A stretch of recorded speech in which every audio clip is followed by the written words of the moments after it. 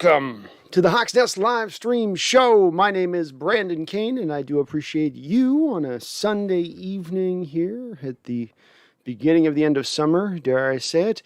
Joining us now is we're going to talk a little bit of Seahawks today. We got some mock game coverage to discuss a little bit of. We're going to go over a little bit of Russell Wilson's press conference because he did talk now for the first time here in training camp. Coach Carroll, of course, as well did today, so we can dive into a little of that. Of course, right off the jump, it's nice to hear within this mock game that there weren't any real major injuries. I know there are some guys that are dealing with some little things, I'm going to call them soft tissue things, hamstring type things.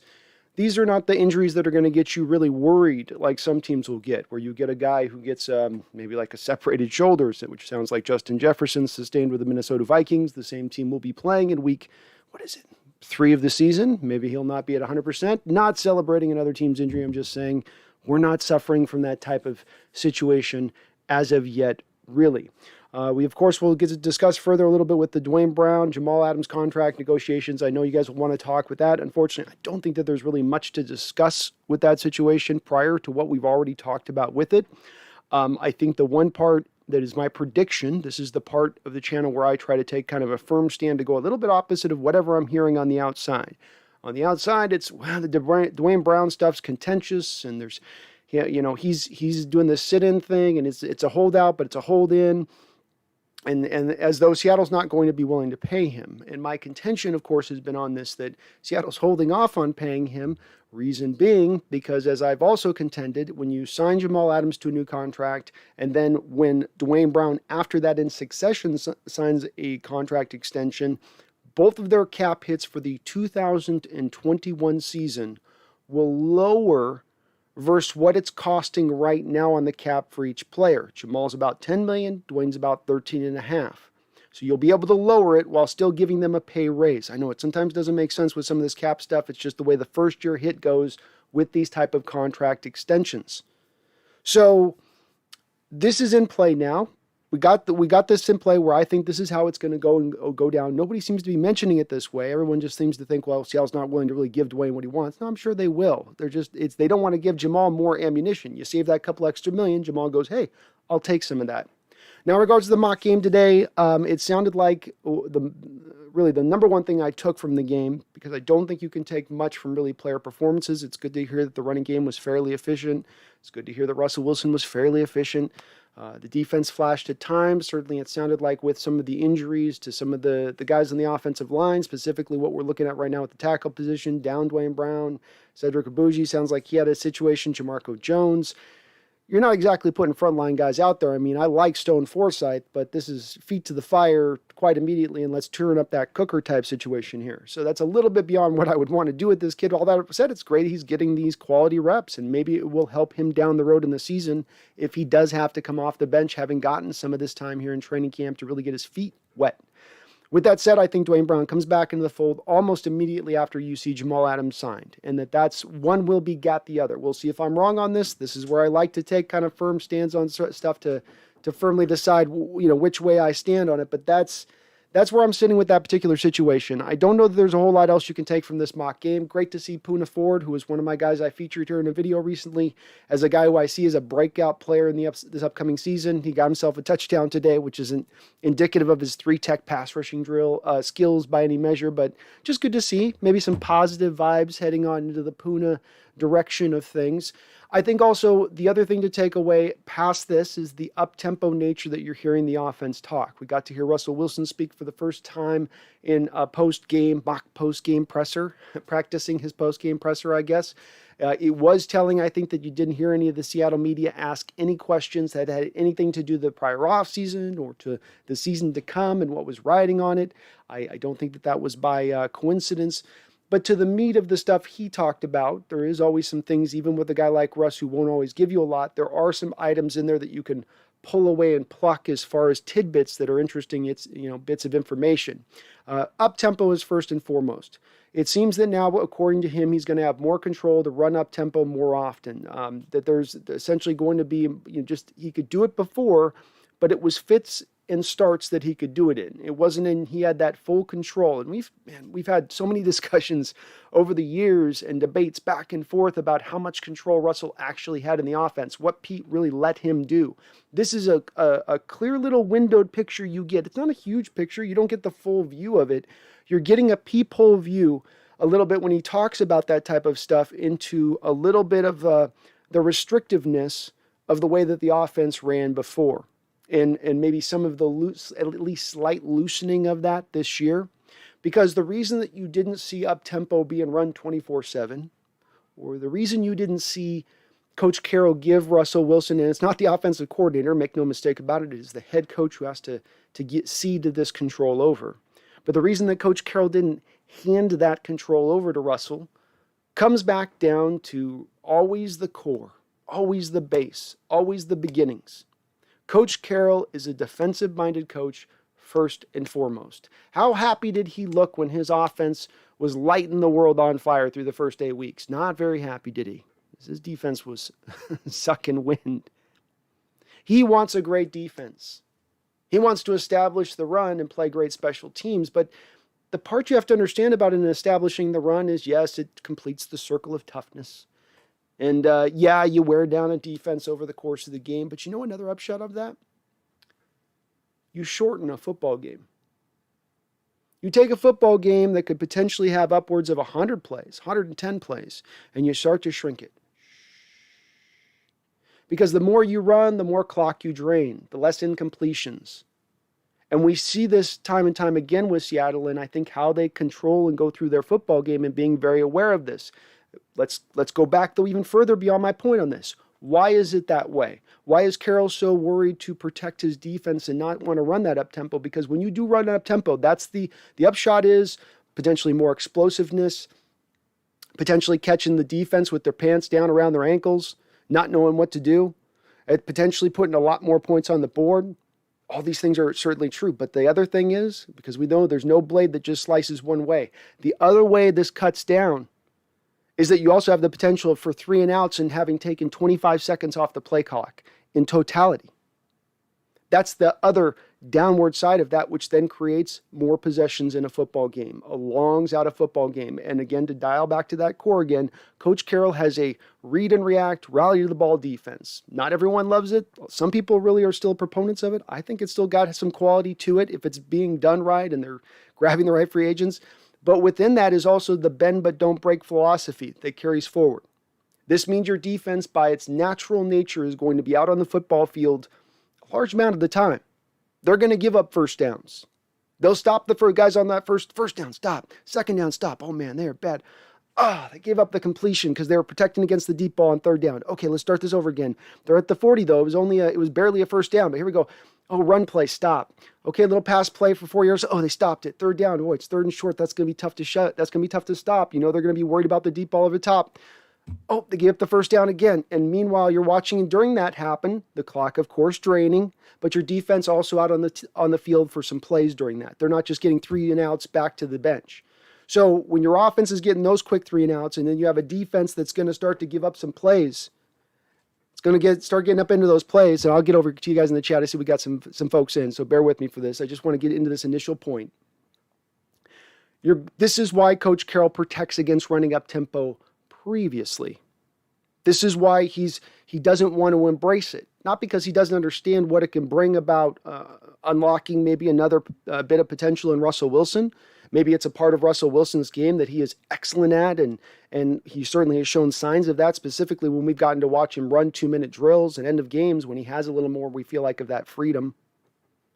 But Coach Carroll is always going to sink back and slide back no matter what intelligent discussions may be had on the front end of this. The back end is always you have a defensive-minded coach running this football team. And a defensive-minded coach who believes in building a football team around his defense. Does that mean putting the defense out for more plays and exhausting them? Hard to say. I hope this is a thing we've talked about again. We're not going to see this until the rubber meets the road. Will Coach Carroll fully embrace this when we get to game time? When he sees a couple of those times of the offense going out and back off the field and only about a minute's gone off the clock, and he's like, man, there's a whole nother possession my defense is going to have to play in this football game. I hope he can stay with it, because that's the unlocking of the full potential of this team this year. And it's good to hear that in the mock game, they were running a lot of it. And we've heard the players speak to it throughout the offseason and into now training camp, running up tempo more. It's good to see. But it's going to take Coach Carroll not getting that old itch, that old haunting footsteps on the back of his heel, that old shadow. It says, no, just protect your defense. Run that football. Be great at special teams. Don't worry about the offensive potential and unlocking all the explosiveness. Just be explosive enough. It's not going to be enough. It's not shown to be enough. We must evolve. We must adapt. Ichi Ching, to quote the movie Collateral. And I hope that they do. So that was the one thing that I take above all else in this mock game press conference. We can talk a couple about performances or whatever you guys want to speak of with that, but the up-tempo nature is going to be a key hallmark to the new Waldron Cauldron, to the new offensive Shane Cauldron scheme and system, and making sure that it's able to hit the ground, and not only hit the ground, but hit the ground running, being able to tap into all account to start, because there's going to be some bumps.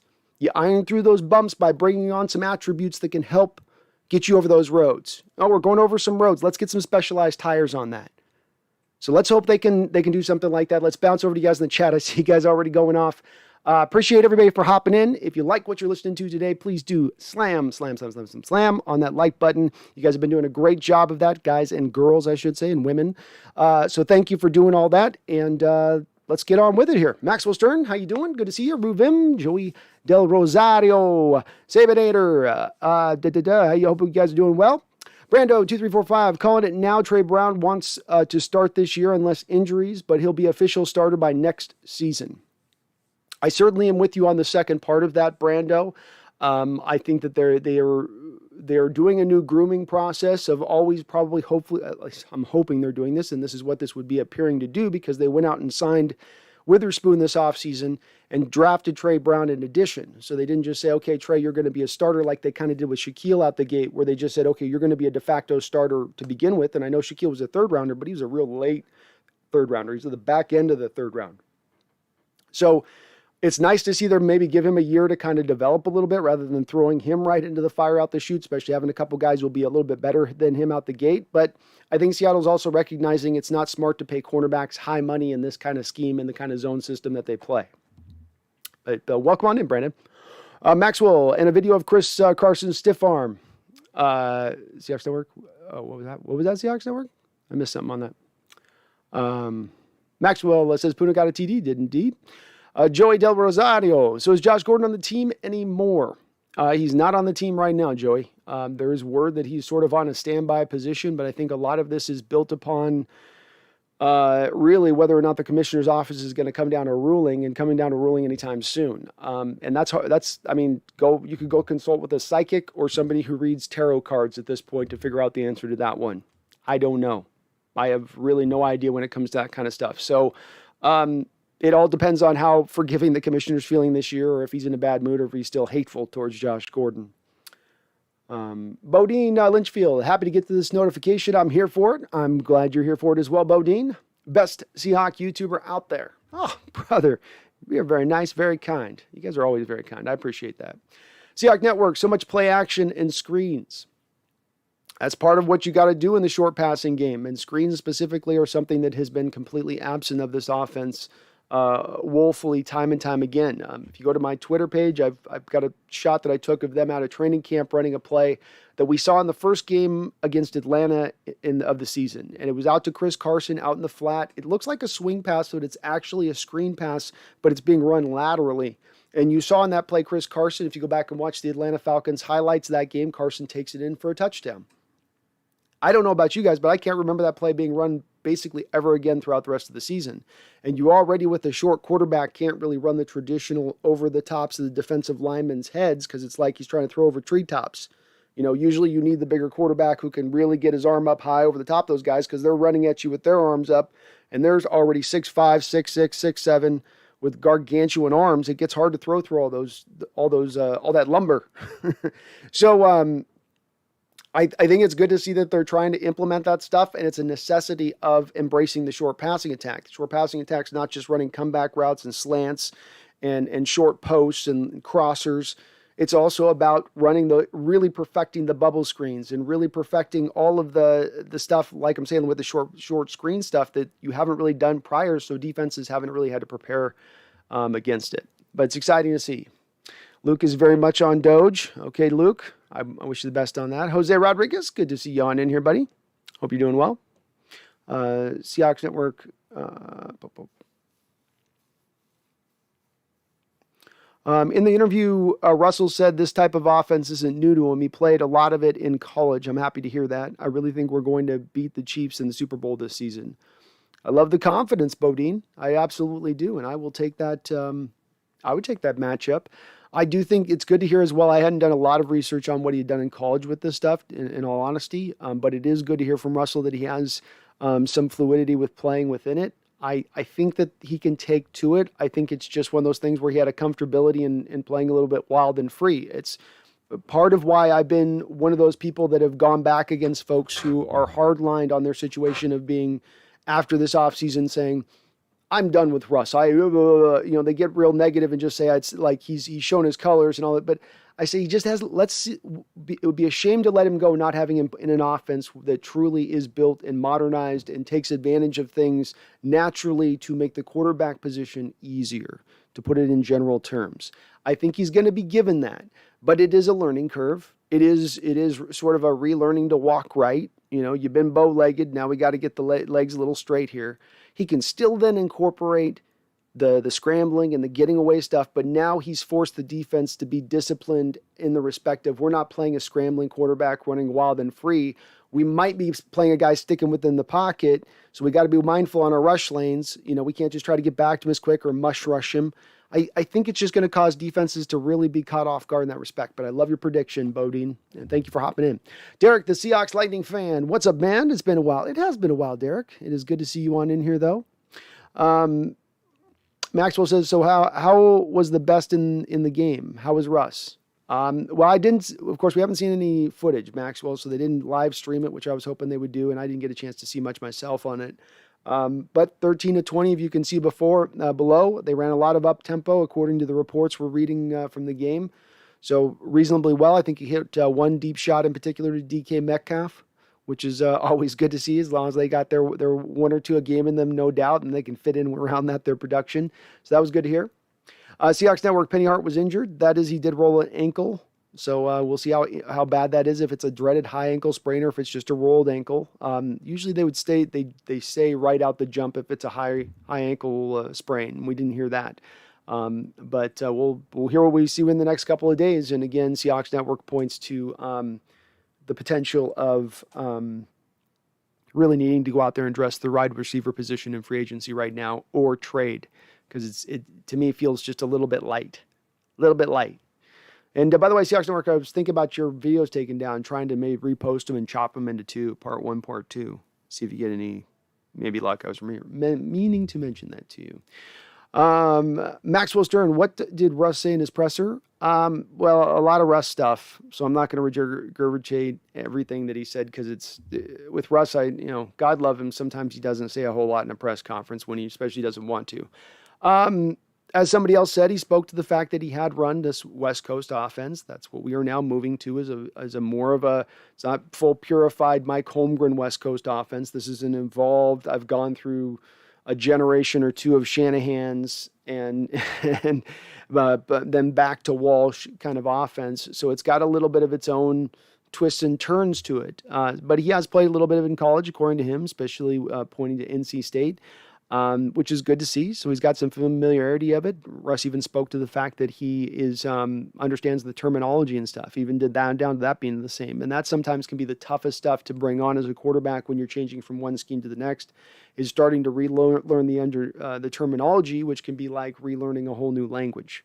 So good to hear that he's got some comfortability with that. But then he really spoke to the up-tempo. And again, as I was saying a second ago, just being able to now, instead of running up-tempo in bits and pieces, starts and fits, he can just run it throughout the game. More freedom and control there, which is what you need to give to a quarterback who is a Hall of Fame quarterback in the middle of his prime. And the fact that it's taken this long is a little bit silly. But it is what it is. He has that control now. God willing, let Russ go. Cook, whatever. Matthias 23451. Hyped I caught a live one. Been a minute? Yeah, it has been a minute. I know. I was hoping to do a little bit later tonight. Might help a few folks get in here who kind of trying to fluctuate. So we got people in different time zones, different parts of the world. I mean, Hawks Nest is worldwide now, so gotta try to get in again.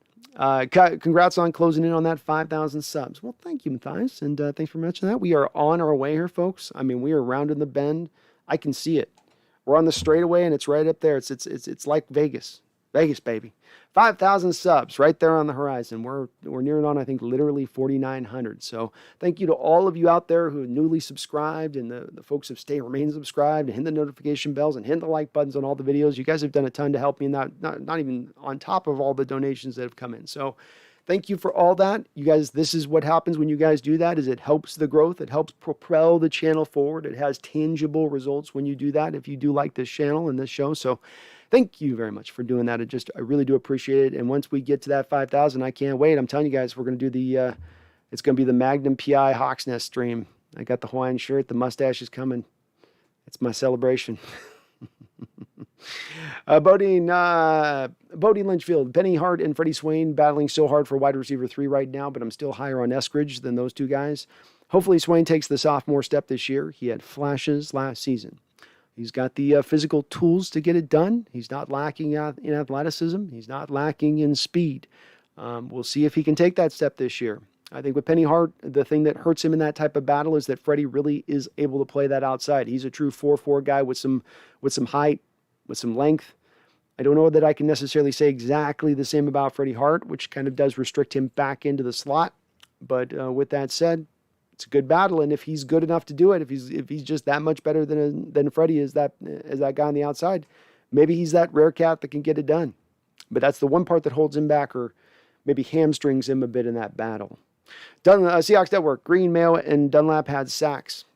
Yeah, I like that you put those in quotation, Seahawks Network. And yep, it's good to hear. I'm not surprised, though. Let's face it. We know Dwayne Brown, no Cedric Abuji, no Jamarco Jones. You're already not going to run your starters out for very long at that point when you're off. It was going to be something we probably were going to see no matter what. But nice to see with Rasheem Green. And it'd be great to see the tape on that particular sack, because this is a guy that's in a prove-it mode. And I'll tell you, it may sound a little bit macabre, but when you have a player in his hungry mode, in his, man, I don't have a guaranteed spot in the league next year type mode, and it's a young player who you've been waiting for the light bulb to fully turn on, you've been waiting for it to come together, the physical makeup is there. This kid comes out of USC. He's got all of the same type of athleticism and skills that Everson Griffin had coming out that turned him into eventually a 10-sack-a-year guy and a very upper-level guy consistently against the run. Rasheem Green's got that in him, and he was a young guy, 20 years old, coming in this league. 21 years old. I think he was 20, literally, when he was drafted. So there's time for him to develop here, but unfortunately now it's a numbers game. He's got to beat out LJ Collier. He's got to try to beat out potentially Alton Robinson. There's only so many guys you're going to carry. So good on him to flash now. He's going to have to do it in the preseason games. Now build upon it. Don't just be the flash guy, Rasheem, that you've been in the past here. Now start stacking up these performances. Randall McDaniel, dang, I'm a few minutes late. Hella people turned out already. They did indeed. Got a nice turn out here at 8 o'clock on a Sunday. I figure you guys all be getting back into bed, getting ready for your work week. Already cursing the fact you got to get up. It's already Monday. This weekend went too fast. I appreciate you folks jumping in, though. The King, and it's good to see you, Randall. The King, I thought the Seahawks played another team like the Steelers Cowboys. We play the Steelers in the season, the King. So we are playing the Steelers as that 17th game this season in Pittsburgh, nonetheless. Boy, that was a heck of a catch by Chase Claypool the other day in the Hall of Fame game. Quite a little catch on his part. If you guys are looking for a good fantasy guy, he looks pretty well matched there potentially with Ben. But yeah, I don't think we're not going to play the Cowboys though. Outside the Cowboys getting the playoffs this year, we don't play them. Seahawks Network. I think if Hart's injury isn't serious, Hart, Eskridge, and Swain all make the team. I could see that. I've been hearing some buzz, too, about Cade Johnson. I mean, I just was starting to hear recently here over the last probably week or so, a couple of mentions of Cade Johnson out there, so he's getting some love as well. Not doing anything necessarily, I think, sensational out there, but just being Cade, which is just a smart, heady football player, kind of in that mold of Doug Baldwin in kind of how he gets out in there and gets open. Matthias23451 says, please do a fantasy football breakdown on a video. I will try to do something like that, Matthias. I will. I try not to overwhelm you guys with too much content, but I'll give you some guys I think I would lean towards, gravitate towards, that I think are good plucks. I mean, I can give you just, I think for me, it's always a philosophy thing. You know, you never take a running back that's just been paid, or if you do, take them later down. You know, but I'll see if I can put something together on that. I'm trying to wrap up this mic'd up. Interesting and funny mic'd up moments in Seahawks history video, and I've been just trying to put the last bits and pieces on that. So, but maybe right after that. Randall says, hey, Brandon, what can we talk about up-tempo a bit? What does good up-tempo look like? Would, excuse me, would I consider Rams an up-tempo offense? I would not consider the Rams necessarily an up-tempo offense. In the respect of, I guess it's because okay, so let's parse it down a little bit. Up-tempo to me would normally mean a little bit of almost a hurry-up nature to it. Not full-on hurry-up, but that you're getting up there and then you're going to be basically snapping the ball with easily 12, 13 seconds remaining on the play clock. You know what I mean? There's just this speed element to what you're doing. And the Seahawks were really renowned for it back in the Holmgren era of running it. Like that was Holmgren's bread and butter with Hasselbeck was just, I mean, hell, I think if you were to ask Matt, he would probably tell you what's the one word you heard more from Mike Holmgren over your years than any other word, or phrase. And it wouldn't be probably protect the ball. It would be tempo, Matthew. So I think they really, to run tempo, you got to try to you're just trying to get up, get set, let's get it in play. Everybody knows the play, let's run it. And it's less about trying to do your strategic chess game and more about just, here we go, we're going to go with it. I think what the Rams have done, and I could be speaking a little out of school, got to admit, I'm not necessarily a Rams expert into how all of their offensive system has worked. I can definitely talk to schematics, but this element, as I understand it, what they've done mostly is that they try to get to the line of scrimmage quickly with a look of up-tempo, but that was as much to give the coach an opportunity then to look at the offensive line and get it into Goff's ear in order to tell him what the read was pre-snap or which way to lean pre-snap, or if he needed to call an audible. In which case, though, they're still then draining down the clock at that point. They might still be getting it off significantly before it gets down to 1 or 2 seconds, but is that really at that point up tempo? I mean, and are we getting into semantics at one point or another? I don't know. My instinct on this is that what you will see with Seattle do this is that because they're going to stay so often in the same formation and not require the substitution, which when you pull the substitution offensively, that then allows the defense to give a certain amount of required time. You can't snap the ball in the play clock to. It's like 10 seconds, I believe. You got to get them down to 10 seconds to allow for their substitutions to match what you've done.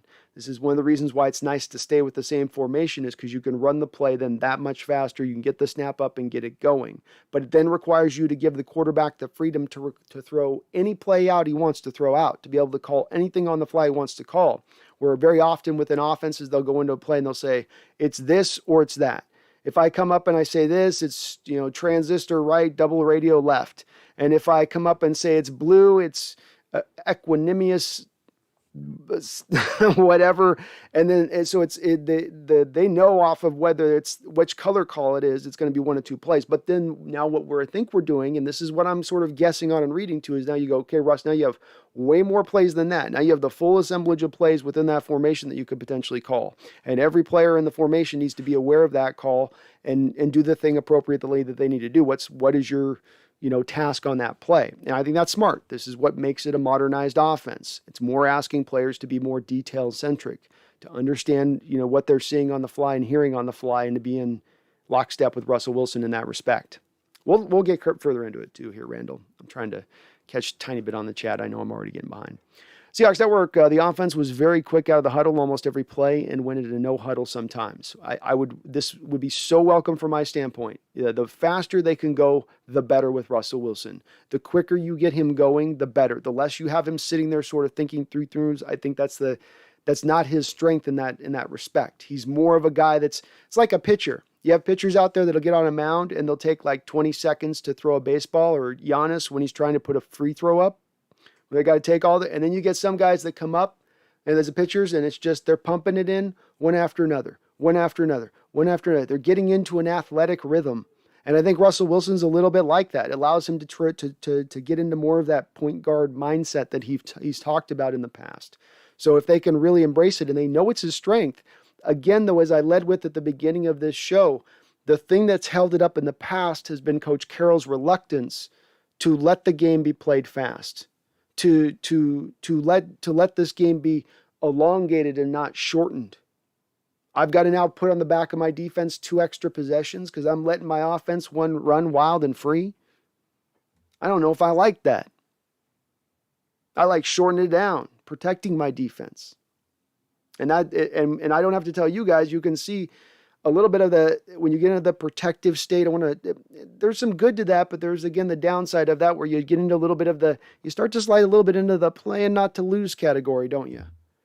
The don't trust my offense fully category. Don't trust my Hall of Fame quarterback fully category. I don't know. I'll see what you guys stand on this. That's where I'm sort of sitting at least. Tobias Larson, very good to see you. Long time no see, buddy. I know you're on the other side on the way from us, but it is good to see you in here. Says, yo, my man, Brennan. Can't wait for the first preseason game, my man. Oh, me neither, man. I am over here chomping at the bit, tapping my toe, checking the calendar, checking the date, checking the calendar, checking the channel, checking the date. We're almost there. I've never been this excited for a preseason game in my entire life. Go Hawks 05. I like to ensure Puna gets a touchdown in an actual game. I think this is all just creating a sort of momentum, a general ethereal momentum behind Puna at this point. Scoring touchdowns now.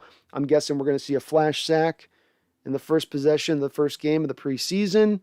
And it's just going to carry on forward from there. And we're going to be asking ourselves, my God, why wasn't this man in the 3-tech the whole entire time? Seahawks Network, Connor Weddington had a few good catches. Really hope he makes the practice squad at least.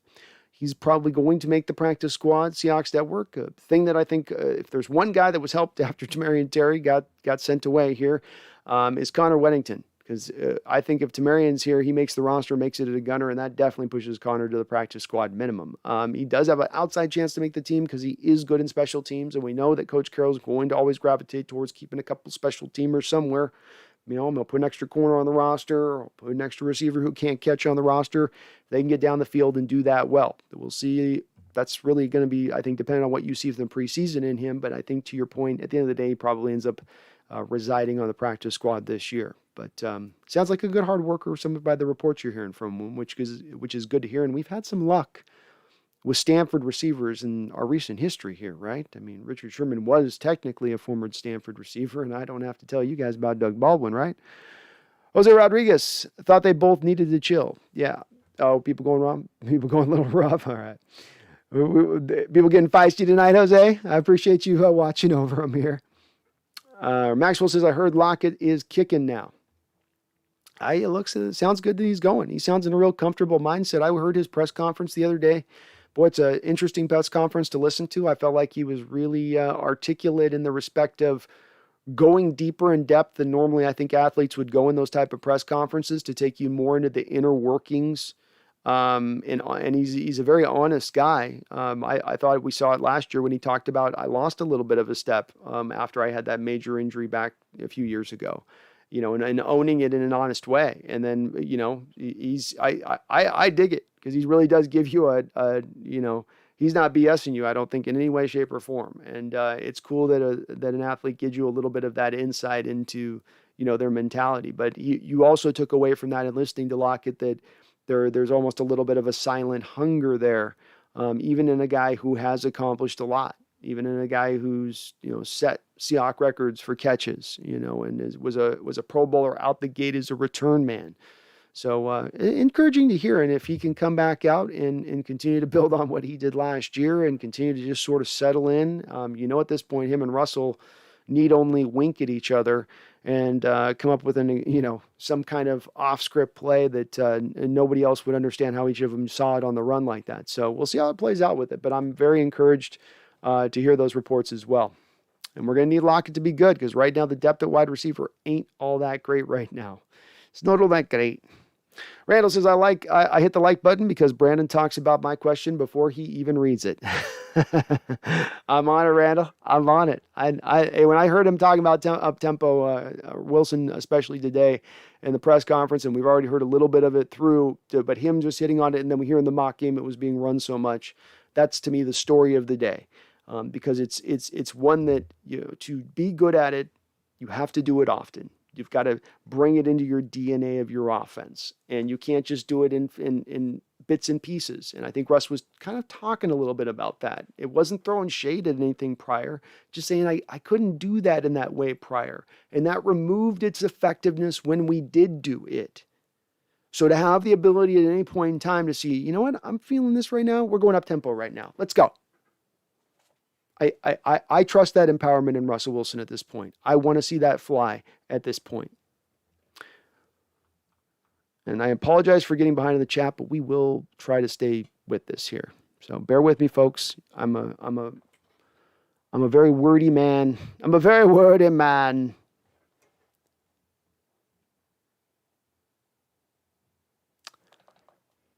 Sabernator, how you doing, Sabernator? Says he's like a football guru. I appreciate that, buddy. Lockett and Ursula at kicker this year. Man, I hope that Lockett's not returning anything. At kicker? Oh, at kicker. Okay, I got what you're saying. The Jake Heaps of vlogging. I'll take that. Your boy Michael, was it me or is this offseason so much faster than last year? I don't know, man. This one felt like a long offseason. When we started with the tumultuousness that we saw, where you had Schottenheimer leave, and it was like, man, what's going on right now in the environment in the building? And then Russell kind of doing his thing to start things off, and you're like, oh my goodness. Even the fact free agency didn't seem like we were just getting all our signings at once. It was kind of coming along a bit by bit by bit by bit. But it felt like a lot this offseason to me. It was faster the previous offseason. But no matter what, I love the fact that we are here and football season's running. Sabinator, because Russ drama. Yeah, the Russ drama made it long. Very long. Sabinator says Ricky Bobby fast. Emmanuel Mendahane, one of my patrons. I forgot to do my shout out as well. Emmanuel, thank you for your patronage, along with Carmine de Costanzo. Carmine de Costanzo. I can say your name right if I'm going to at least appreciate your patronage, as well as Devin Martzall. Thank you so much. You are awesome, the lots of you. And of course, my members as well. Thomas Cox, Robin Hayhurst, Robert, my brother Pennington, Leland Kimball, Go Hawks 2021, Roxanne Roll. And Roxanne, thank you for your $10 donation I saw the other day from you as well. Thank you. Phil Freeman, thank you very much for your membership as well. Phil, I got your note the other day that YouTube wasn't trying to let come through to me what you were saying about the alt channel, and I will look into getting that posted over for you so you can get around some of those ads. We'll discuss that a little bit further on here in the stream a bit, but I did get your note, so just want to acknowledge I got that through, and thank you so much for your membership. Ryan Big B, thank you as well for your membership. You are awesome, brother. And Mr. Kane, my brother from another mother. We're sharing the same last name, of course. Appreciate you as well. And Barry Soitoro, a long-time contributor here. You are amazing as well. Thank you to everybody who has joined up either in Patreon or by the member portal here on YouTube. I really do appreciate you guys are helping out by this channel growing, and we're going to get some stuff here to be upgrading this channel soon. Hopefully, new camera, new mic, etc.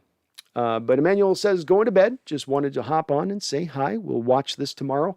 Please do like this video and subscribe. Emmanuel, not only are you my patron, you're my patron saint of reminding me to tell people to hit the like button. So thank you for doing so, and I appreciate all you've done here for the channel. Go Hawks 05. I saw C.J. Henderson might be traded, which is dumb on Jacksonville's end, but let's try and get him. Reminds me of the Minka Fitzpatrick trade. I would not understand what it is Jacksonville's doing on that. I can only wonder on some of these situations, Go Hawks, if it's not something off the field and that you have a guy in Urban Meyer there who's trying to set the culture, and that in setting the culture, you've got to make a few examples. Hard to see them trading him that quickly. I was having, I talked a little bit about this with Randall about Denzel Mims, dropping down the chart with the New York Jets. And is he now potentially available? Because he can't even get within the, fifth wide receiver row of things. And it just felt like to me as more of a motivational tool by the Jets and new coach Saleh trying to establish their new regime. This is the thing that you see in both of these two instances is you have new regimes taking over for recently drafted players. Hard to see them trading him. I like C.J. Henderson better than Jeff Okudah last year coming out of the draft.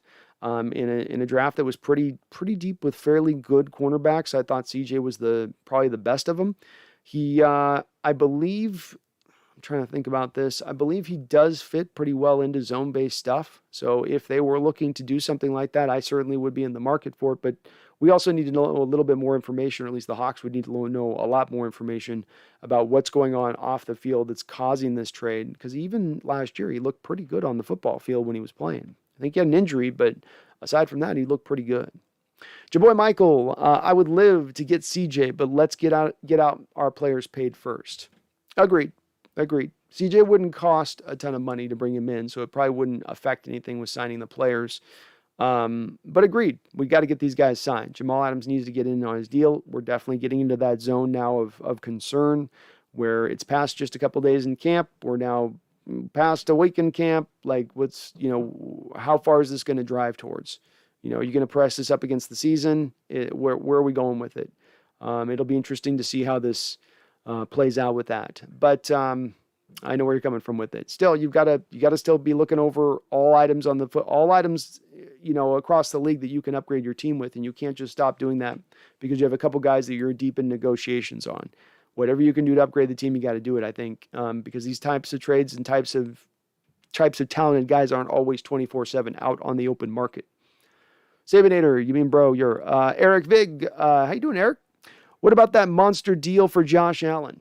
Well, he took all the money, and I can't blame Josh. I can't blame any quarterback, and I'm not ever going to look in a quarterback's pocket and say, you shouldn't take every last dollar bill. I understand it. I get it.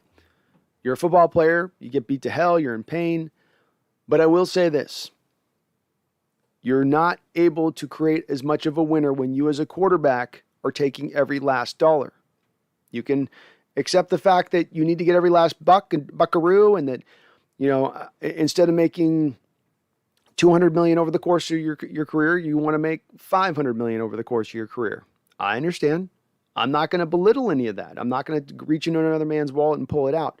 But the reality of that then is downwind, downstream, people then do get to question your commitment to winning. Because it's hamstrung team after team after team after team when you pay your guy that amount of money. And it's not just proven in small instances or blips, but as the common denominator that has gone on between any quarterback who's been paid over the last 20 years. And as a quarterback now, to go sign those type of deals and to be completely tone deaf to it, I don't quite get. I understand Dak had to be paid because he was held long into his process to be paid. I understand this is Josh Allen's first deal, and maybe those type of guys down in the process 2-3 years down the line will be willing to negotiate and lower down their hit now that they have been paid. But it will continue to be a story worth monitoring throughout the league and to see if this continues to serve as a common theme, where if I as a quarterback am in that right now, if you're a quarterback making $35 million or more, $30 million or more, and now we've got a good assortment of them, let's see how successful those teams are next year. Let's look at all those quarterbacks and see how good those teams are next year, paying the quarterbacks that big a chunk of a salary cap that's going to sit really not that high. That was a little bit depressed for the first time in the last year. It's going to get even harder now. It's going to get even harder. So I understand he's worth it. The guy really has tapped into and become the player everybody thought he would, not everybody, the Bills thought he would be. Not everybody. There was a lot of questions about him. But the way he's turned around his accuracy, his fit with their coordinator there, the way they've structured that offense around him, he's got a lot of better upside, I think, long-term as a quarterback and what he's going to be as a quarterback in all the components of his game, rather than a guy, let's say, like Lamar Jackson, who I think has a shorter shelf life, has a little bit now of a restricted ceiling despite having been a former MVP. Randall says, according to Russ, he will have the ability to audible to the D more in the new offense. according to him, he could in the past to some degree, but they just didn't do it very often. Yeah, because Carroll will never sign off Randall on running up tempo 24. I'm going to say this about Carroll prior. Coach Carroll would never sign off on allowing Russell Wilson carte blanche on running up tempo because it's going to elongate the games. And if it's going to elongate the football games, more possessions for his bend but don't break defense, for his defense that already has the propensity to play a lot of snaps on the football field, that's something that's going to cause Carroll to shake his head and say no. At least that's going to be his first blush. That's his first reaction. I don't know if he's able now to get past that and have enough people in his ear saying, look, you need to adopt this. You need to get past this. You need to understand that there's a little bit of old dustiness in that philosophy. Doesn't mean that there isn't still truth to it, but that it also hasn't been carrying more of a negative weight now than it once did as offenses have become more explosive and more efficient and more able to carry sustained drives down the football field. Less apt to make mistakes, for instance. Coach Carroll's defense was built on the back of defenses picking a lot of quarterbacks off a lot of the time. Let's say back in the 80s, for instance. Look at the interception numbers on guys like Dave Brown. Many Seahawks fans don't even know who Dave Brown is. Dave Brown dwarfs Richard Sherman's interception numbers because it was a different game in the 80s. A lot more interceptions. But that's also why you would play this type. That's where the beginnings of this defense were kind of based. Because within your bend but don't break, you're going to pick off a lot of passes. Maxwell, we can win it all this year. We just have to heal at the right time, just like the Bucs did. Well, injuries are going to be a big part. If you can remain healthy, and so far that's why I've referenced it a couple times in recent videos. No major injuries yet. This is a good sign because you have been one of the most injured teams in the NFL, historically speaking, recently in the last couple of years. And then that is a big determinant on where a team can get. Almost to an equivalent degree, if not more so than talent, I would say.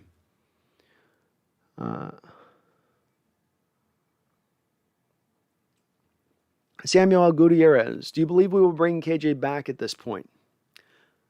I don't really have a good feel, Samuel, of what's going on with the KJ deal. My instinct, I can tell you, and this is just my little gut, so whatever that's worth, is that KJ is wanting to come back to Seattle, but the terms just aren't quite right, or maybe he doesn't have a promise for a starter, or there's some thing there that's holding it back from him coming here. He's visited a couple teams and not gotten a deal done. To me, that would seem to indicate a little bit that he does want to kind of come back to Seattle. Maybe I'm just looking at with Homer glasses on, but I can't imagine that you wouldn't have already hashed out kind of the deals with those teams prior to going down there and checking out their facilities and getting into that process. So I'm not really sure what's going on there, but I am still hopeful that they bring him back because I don't like the linebacker depth as it stands. And I think that he could have snaps on the football field where he helps the team out next year. Maybe not taking as many snaps as he took last year, but in a role where you prescribe something very speciality to him, even as just your cover linebacker in nickel and dime situations, or not dime, but nickel situations, So we'll see on that. It's really a big question mark. I put that in the same bin as the Josh Gordon going to be re-signed by the Seahawks. I think there's a lot of reasons why it should happen. There are a lot of reasons why I think it could happen. But I think that there's things that are holding it out of control that are just outside of the grasp of really knowing at this point because we don't really understand what it is that's held it up here. It's been kind of dead silence on that front. Randall, I'm with you. I think KJ comes back too if I was a betting man right now. I feel like he would have been gone by this point if he was really in his heart willing to go. And I care what you think. Ethan Tech World, hey, I was at the mock game. I'll give you some things I saw. All right, man. Hook me up. Hook us up in the chat. Jarl could have had Creed Humphrey. Sad trumpet noises. Yeah, and of course, we've heard Posick re-aggravated his hamstring injury just a little bit. Not a lot of depth behind him. We've heard there's been times Damian Lewis has been getting snaps at the center position. Excuse me. To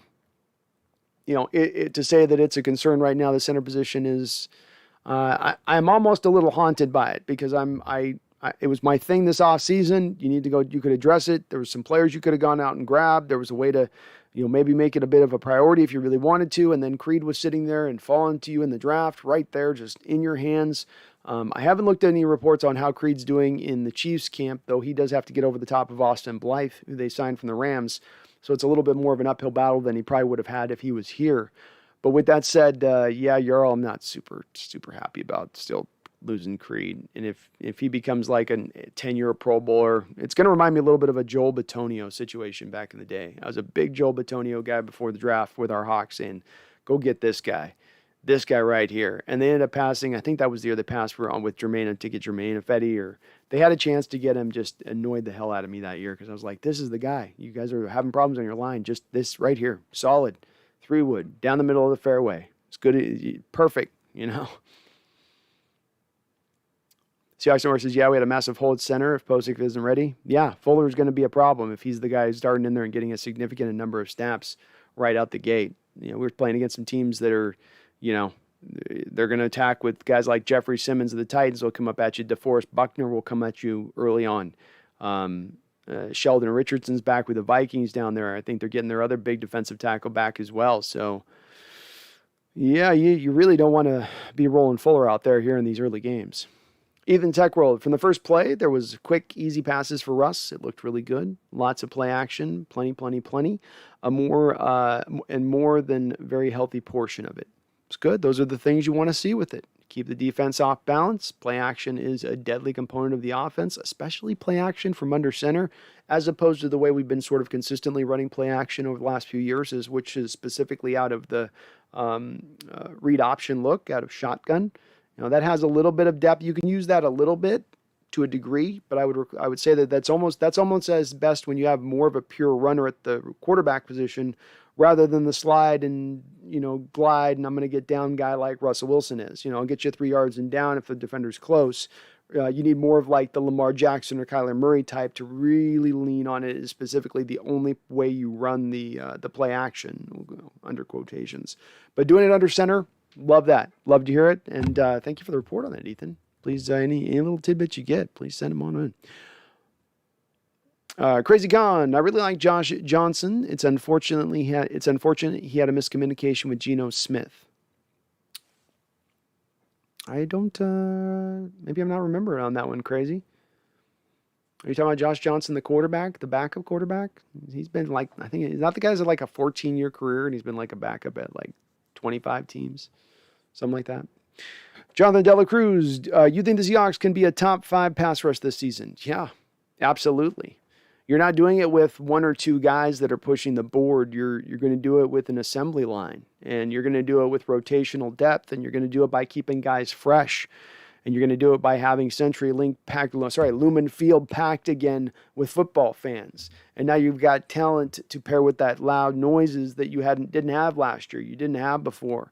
And I think that you're going to have maybe only one guy that gets 10 plus sacks, but you'll have a lot of guys at least at 5 sacks or above. And I do see it as a team that should push up into the realm of 45, 50 sacks, which then does make you a top 5 pass rush unit. And if they can tap into the real top end, which, I mean, if Eldon Smith can become again, if he can get back into the mold of what he was in his first couple of years, which as a young player coming into this league, he was showing flashes of being one of the more special pass rushers in NFL history if he could keep it together. He couldn't keep it together.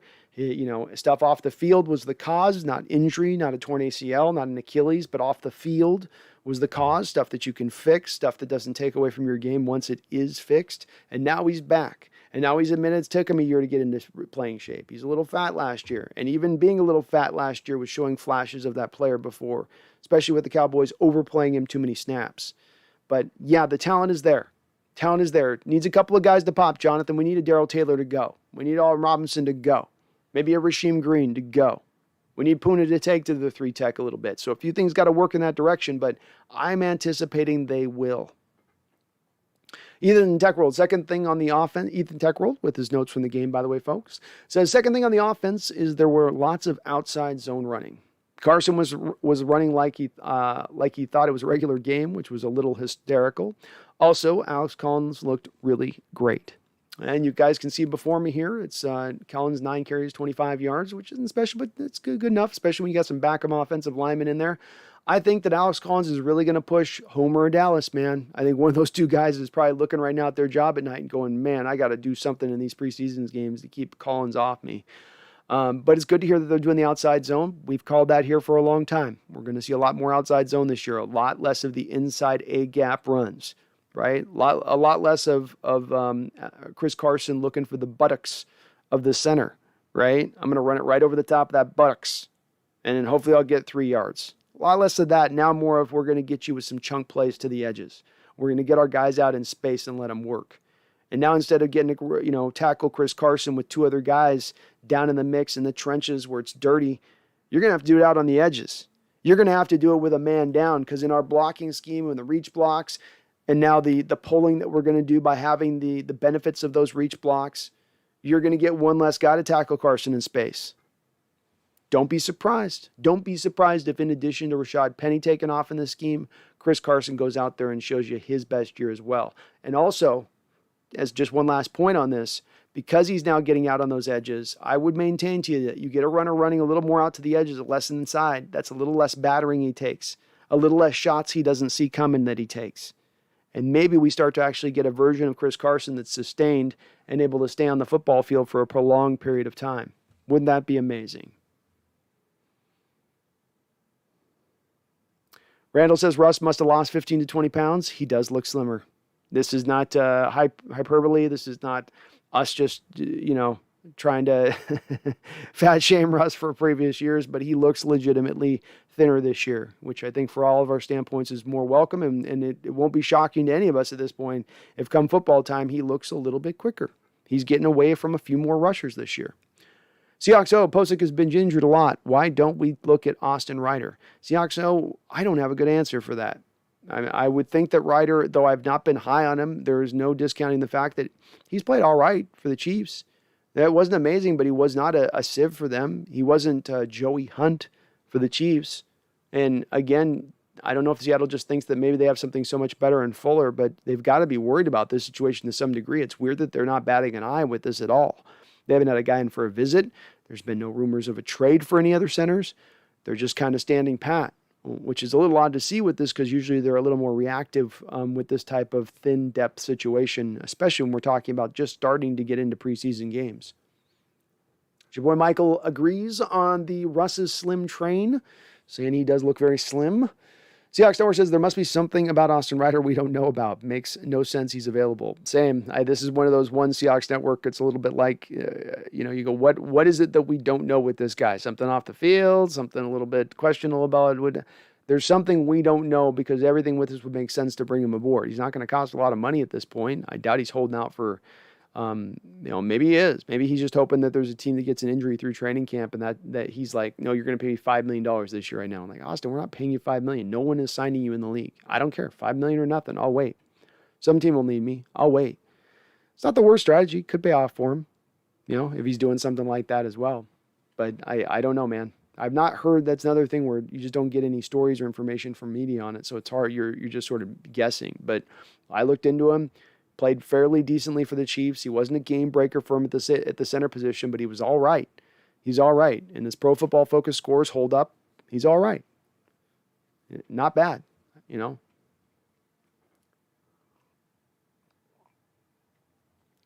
McDaniel says, I think with Barton trying to make the club from the tub, we see KJ come back. He would have already signed with another team, I think. This is a little bit of, I think you touched right into what my thought process is on it. Barton's not getting out there yet again another year in training camp to show you enough here to say, okay, you're not counting on Cody to be a starter, but you're needing some backup depth at this point. If you're riding with Jordan and you got Darrell Taylor over at the other side, and now you don't really have that, it just pushes you back on all directions to KJ, because you go, well, what do we got to do as a backup with Sam? We don't have a good answer. I don't know if Cody can play that. What about the backup with the Will? Well, we think Cody can do the backup on the Will if he's got to, but there's some questions there. And now he's injured a little bit. Well, KJ can do both. So it makes a lot of sense from a logical standpoint to make this happen.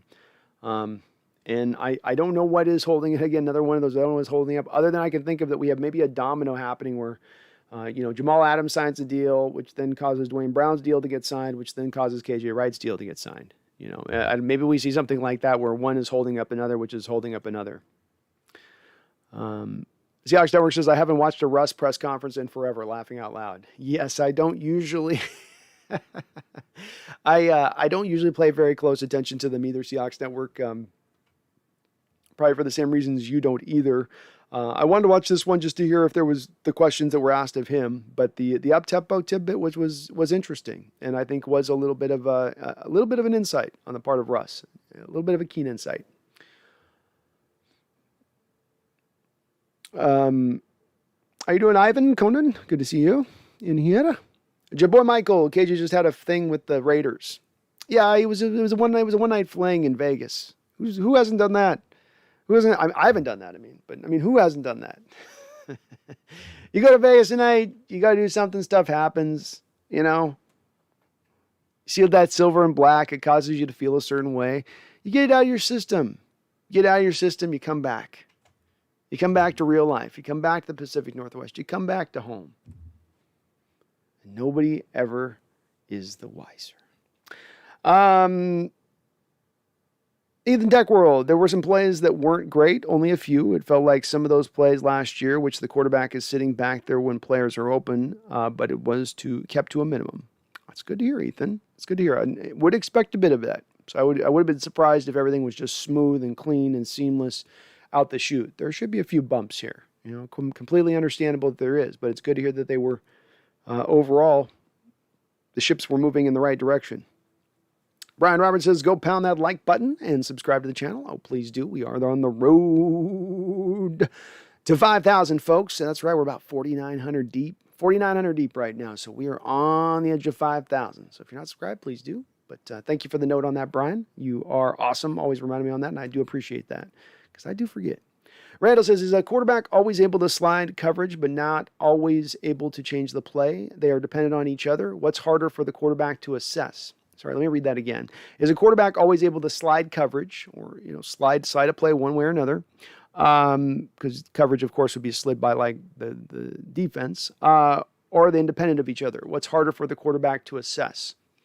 Yeah, there's certain things you will allow a quarterback to do, but then you won't allow him to do all things. So the one thing I was talking about is a lot of times quarterbacks come into a huddle and they will have two offensive plays that they'll call. They'll say it'll be this or it'll be that based off of what I see at the line of scrimmage.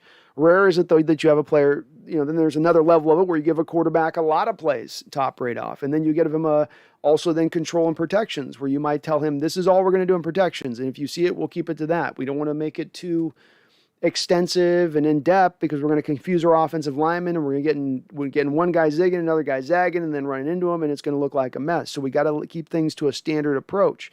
But then you have offenses that are able to get much more intensive than that, and especially those offenses with those Hall of Fame quarterbacks with the big fat brains who can sit there and diagnose everything on the fly.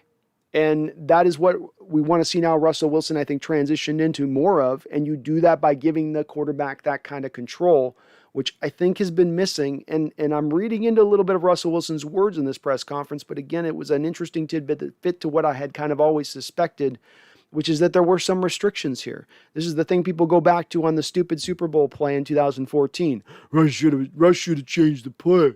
If he was a real quarterback, he would have changed the play. And one of those dumb arguments that you again go to and you go, do you think he at that time had the autonomy to change the play? Really? He'd have been in the league 3 years. There's not a lot of quarterbacks right now, even in third year, being able to change plays. It's like that's something that comes 10 years down in the league where you're going to really trust a quarterback to be able to do that and not cause things to go to hell. Especially let's say on almost a last play of a Super Bowl game. So yeah, now you're going to start to get that. Now I think that's starting to come into flow, and it's going to require Coach Carroll, keep your hands off, man. Let them do what they're doing. I heard today he was talking about his headset and listening to both sides. Just listen to your side. Don't flick back and forth. Just listen to your side. But I think he was giving him situational stuff today. So it wasn't him imparting wisdom on the offense. It was him just giving him, 3rd and 7 from the 40, 30 seconds left to go, something like that. I think they were doing a lot of that type of stuff as well. I am, says Chef Russell. Chef Russell indeed. Put the hat back on, Chef Russell. Get him the apron with the world's best dad on the front, right? Give him the new grill spatula. Let's go. It's not about, and it's always, again, you gotta you gotta put this into the right frame of mind. It ain't Russ Cook. Let's let him throw 50 times a game. Let him have the control. Let him run the up tempo. You can still be balanced within it, but trust the man. Trust him as other organizations have trusted their quarterback. And it may fail, it may go down, it may just all fall flat on its face. But at least you will be trying something out that has been highly successful for many teams who've taken this same path. It won't be you doing something stupidly or against the grain or that hasn't really been proven to work before. And there will be no more questions about whether or not you put reins on your Hall of Fame quarterback in the middle of his prime, which is a little bit of what a narrative that is out there and does exist.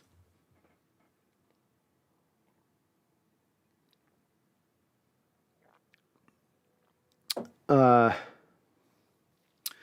says I would re-upload the videos in 2 parts, but I don't have the original videos saved to my phone anymore. Yikes. Might just have to take the L there. I'm more worried about the rest of my channel because if they're cracking down on these videos, that could take down my whole channel. I don't know, man. Yeah, it's interesting to see. I tried to do a little research into it. I wasn't seeing anything new note-wise that they were doing something new with this, but would suck to see the Great Moments videos taken down, that's for sure. We'd be doing like just basically live streams of my episodes, so that'd be brutal if they're doing it. And again, I don't know why they're doing it. Don't get it. Random McDaniel says, bro, maybe a man groomer for the stash? Maybe. I gotta let you guys know we got a sponsorship offer. See what you guys think here in the chat. So should I go on and become one of the Manscaped folks? You guys feeling the Manscaped as a sponsor? They reached out to me, so I'm trying to decide. I'm literally going to decide tonight after the show if we're going to start, if we're going to have them on as a sponsor, and if I'm going to start being a man groomer hawker.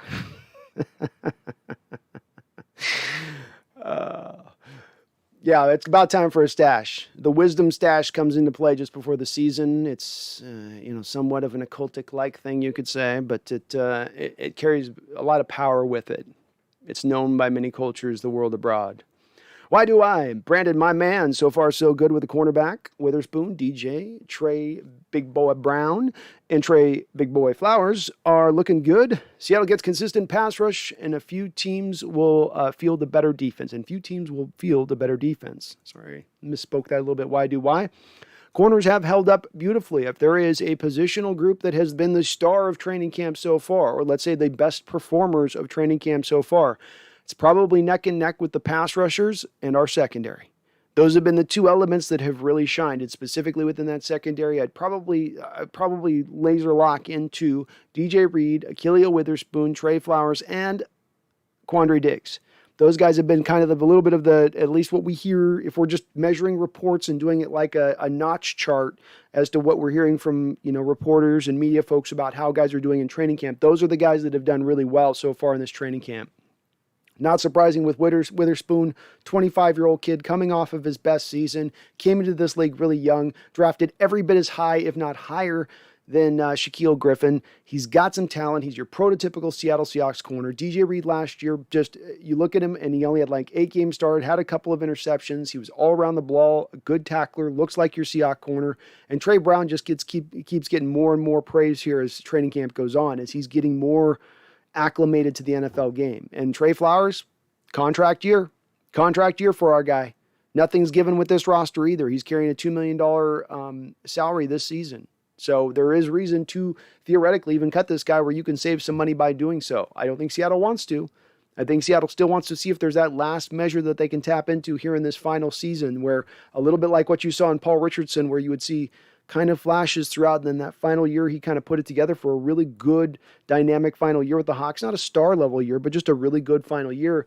I wonder if Seattle doesn't think Coach Carroll specifically in the back of his mind, I might get that 1 year from him here if he can kind of bring it together. So it's competitive. They're playing well. We need them to, along with the pass rush. Those things are paired very well, nice together. If I need to have a strength on defense between between a defensive line, linebackers, and secondary, I'm going to go secondary and first I'm going to go my defensive line, then my secondary, then I'll go to linebackers. So it's good to see that's how they're kind of performing at this rate. Predictions for Russ's performance this year: 4,500 yards, 43 touchdown passes, 5 interceptions,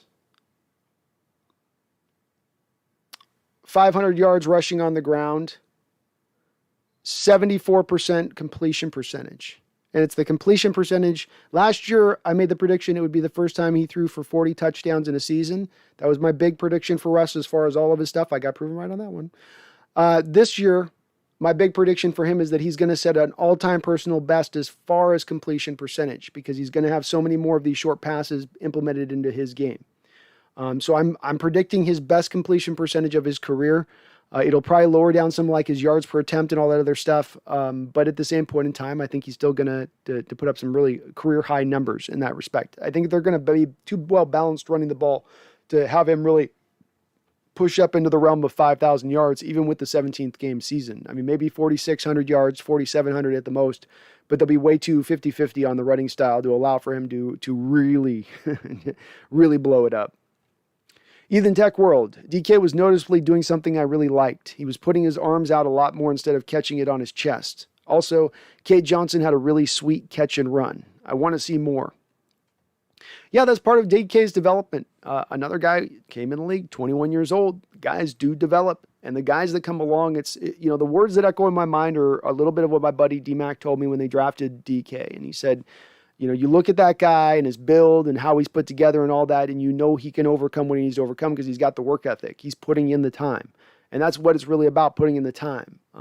It's a little bit of Chris Carson when he came out. People made questions about him. Does he want to be a football player or a bodybuilder?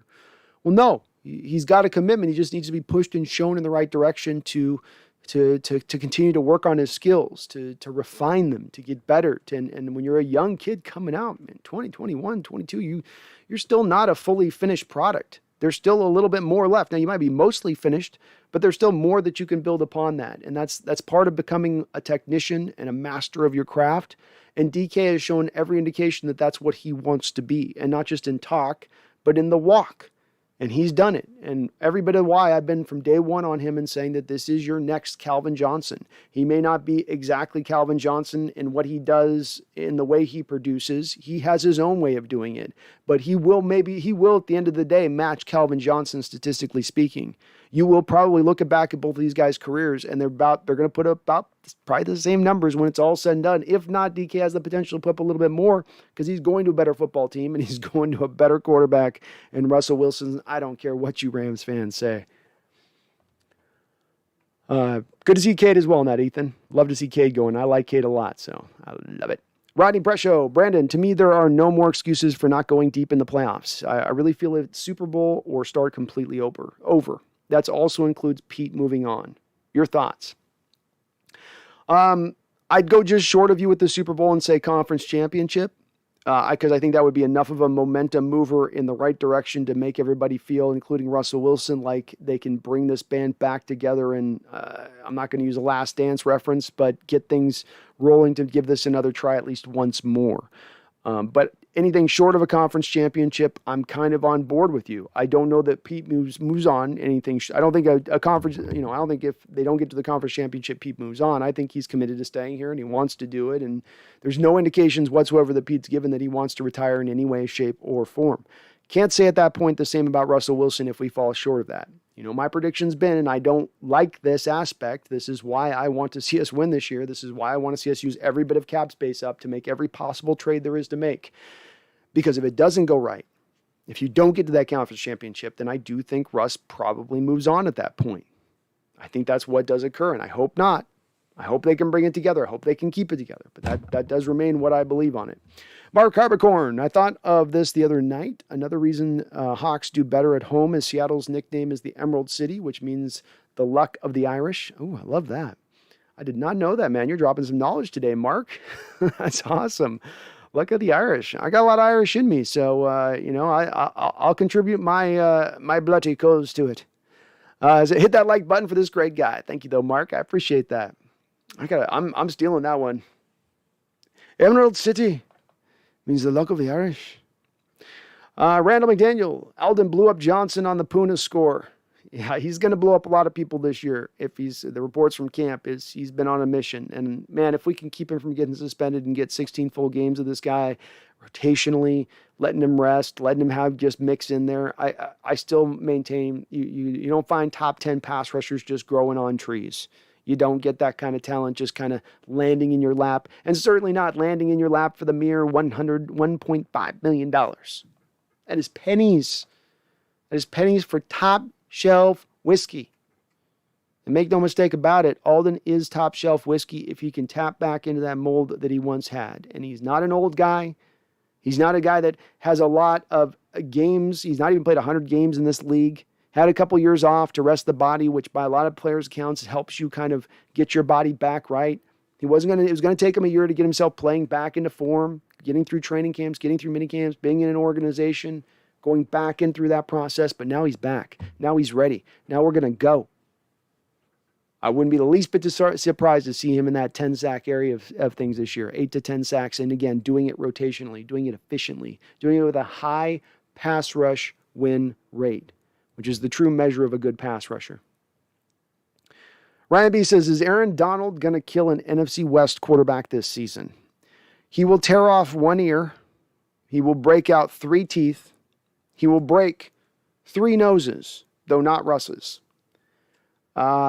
But no, other than that, that will be the only damage he causes. It will be only a slight maiming this year. Only a few casualties. But he's not going to full on tear out any ACLs or anything. Though, again, he's got a problem with Russ because, as we know, Russ breaks defensive players. He once snapped the nose of J.J. Watt like a twig in the open brush.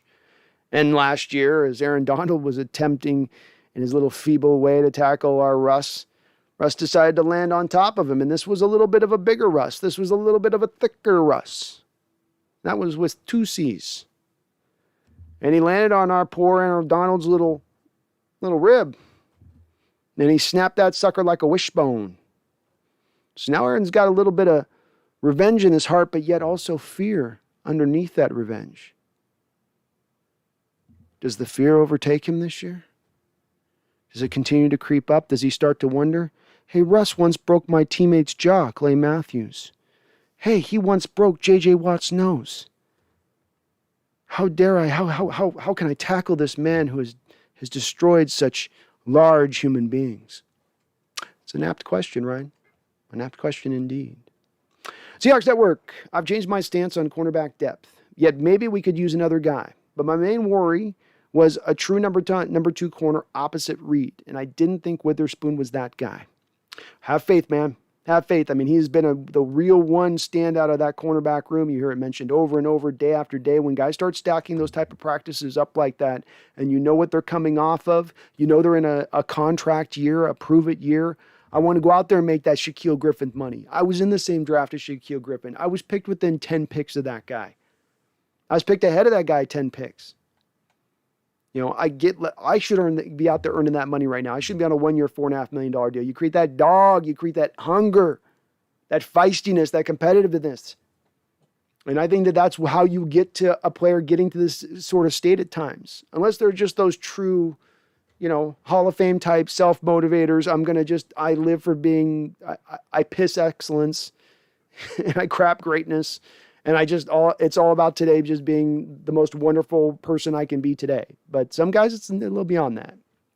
Randall, I'm sorry, it took a while to acknowledge it. I'm getting behind in the chat, but thank you so much for the $20 donation, sir. I tip my hat to you and salute you. I always appreciate it. You're kind. You hit me the other day with a $100 donation. Always coming strong, Randall. I do appreciate it, buddy. Thank you so much. Bodine, probably won't happen, but we're 1 KJ right away from having the best linebacker core in the league and best safety duo, and the deepest D-line could hide out quarterback situation. 1 KJ away from a number 1 defense in the NFL. Ooh, bold statement there, Bodine. Bold statement. They potentially could get there. They've got to show it on the field, certainly, and they have to continue to build off what they did last year. But the talent's there to be there if they do that, if they brought that all back into play. And certainly the linebacker position does create a little bit of a hole right now as you stand, because you don't know what you got in Darrell Taylor, and you don't have good backup option for Darrell Taylor, and you know what you have in Jordan Brooks as a run stuffer, but can he take the next step, the necessary next step he must take in his ability and coverage? And that's the place where KJ was outperforming him last year. That was the place that the coaching staff felt more comfortable in KJ over Jordan Brooks last year. Do they have that comfort right now? Do they feel, if KJ's on this roster and he's standing there and both guys are on the sideline, that they're not going to KJ right now over Jordan in those type of situations? don't know the answer. Indications would be the coaching staff is, we believe in Jordan. We think he can handle the coverage stuff, because they would have signed KJ, I think. But I still think KJ wants to come back.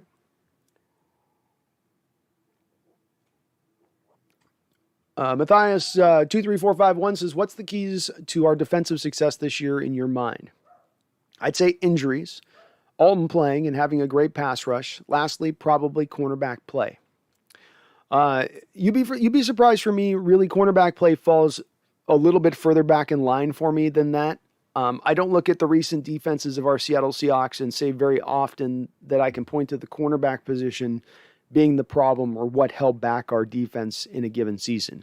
I can very often point to the pass rush being a problem. So I'm going to really always go to that first and foremost. I think that this pass rush has got to be lethal. It's got to be upper end. It's got to come at you in waves. And that's really at the bedrock of it. Certainly injuries, I think you almost kind of got to say without, it's got to be just the number one thing above everything else. You can point to performance, you can point to development, but injuries are the great equalizer.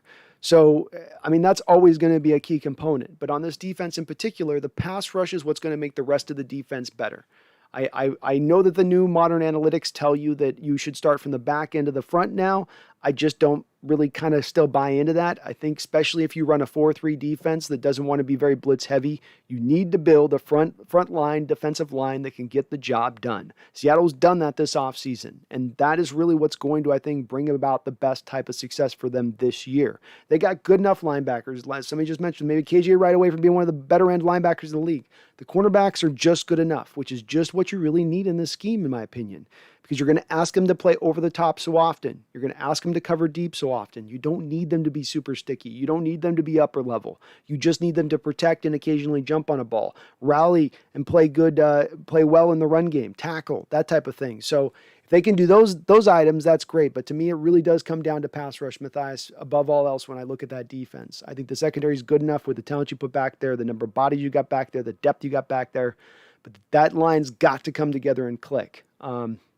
If we're talking about just young guys, I would say it's only because you've drafted so many of the guys in recent years, you've created 4 bodies and you need one of them to pop this year to get to tap into that ultimate success. So of Darrell Taylor, Rasheem Green, LJ Collier, and Alton Robinson, you truly need one to sort of take that step and go this year. Give you that 7-8 sack type season. Be impactful on a limited amount of snaps. And if an Alton Robinson can give you some more in addition to that as well, all the better. You don't need all 4 to click. You just really need one, because you've, again, stacked so many of the young guys behind. But you got the sure rushers already, and the Dunlaps and the Kerry Hyders and the Benson Mayoas and the Alton Smiths. So there's only so many roster spots. But you do need at least a couple of those guys to give you something in the pass rush. Not just 1 or 2 sacks, but something significant a little bit, you know. Randall says, I think Flowers has a strong year. I do as well. Rodney Press Show. I think Trey Flowers is playing for a contract year. I wouldn't be surprised if he comes in and really shows out this year. Gets you a couple picks and limited action. Great off the bench. First man off the bench. I'm still I know I've been on the Flowers train for a while, but I ain't getting off now. Rodney, what do we do with Dwayne Brown wanting an extension? Rodney, I think it's really based on this. He's going to get his extension. It's not happening right now because they're trying to get the Adams deal done first. You sign him in the extension. You create cap space. Jamal Adams now says, hey, you guys told me you couldn't pay me $18 million, but you just cleared an extra $2 million off Dwayne Brown's deal. Give me $1 million of that. Seahawks front office doesn't want to hear any of that noise. So right now you say, hey, we got to deal with Dwayne's negotiations after this. We don't know what we're giving him. We'll figure that out in a second. This is what we've got as far as cap space as we stand right now. So let's make this work. So this is my personal little insight into this. It's complete guess, but that would be my strong guess into the situation. Is it's going to be a domino. Adams happens, Dwayne happens, and then potentially KJ happens after that. So that would be it's got to go in that kind of course of action for this all to happen. Matthias, what's your opinion on Jordan Brooks taking another step forward? I still remain strongly opposed to the belief that Jordan Brooks will ever be really good in coverage, in zone coverage. I think Jordan Brooks is going to can be a good defender in man coverage. You're not asked to do that very often in Seahawks defense as a linebacker, so he doesn't get to show that off very much. I think he will be an upper level / sub-dominating run defender in this league this year. I think that his speed will show up, his tackling ability will show up. I think he's a thumper. When he arrives, when he and their ball carrier arrive, the ball carrier never drives him forward. He always either stifles the ball carrier and it's basically a push, or he's driving you back. And he's got the ability to cause a couple of fumbles with his ability to hit. And I like stacking up a lot of hitters on this defense again with Adams, with Jordan Brooks. Bobby can give some guys some licks from time to time. Quandre Diggs has shown an ability to do that. Marquise Blair.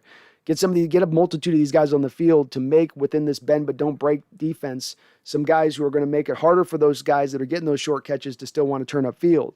Alligator arms in the fourth quarter and whatnot after you've kind of beaten them up all game. So I like his upside still. I still do maintain as well, though, Jordan Brooks' best position will eventually be middle linebacker. That's where he will end up playing his best in his career once he finally slides to that position. Randall says, here's my preseason prediction. Our second unit D will dominate second string offenses. Our D-line will feast in those games, especially with the nature of what we know about offensive lines in general league-wide, because we've had issues offensive line-wise here in Seattle, and sometimes you can lose a little bit of the thread in regard to your own team, or the perspective in regards to just really locking in your own team and not realize throughout the league, oh, this is a problem throughout the whole entire league. This isn't just us. Everybody's got to run into this to some degree. So I think that everybody's going to be dealing with a little bit of these offensive line problems because there hasn't been a lot of them coming out in recent years. And yeah, our guys are going to feast, especially when the second stringers come in, because our second stringers can ball. We really have built a deep, deep defensive line, not to mention, as I said, you've got 4 guys battling it out for their NFL lives. 4 guys that are highly drafted. Rasheem Green's a third-round pick that many of you thought would be a first-round pick if he had gone back into college another year. LJ Collier's a first-round pick, no matter whether we thought that should have been valid or not. Alden Robinson's a 5th-round pick who's very talented and gave you 4 sacks last year, which is kind of quietly the most productive rookie year for a pass rusher, I believe, going back to Bruce Irvin. And nobody really mentions that very much. And then you stack, I think on top of that, you got Darrell Taylor, who didn't even see the field last year, but who himself has been blowing up camp with his explosiveness. Looks like he's lightning in a bottle. Looks like he's 8 sacks waiting to happen this year. So it's very encouraging. It's going to be fun to watch. That's why it's going to be fun to watch the whole preseason game this year, is because not going to be needing to lock in on the starters playing, that you look at the second stringers and hey, these guys are literally going to have some impact this year. We can see who's going to be ready to go and who was ready to go, who's ready to fight this out, be the last man standing, so to speak.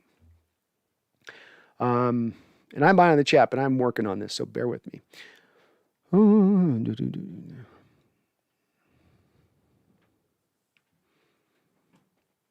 Randall says, I think them handing Dunbar the job, the starting cornerback job last year messed with Trey. I think it did on the back and the heels, too, of Trey having a bad offseason where he had a couple of games at the end where he got in his head a little bit.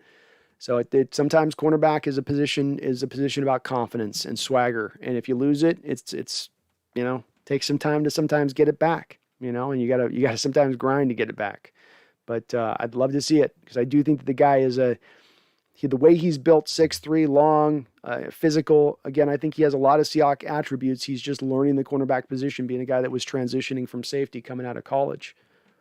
Ethan Tech World, while Gerald Everett didn't get a ton of attention, I love to see him multiple times lined up on the outside of the receivers. That's good to see too. Yeah, I bet they use him a little bit as a receiver this year, with as kind of thin as the receiver core is. You're already an H-back tight end, is not your traditional inline guy, so you can get away with kind of moving him a little more out into sort of slot type roles. So I wouldn't be the least bit surprised to see them use Everett that way, especially because it puts the defense in a bind. As a defense at that point, do you play it like that guy's a tight end, so you bring an extra linebacker on the field, or do you go into your nickel and bring out your slot cornerback at that point? It puts them in that situation, which then creates advantageous positions as far as the run game, right? Because then now you take a linebacker off the field, and now Everett's got to block down on the corner opposite him rather than having to block down on a third linebacker. Some of the nice little bits of mismatches that you get with a guy like Everett and a guy that's an in-betweener like that, a hybrid.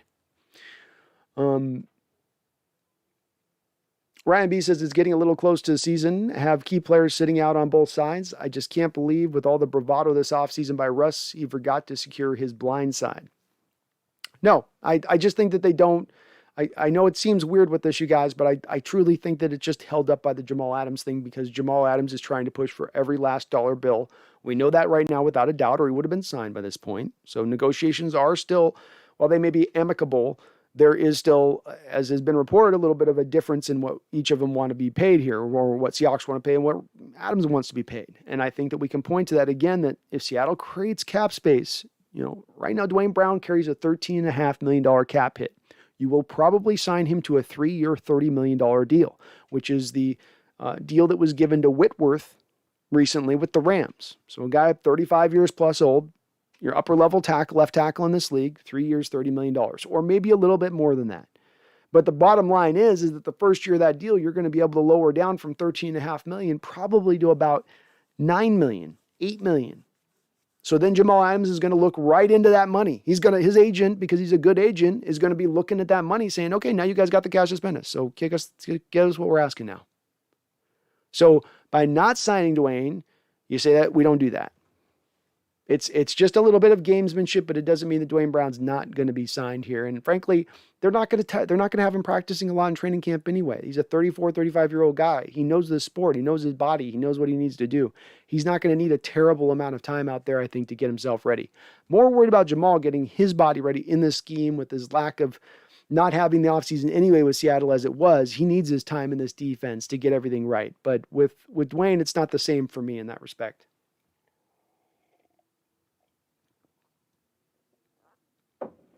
Leland Kimball, how you doing, Leland? Just popping in the chat to say what's up, Brandon. Thank you for your membership, Leland. I'm with family today, so I'll listen to your show tomorrow. Everyone smash that like and go Hawks. Thank you so much, Leland. I appreciate you swinging on in, even when you're with family. I hope everything's going well. Just did a family reunion a couple weeks ago, and it was awesome. Randall says, I just thought about Gumbar. Dunbar is now officially Gumbar. You've changed it forever, Randall. Go Hawks 05. Might as well put Pona at tailback. He's a TD machine. Are any of us going to argue if they did the, remember this, we got back, let me take you back to the 80s, you guys. We got William the Refrigerator Perry. You line him up in the backfield, give him the ball. Who's getting in front of the Puna train? Who's getting in front of that Tonka truck? I'm not. 300 pounds coming down you with leverage.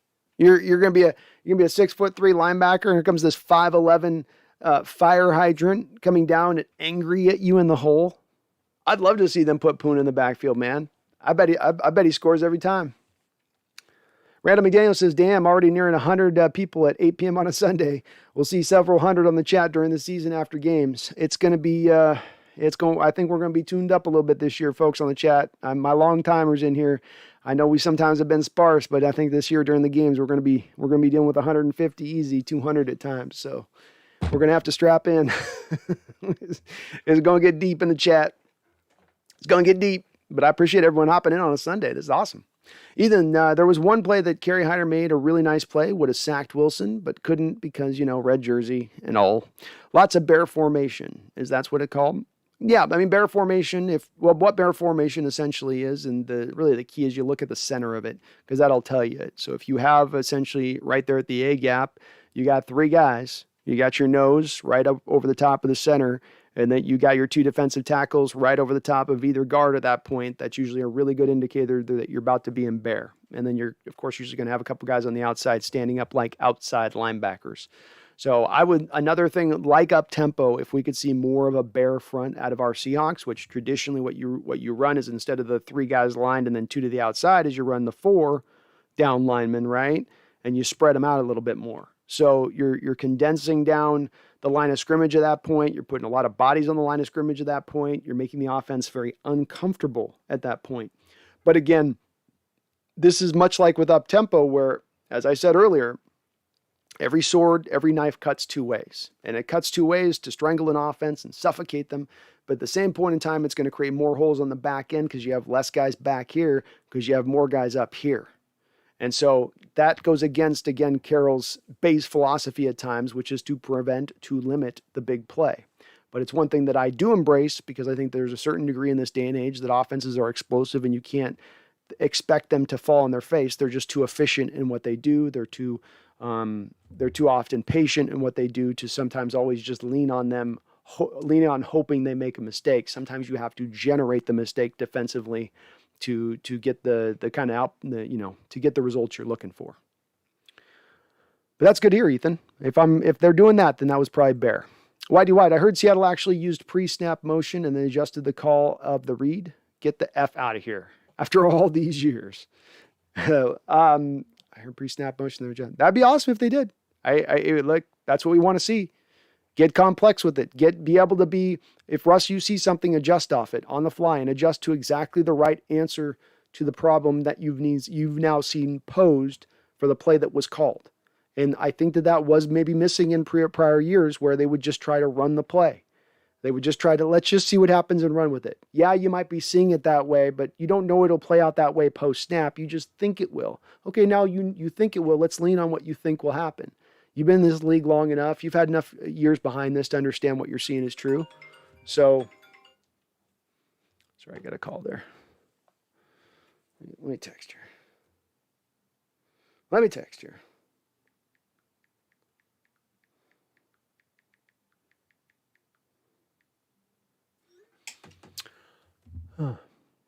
GoHawks05 says play action and screens are pass rush killers. I know from experience it completely messes you up and makes you unsure.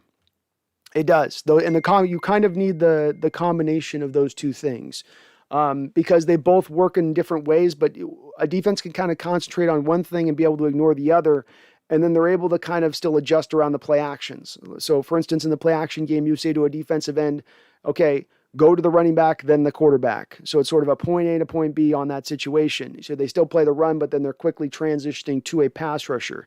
Yet when you then say, okay, we can though implement the screen game in addition to that, now the point A, they've got to linger on a little bit longer. Wait a second. If I get past this running back, or if we all run past this running back, do we have enough guys in the back end now to take care of things?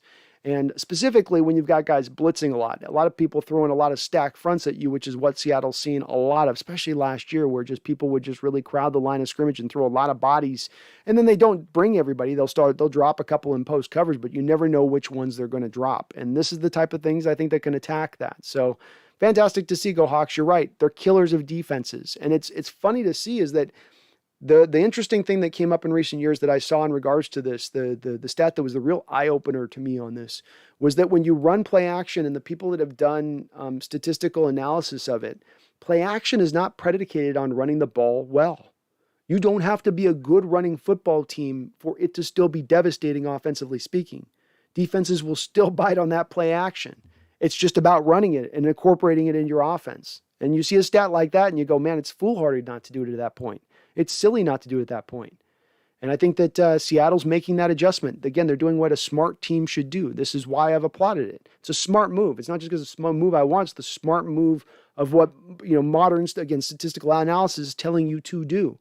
If you understand now that I don't have to burn 20 plays in the running game to make these 3 play action passes work. These play action passes will just work out without me burning those snaps. I can utilize those things in all other manners. I can incorporate more play action now. I don't just have to limit it to just a couple plays. I mean, there's so many things off the back of that information. It seems like a simple bit of information, but off the back of that information, it actually means a lot of deeper things in the way that you construct your offense. Ruvem, how you doing, Ruvem? If Russ wants to get traded, we should trade him to a team that has a really early pick and draft Spencer Rattler. I'd be happy with that. Well, I'm going to be doing a deep dive on my Seahawks scouting channel, Ruvem, regarding the potential quarterbacks that are in this draft. Going to have to look at them deep like we had to look in this last draft deep because there were some rumors going on. We'll see what happens with that. I mean, that's downwind, I think, Ruvim. You got to take this season as it is now and hope that you can bring about a success that doesn't land us in that reality. So that's really where my concentration is going to be on at this point. Is keeping here Russ long term, and that specifically is on the back of us having a winning year this year, getting the conference, getting to the Super Bowl, raising the Lombardi again. That's what I think we should be concentrating on. And if that happens down the road, we'll cross that bridge, I think, when we come to it. Caesar says 1 ring. Yes, we do have 1 ring. Mark Habercorn, I still call for 15-2 with an L maybe to Green Bay and Tennessee, or maybe, but don't think New Orleans will be that good this year. Just has a feel. I don't know about you, Mark, but there's just a general feeling I have about New Orleans right now. I think they've always been a team in recent years I've looked at and I've said, man, that's a threat. A team's a problem. A team's as likely as any team to maybe potentially get hot at the wrong time and be the team you don't want to go into play in a stadium that is one of the more uncomfortable places to go play. Let's face it, in the NFC, if we're talking about the three spots, you're talking about Lumen Field, you're talking about Lambeau, and you're talking about the Superdome or whatever. So, yeah, that's the fact that I'm feeling a little bit this year of not in the same place with them. And it's not just Drew Brees' loss. You look at Michael Thomas and the weird situation going on there with him, where he seems to have some monstrous disconnect there with the front office and head coaching staff, to where it seems like to me that they're going to try to find a way sooner or later to probably move him. They've got the suspension. They lost some guys because they got stuck in the cap situation this prior year. I could see 15. I'm at 14 right now. I think I was at 13-4 is where I had us right now. But with that said, that was really based on the back of me still anticipating that the NFC West is going to be really strong. But I'm not out of the zone of saying that the team could get hot. Things could come together in the right fashion. The schedule's not as hard as it's been in recent years. You could become healthier than you've been the last couple of years, and health tends to fluctuate wildly in that kind of way. That certainly could all bear out to a 15-2 season. Seahawks Network, Google Amadi came out with the flag. I'd predict he'll be the special team captain. Special teams captain typically comes out with the flag. Be awesome to see. He's been a very good special teamer for us. We've got a lot of good special teamers. Ben Burkervin, and of course, Nick Bloor, our Pro Bowl special teamer du jour, and fullback, and now actually he's even playing some linebacker for us. We're going to see him getting some linebacker snaps, I think, in the preseason game. But we've got some guys that can get out in the field, and it's a part of this game that Coach Carroll really gravitates towards and says, I'm going to look at special teams as a third wheel to this football team. Not little trainer wheels, not just there for just as a kind of, garnish, but as a true aspect of this football team, a strength of this football team. And last year, you're one of the best special teams unit in the league, and you signed Dixon last year to a contract extension. And Jason Myers last year was absolutely perfect from you in every direction, and that was hitting 50 yards. That wasn't Hauschka type perfect, where everything's 43 yards and in. He was being asked to kick way far out, and he did it well. And you look at this mock game, as you look at the scroller beneath me, guess who was 4 out of 4 today? Jason Myers. So if you have a dominant special teams unit, if you have that type of unit that can come out there and impart that to the offense and the defense and give them that little bit of extra, knowing what you already have offensive and defensively, this is how you get to be a dominant team. This is how you be a cut above. This is how you truly have a way of looking at the Lombardi and saying, we've got a true shot. We are in this mix. But I love Ugo, man. Ugo, I don't think that he gets unseated by Marquise Blair for the starting slot corner either. I think he's your starting slot to begin the year.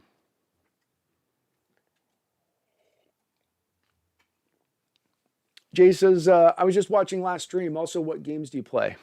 I don't play a lot of games anymore because I just don't get a lot of time to play, and I'm kind of lame with it. I like myself a little Fortnite, so I jump on that a lot. I've been trying a little bit of this MLB The Show. I do Civilization 6. I like Civilization 6 a lot. Those are my games. Those are my joints. There have been a lot of good games lately, man. Video game industry's been a little lame lately. It's been a little lame. All right, let's see here.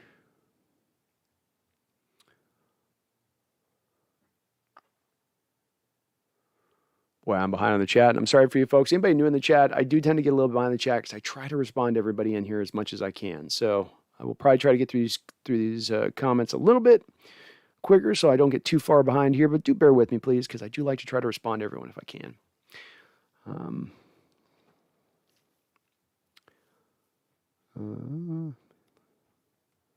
Ethan says, listen to this. I was sitting on the end zone side of the stadium, and when we have the extra pass rusher up on the line, joining guys like Dunlap, Hyder, Puna, etc., it looks scary. It's a lot. You're getting a lot and making the offense very uncomfortable because it's not guys blitzing from every different angle. It's you really squishing the line of scrimmage, putting a lot of bodies in there, and really showing like you're not going to be able to just move us off the line of scrimmage. You're going to have to get more creative than that. That's what it shows in general terms. It can mean a lot of different things, post-snap, pre-snap, all that. But that's just, you get that general feel as a quarterback when you walk up. This is why the 85's Bears defense that was really the building block of the Bear defense, that's how it gets namesake, was one of the most intimidating defenses in the modern era.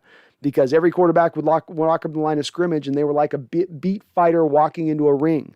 about to take on Muhammad Ali in their prime or Mike Tyson in their prime. They knew it was already lost. And that's a little bit of what you create by just the appearance of it is intimidating, just by the look of it. It's like that. There shouldn't be that many guys at the line of scrimmage here right now. This is like they're playing with an extra player here at the moment. That's how this feels like. And maybe I can hit them deep over the top here, but are all of these guys going to get to me before I can get to that play over the top? And it relies on the fact that, yeah, they are, because they're going to overload that line of scrimmage, and we're going to bring one extra guy that you can't block, and your 4 seconds you need to get that deep ball is now going to be taken down to 2.6 seconds. Bodine says, I haven't heard anything about Cade Johnson. Wow, I really had high hopes for the undrafted guy. Hope he gets his shot because him and Terry were the biggest steals. Highlight reels were just wow. Well, check out that Cade Johnson video breakdown I did on my Seahawks scouting channel, Bodine. I did a full breakdown on him. I liked him and both Terry and Tamarian Terry as well, and I hope Terry can get a situation figured out, and hopefully he is found not guilty in that situation. If he is not guilty, and that maybe there's a chance he can maybe come back at some point, because I liked him a lot as well. Jay says, I had a tryout yesterday, and the team gave me a contract, and I will be playing for them this season. Ah, nice, Jace. Well, congratulations. Good. Well done. Well done.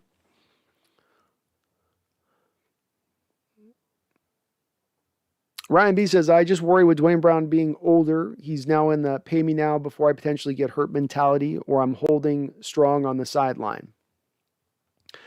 I think you're definitely, when you're looking at a left tackle who's getting past 34, 35 years old, the injury situation is real. And one of the reasons why Ryan and I harped on the fact that we needed to go out and get a left tackle in the future this offseason, because it was likely to actually happen. You've seen this recently with guys like Jason Peters and even Whitworth, who I just recently mentioned, who went down with kind of his first injury last year, major injury, though he was able to come back at the end and kind of get by a little bit. And Dwayne has worked through injuries in recent past history. I think that what it is an indication of to me, Ryan, is that Dwayne actually wants to play past this year. That's the indication to me. He is not going to sign a new contract with bonus money and then retire next year, because theoretically Seattle can come back at him for that same bonus money at that point. So he probably is just wanting to continue to play. He feels good with his body, feels like he can keep it going. And this is what we have seen in those same guys I talked about, Jason Peters and Whitworth. They played almost a dang near 40 years old. And Dwayne's only into his mid-30s. He's just a young boy. He's a little stalwart at this point. He's just a little whippersnapper by that measure. So I think it's more likely that he wants to play extra years here, and that he just wants to get the contract locked in so that he can himself probably get locked into playing through that time. GoHawks05 says we should bring in Okung to help shore up the tackle situation. GoHawks05, I would love it. Okung would push over on the right side too. I bet you Okung could certainly push over on the right side. Can't cost a lot of money at this point. Hey, you're paying him in Bitcoin. So, I mean, just got to find a way to make that work. Devin Martzell, yeah, buddy. It's getting so close. Good to see you. Go Hawks. Good to see you too, Devin. And thank you for your patronage over on the other side. We're getting close. We're getting close. We're now almost to mid-August, folks. Once you get to mid-August, it's downhill, right? It's been this uphill climb and slog through April and May and June, and July is taking so long. Now we're in August. Now we're running. Now the winds that are back. Let's go. Let's go.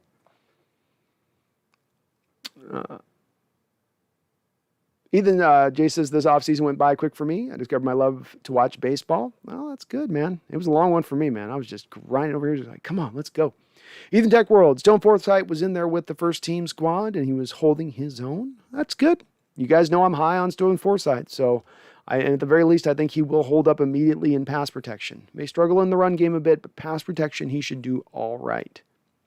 Randall says, Okung waiting for Bitcoin to hit 50K again before signing. That would be funny if that was the thing driving him from not signing at this point. Like he had multiple offers, but he's like, wait, where's the bid at? 33. I don't sign at least until 40. That's funny. Bodine, I remember a press conference a couple weeks back, Carroll saying Kerry Hyder was smaller than he thought. Maybe it seems like he wasn't impressed by Hyder. That's the vibe I got from him. Well, Carroll's definitely a size queen. Sorry, just is what it is. I've watched enough of him reference men's size and his infatuation with the size to know that he's a little bit of a, he's a heightist. He's a bit of a heightist.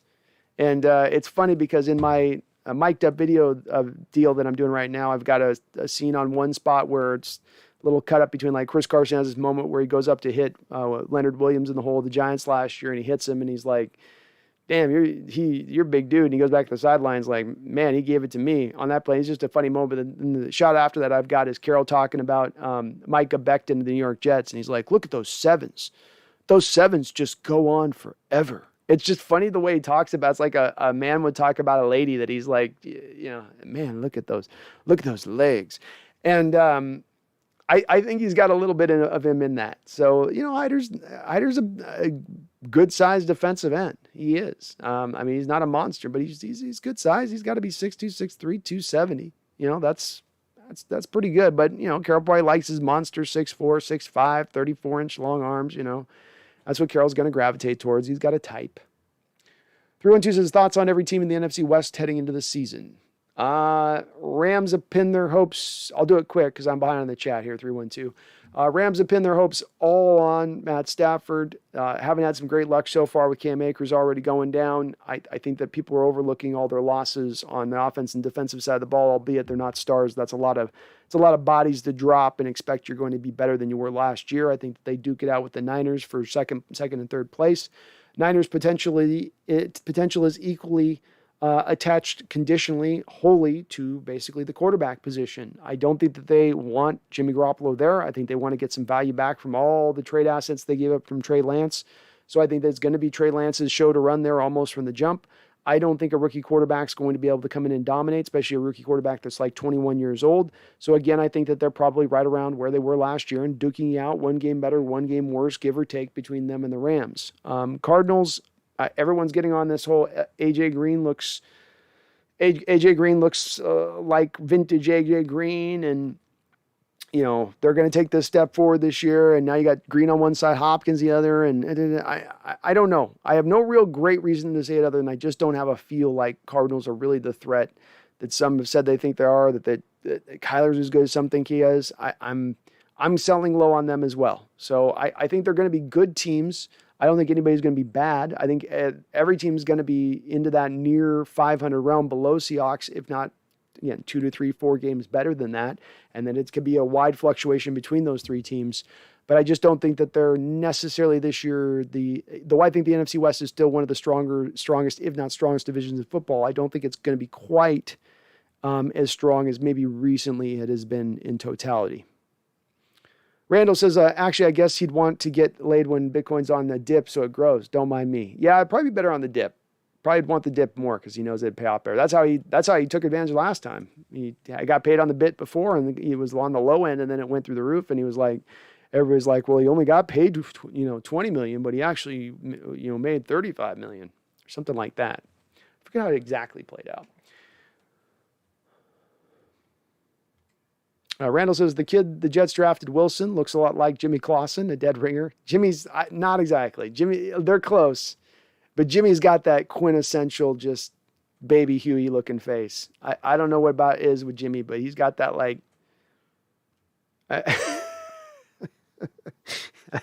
There's something with Clausen that just... I go, you are not leading my football team. Nah.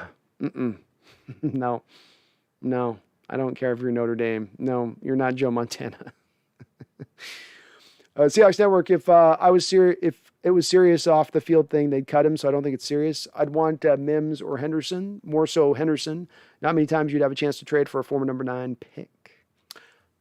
I'd be open to getting it if they're willing to flip him and they don't want to be having us pay top end shelf prices for him. At that point you're offloading. There's got to be a reason they're offloading, and we got to know that. But look, like I said, Seahawks Network. I liked him over Okuda last year. I liked him over the other guys in this draft that were picked just behind him. So he was my favorite last year, and still I watched a little bit of film on him last year with the Jags, and he was good. He was good in what I saw of him. He showed the same kind of flashes I had seen on the tape. So I'm on board with it. 312, rank these 4 quarterbacks: Allen, Lamar, Watson, and Dak.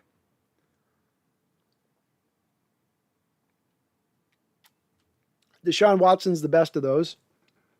Josh Allen's below him. Lamar Jackson's below him, and then Dak is in 4th, in my opinion. So, I like Dak, but those guys, the other three, I think have a little bit more of a special element to them, though. Lamar's element's going to dip. Dak will be playing longer at a higher level than Lamar will be. Lamar's like that shooting star, firing brightest right now, but will soon fade. Randall, I wonder how far of a gap there is with Adams and the team. We have to have an idea of what he was going to ask for. Last year couldn't have driven his price up that much, if any. Hard to believe that it did. And of course, Randall, you know that I tend to believe on this, going against the grain on this, because the going narrative, not just nationally, but locally here, has been that Jamal Adams holds all of the cards, holds all of the leverage. And I've long maintained that he does not, with the aspect of how the new CABA highly penalizes players from being able to hold out, evidenced by the fact you're seeing no players holding out in this NFL season right now. Then as well, the fact that Seattle controls the rights for the next 3 years, basically, for Jamal Adams. You look at a guy like Honey Badger right now, he can only be franchised one more year of control with the Chiefs. Then if they franchise him for another year on top of that, the cost becomes exorbitant, and they're not going to do that. But with Seattle, they could do 3 years at about $37 million if they really wanted to hardline Jamal Adams. And well, the people's contention to this, or their counter to this, has always been, well, Jamal Adams will force his way out of town then. He'll do what he did with the Jets. He did it with the Jets. Why won't he do it now? Well, the reason that he won't do it now, and the reason why he was able to do it with the Jets before, is because you do get a one-off as a player like that, especially when you're coming from an organization like the Jets that are so dysfunctional recently, historically speaking.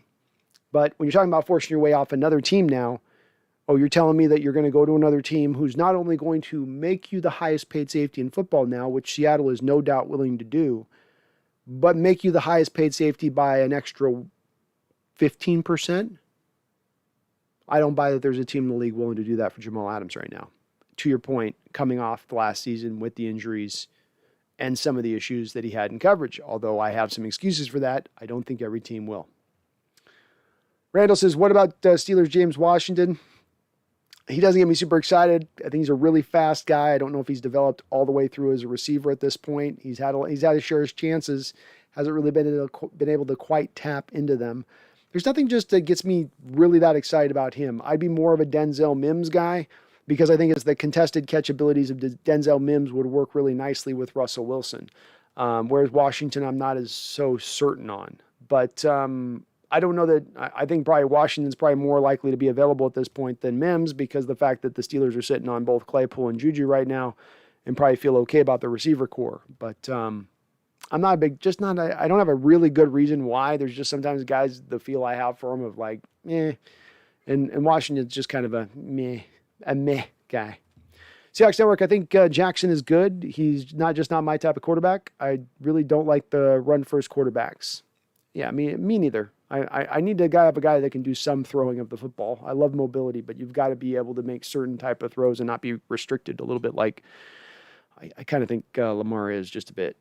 Randall, we're very close on your list.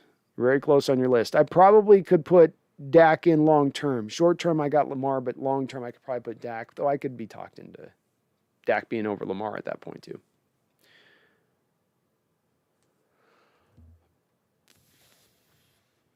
I think it's close, Randall, so I get where your list comes in at.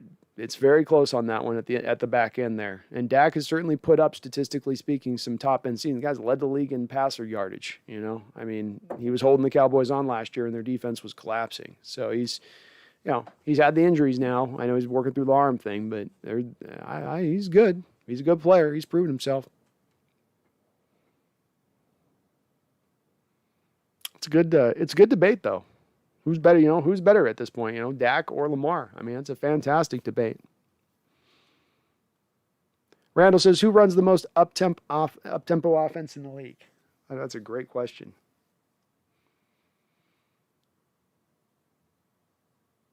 And I'm thinking, Randall.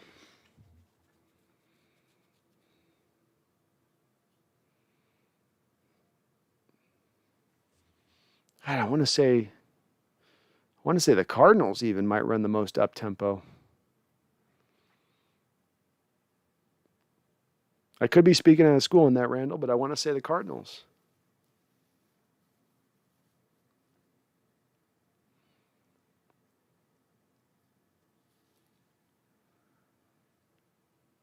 There's not that one team right now that's really running the up-tempo at like a large degree. All the more reason why it's great to embrace it, because you're doing something that's not necessarily this huge league trend. I think a lot of people run up-tempo, but I don't think they embrace it through the full gamut of the game. Everybody's got it sprinkled into their offense a little bit. I'll think about, though, Randall, if I've got a better answer than that. I want to say I saw a stat the other day about the Cardinals running, they're getting their playoff with more time on the clock than anybody else in the league, which would be an indication of up-tempo. Ethan's Tech World says Michael Dixon had a punt that was just mwah. That's good to hear. Just mwah. That sounds like Dixon to me. That's big Dixon energy right there, baby. Big Dixon energy coming at you right there. Jeffrey, how you doing, Jeffrey? Good to see you on in. 312, where do I see the Seahawks offense ranking next season? I see the Seahawks offense ranking number 7 next year. They'll be number, let's say we're going to be number 11th in the pass, and we'll be 6th or 7th in the run, and cumulatively we'll be 7th overall offensively. How you like that for specifics, 312? Huh? Seahawks Network, it's just an opinion. I could be wrong, and Dak stinks it up this year, but let's just wait and see. To me, it was telling last year. The thing that jumped out to me with Dak's performance last year before he was injured, and albeit he's injured kind of because he's having to deal with pass rush. That's what he was doing, was trying to run away from a guy, essentially. But that he was able to hold down that offense with that line nowhere where it was at before. Travis Frederick was gone. Certainly, their guard there is still pretty dominant as a player, but Tyron Smith is in and out of that lineup. La'el Collins tore, I think, his ACL and was out most of the year. He was really doing it kind of with a patchwork offensive line, yet still at times dominating throwing the football against certain teams. But we'll see with Dak too. He got paid now. He's coming up with some injuries coming up now. There's definitely potentially the worm is maybe turned here a little bit. Revim's got 5-10. You got our Seahawks going 5-10, Revim? Randall says, speaking of Dave Brown and that era, we'd see a lot of guys blush 6, 8, even 10 picks a year. Quarterbacks now throw more than ever, but the picks way down. Why? Quarterbacks and offense is better. Rule changes, shorter passing. I would say there are a few different reasons for this.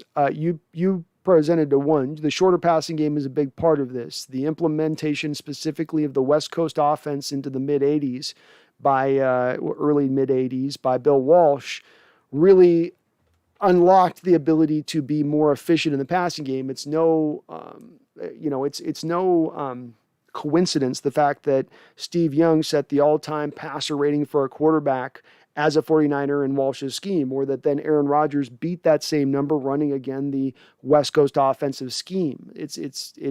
They go hand in hand in that respect. It's built to be efficient. It's built to protect the ball because you're not having to make these longer throws. It's shorter, easier throws. It's getting the ball out of your hands, not under duress because you're getting the ball out of your hands faster because the route the receiver's running is shorter. So everything helps kind of the quarterback in that respect. I also think that the old school coaches didn't really understand the way turnovers play a huge hand in wins and losses in football games, and that the analytical numbers that have come down over the course of 30 years, not analytical numbers that take a lot of extra advanced formulaic application, but just the simple numbers that show you these teams that win the turnover rate win. And it really comes down to that. And so that makes, head coaches definitely start to lock in on the quarterbacks and say, you got to stop turning that ball over. I don't care if you throw for 4 touchdowns. You end up throwing for 3 interceptions, it gets null and voided. So I think those have been more of what's pushed that in that direction. And then the rule changes you brought up. Yeah. Cornerbacks throughout the years, there is the point with the Steelers cornerback who was, the real true original mauler. And I can't remember his name right now, but this is the late 70s guy, Mel Blount, I think. Was the original mauler there in the late 70s. He was the original Richard Sherman before Richard Sherman. And then the rule got implemented about the 5-yard chuck rule, so you couldn't just be, beating the hell out of the guy all the way up the football field as you run his route. And then it got dialed more and more. We even saw in the Legion of Boom era that they put in rules because we were right on that line, and they tried to move the line a little bit more in the direction of turning that place where it was in the gray area, and now it's, you guys are committing an offense. So the rules have always continuously penalized the defensive players over the years and protecting the quarterbacks. You can't hit them like you did, and the secondary players can't do what they used to do. It's made the passing game that much easier. So it's kind of all of those things layered in, not just one thing down the line. Your boy Michael, reports are saying that Henderson might be having some mental issues and personal issues. They said that they had to send people to his house to get him to the facility. Ooh, that's okay. Well, that's a little scary. That's a little scary. Yeah, I'm not sure. Maybe we'll just monitor the CJ Henderson situation. Maybe we'll just see what's going on there first before we jump on that one. Before we jump on that nade. Seahawks Network, I think it's rule changes. You see a lot of wide open receivers these days, just to guess, as I did not watch that era of football, but that would make sense to me. Yeah, it was a little more of the passing game back then, too. It was a lot more of the post and go routes, some comeback routes within that, but it was a lot of, the pass protection wasn't what it is now. You weren't necessarily creating the passing lanes you do now in the market. You had to throw things blindly at times. There's just kind of a lot that went into it, but I think there's a multitude of reasons as to why those interceptions were up at that time.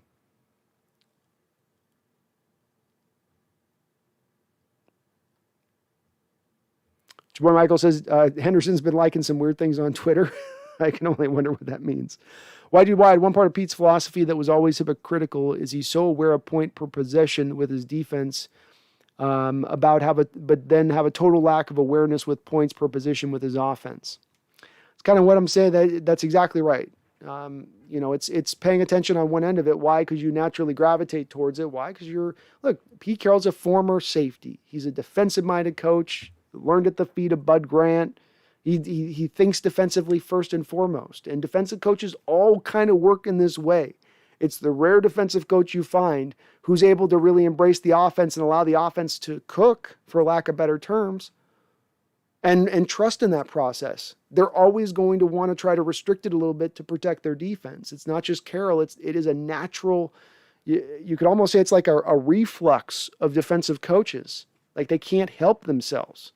So, I agree. There's just times where he will sometimes be a little bit knowingly ignorant to stuff over there in order to kind of placate what he wants to look at and view on his defensive side of the ball.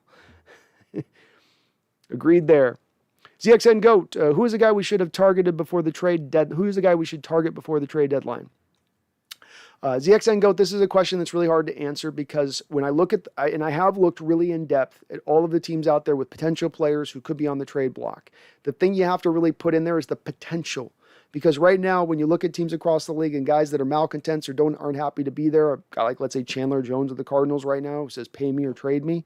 There's not a lot of those guys out there in the league right now that would really fit for the Hawks or would fill a need of what we need. For instance, we have a pretty big need at center right now. Is there a lot of centers out there in the league that are available via trade right now? No, there's no one. So a guy that I could look at hopefully being available potentially before the trade deadline, i.e., let's say the Philadelphia Eagles start out like crap, would be a guy like, let's say, Jason Kelce, longtime center there with the Eagles, a longtime really good center with the Eagles. That would be the type of deal that I would look to see targeted. If the Browns don't start out and do well this year, is Odell Beckham open up on there?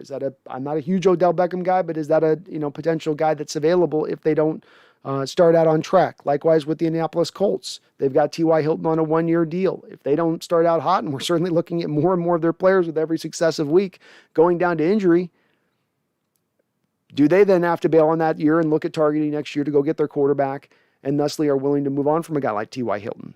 So it's a lot of guesswork on my part, Goat, on guys trying to look at teams that I think are going to be bad, so this guy would be available, because there's not that true guy like, let's say, who is available a little bit softly, who you could maybe go get as a Stephon Gilmore right now. There's not an equivalent type of those guys out there and available on the market that really get me all that excited. But those would be a couple of guys that jump out to me. Fletcher Cox of the Eagles would be another guy.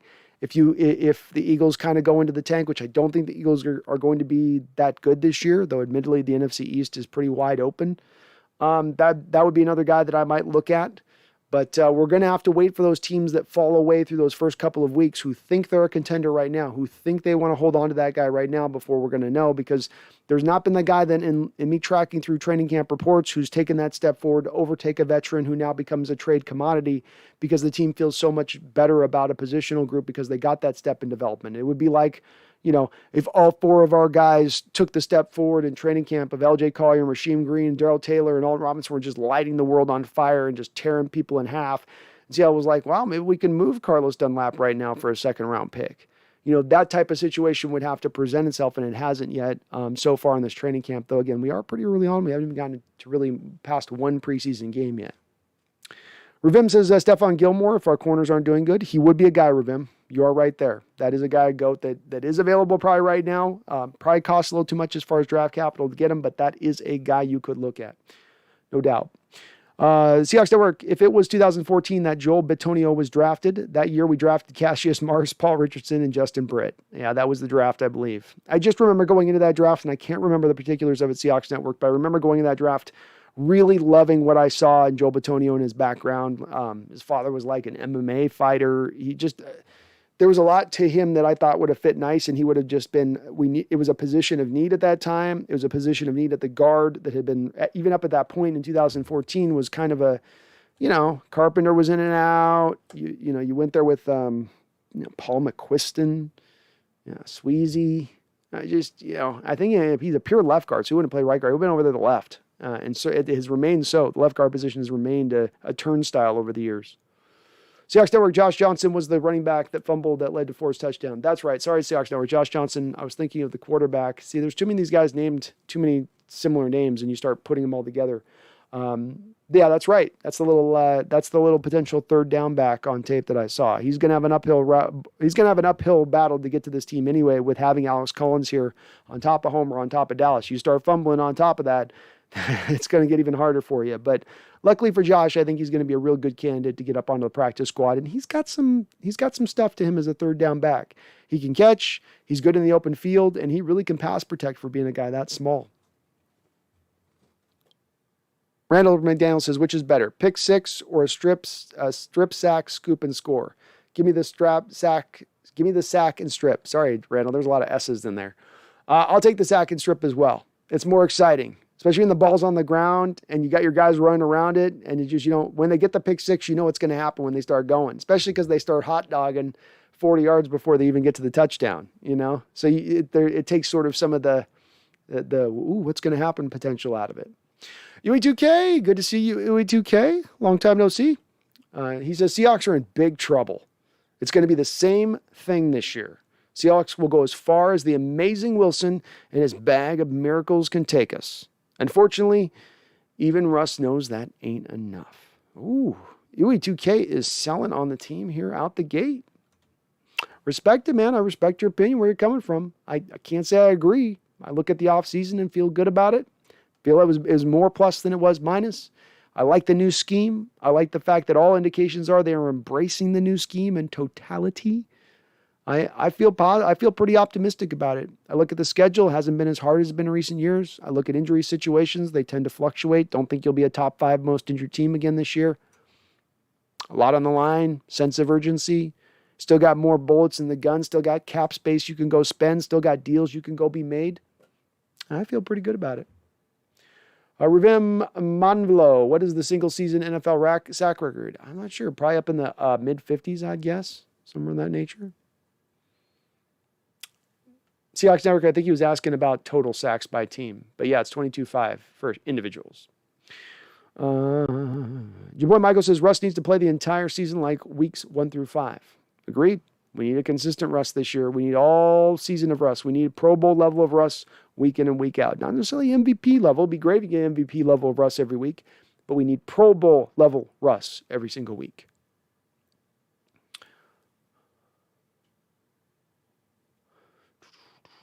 And I think 55 to 60 would be for a whole team, Rivlum.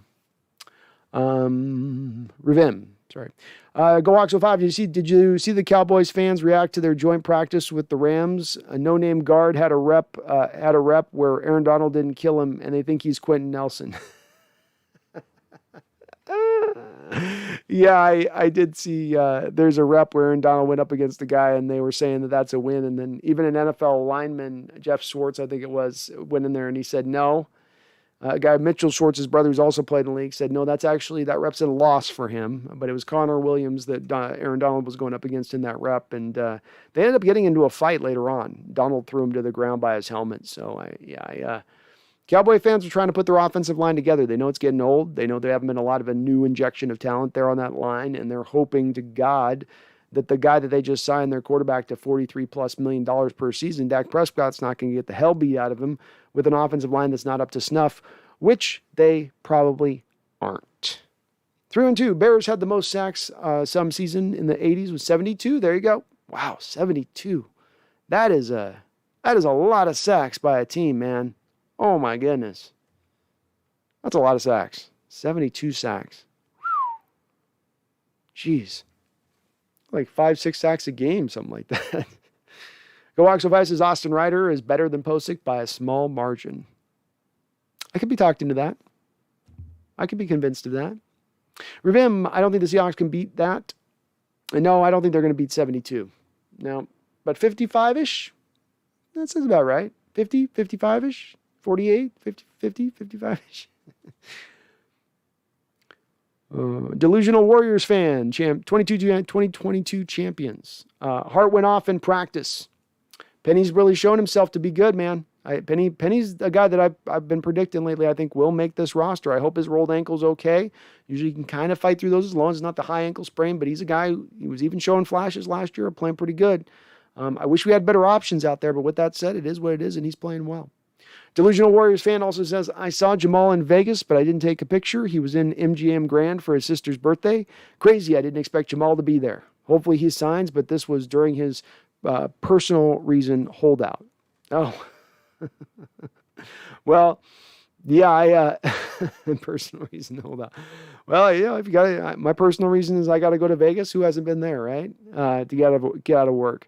But I think he does eventually still get signed here, Delusional Warriors fan. I think that that is going to happen here before it's all said and done. May take a while. Maybe we got to go a couple weeks into camp. Maybe he's going to avoid having to do any training camp stuff, and this is his way of trying to get some more rest from having to do all the practicing. But the deal does get done because I do maintain at the end of the day that Seahawks actually do control the leverage here when it's all said and done. And I think your Warriors are coming back on next year, man. I don't think you're too delusional. They got a chance next year. Devin Steele, how you doing? My friend, and a 40-winer, and I finally saved enough money to go to a Seahawks versus 49ers game. I've been waiting since I was a wee boy in 2010 to go to a Hawks game. My dreams are coming true. Go Hawks. Well, that is great to hear, Devin. Remember to be loud. Don't let those people around you be quiet around you. Get them hyped. Get those people on their feet when you need to. Do your part when you go in that stadium. I think it was a part that was getting lost before this whole shutdown happened, was that we were getting quieter and quieter. We were getting happy and satiated by our Lombardi trophy and going to back-to-back Super Bowls. Regain that hunger, Hawks fans. Reclaim that fire. Get in that stadium. Light it up again. Let those offenses know why this is the worst place to play in the NFL. This is the place that keeps you up at night. This is the thing of nightmares. Do it again, Devin. Get in there and show out, buddy. But I'm glad to hear you're getting to go see a game. Or Devin, maybe, by the way, a female. Devin can go either way. So I don't know on that. But that's awesome, man. Should be a good game, too. Alex Marks, MVP Russ. It's going to be hard for MVP Russ to ever happen as a thing. We know that already many of those East Coasters, they get sleepy, they get tired. They don't always watch all the Seahawks games. By 4 o'clock, they got to be in bed over there in the East Coast time. But with that said, the other thing that holds him back is you've got to be prolific, statistically speaking. Either you're going to have to throw for 4,000 yards and run for another 1,000 yards, or throw for 5,000 yards, or throw for 50 touchdowns, because there's always going to be that dude at quarterback in the league in a given year that's probably going to get that done. This is always going to hold Russ back from getting an MVP while Coach Carroll is here. Maybe when a future coach comes in who truly is going to build around the offense and let the offense fully cook and let the offense fully run, that can happen. But just not right now with Carroll. It's just not happening. Doesn't mean he still can't be efficient. Doesn't mean he can't still go be a Super Bowl winning quarterback and an all-pro at that. It just means that the MVP is probably going to be hard to grab. Random again says, rest in peace, Bobby Bowden. Pete needs to turn into how Bowden coached in the last 20 years of his career. Let the coordinators run the show. Well put, Randall. And yes, RIP to Bobby Bowden, truly a jet setter in the college game, especially recruiting and being one of those guys that he answered the bell for the Hurricanes, who were a dominant team in the 80s, and he brought the Florida State Seminoles back into prominence while he was duking it out with an established program like the Hurricanes were. A lot of great players came out of that Florida State program. So definitely RIP to him, man. And you're right.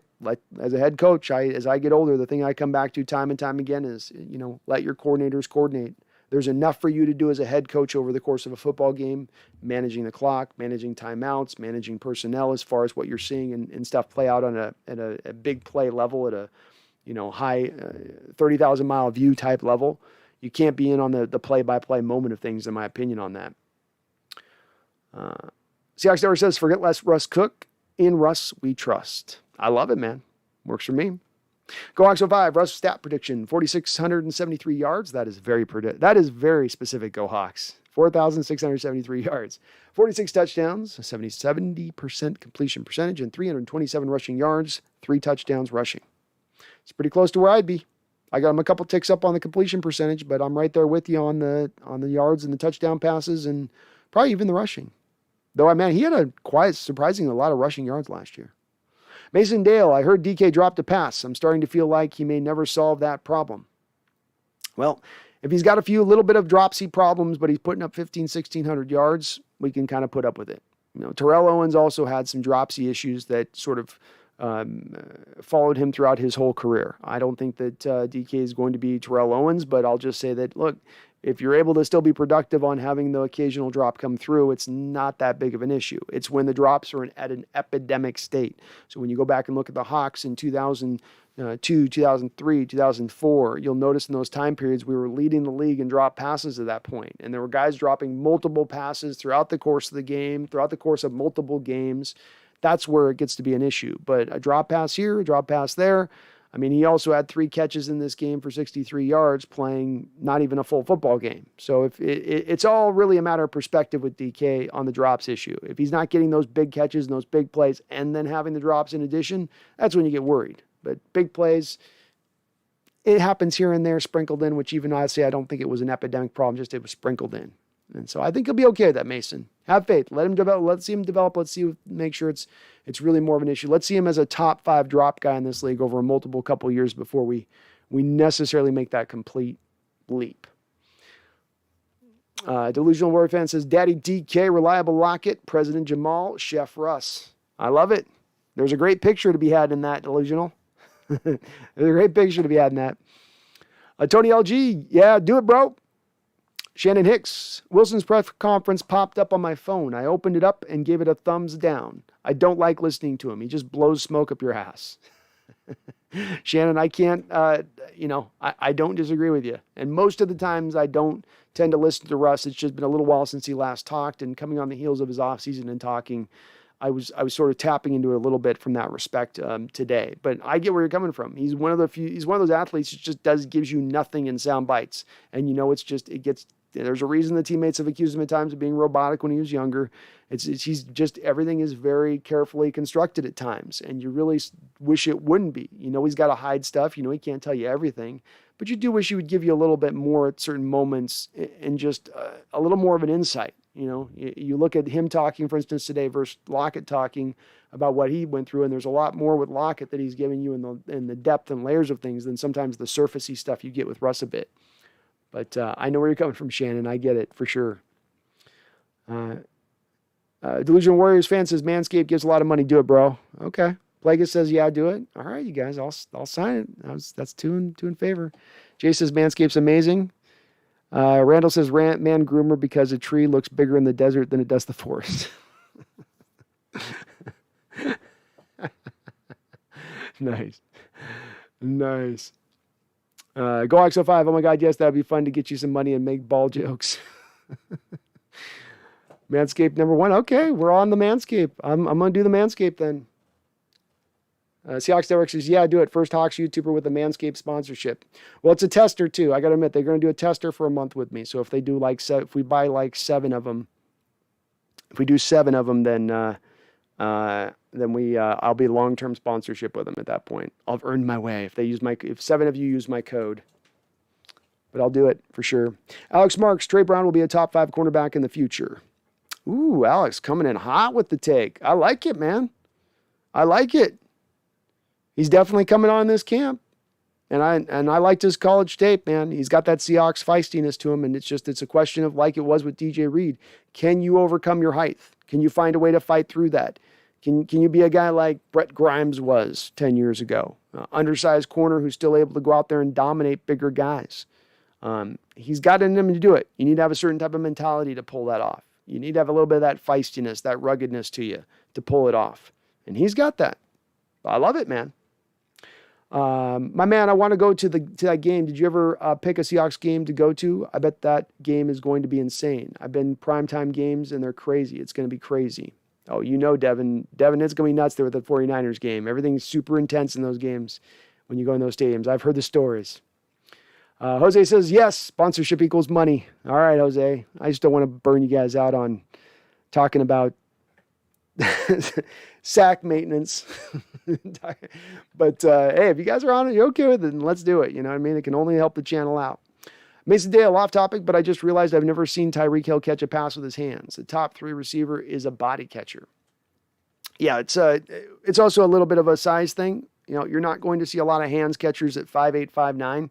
When you're that small, your hands are going to be a little bit smaller, and it gets to be that much tougher in being a body catcher. I mean, for instance, to me, Tyler Lockett has really good hands, but he does a lot of body catching in what he does because it's also that he has very small hands. So it's a little bit of just kind of the part that goes with being a bit of a smaller receiver, in my opinion, whereas once you get to be 6'1", even 6 foot, and you've got the 9-inch hands, 9.5-inch hands, now it's a little easier to get out away from your body and catch the ball just to a degree. So, yeah, he is a little bit of a body catcher, though. And remember, too, Mason, this is a guy in Tyreek Hill that, as phenomenal a player as he is, he was a running back in college. So he was used way more in that capacity than he was as a receiver. Randall McDowell says Flowers going to have a Ken Lucas-style breakout. I'll take it, Randall. And then he'll go get paid somewhere else, and then we'll get a compensatory pick back for a guy that was a 5th-round pick eventually. You know, so that works for me, Randall. He goes out and gets his Shaq contract, and we get our 3rd-rounder back in return. So love it. Jared Cornish, any updates on Cade Johnson? Is he making the roster? Well, by all accounts, Jared, he's playing well so far. The true test and measure of this is going to be when we get to preseason games, because he's going to get a lot of run. Penny Hart's going to get a lot of run. Freddie Swain's going to get a lot of run. I feel like Freddie's pretty well locked in at this point, but I think that you look at the battle between Penny Hart and Cade Johnson, and that's where it's at. And from my standpoint, I think probably Penny Hart's probably a little more explosive, a little more faster, but Cade might have a little bit more of a better feel for the wide receiver position, feel for, let's say, the option route game, feel for how to sit down in zones. So it's a little bit of, they're a little bit of a different player, and even though that both do play within the slot, but he's getting good reports more lately, Jared. He's been kind of coming on lately. You're hearing more about him, much like with Trey Brown. It's no coincidence you're starting to hear about some of these young rookies starting now. Okay, this is coming together for me. First week and a half of camp, my head's swimming. I'm trying to figure out what my responsibility. I'm thinking. I'm not just playing. Okay, now it's starting to lock in. I can just start to play. I think they're starting to get in that zone. I don't think it's a coincidence. Both of those two guys you're hearing them start to kind of get things going. And he's made some catches. So he's looked really good. And that's what we need, Jared, because right now we are a little bit light at that wide receiver position. Just a tiny bit. Ethan Techworld against his division rival at Lumen Field. Going to be crazy. Oh, you know it. Shannon Hicks. I don't mind watching Wilson play, but sometimes when I look at his eyes, he looks tired. I feel he has too many activities outside of the game and isn't focused enough on this upcoming game. I've spoken to this as well, Shannon. I think that to be a quarterback in the NFL requires an inordinate amount of your time versus even, let's say, other football players in this league. I think to be a great quarterback in this league requires even more.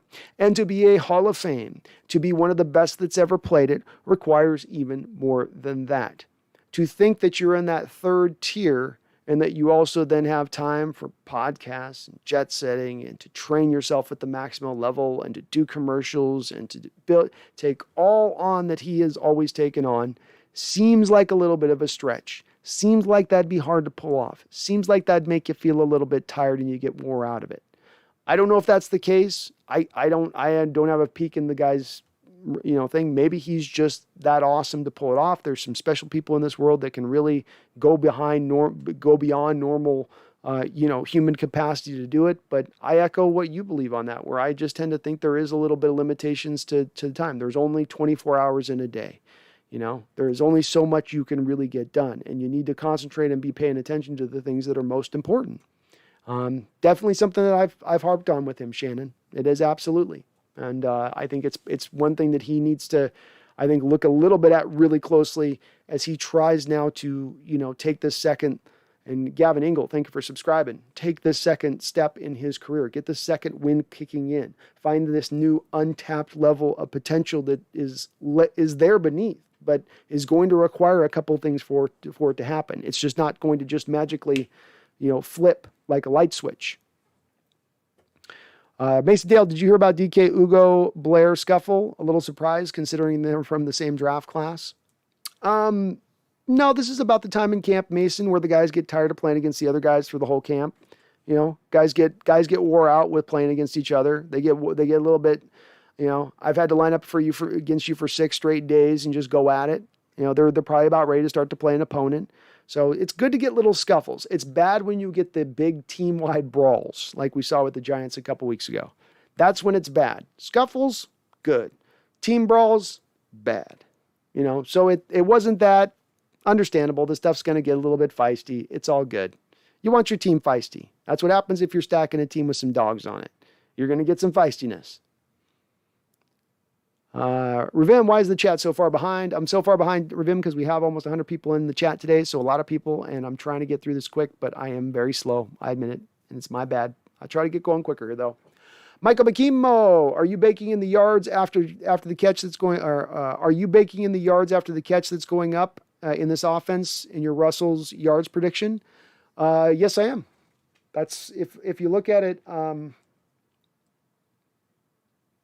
Let me look at Russell Wilson's stats.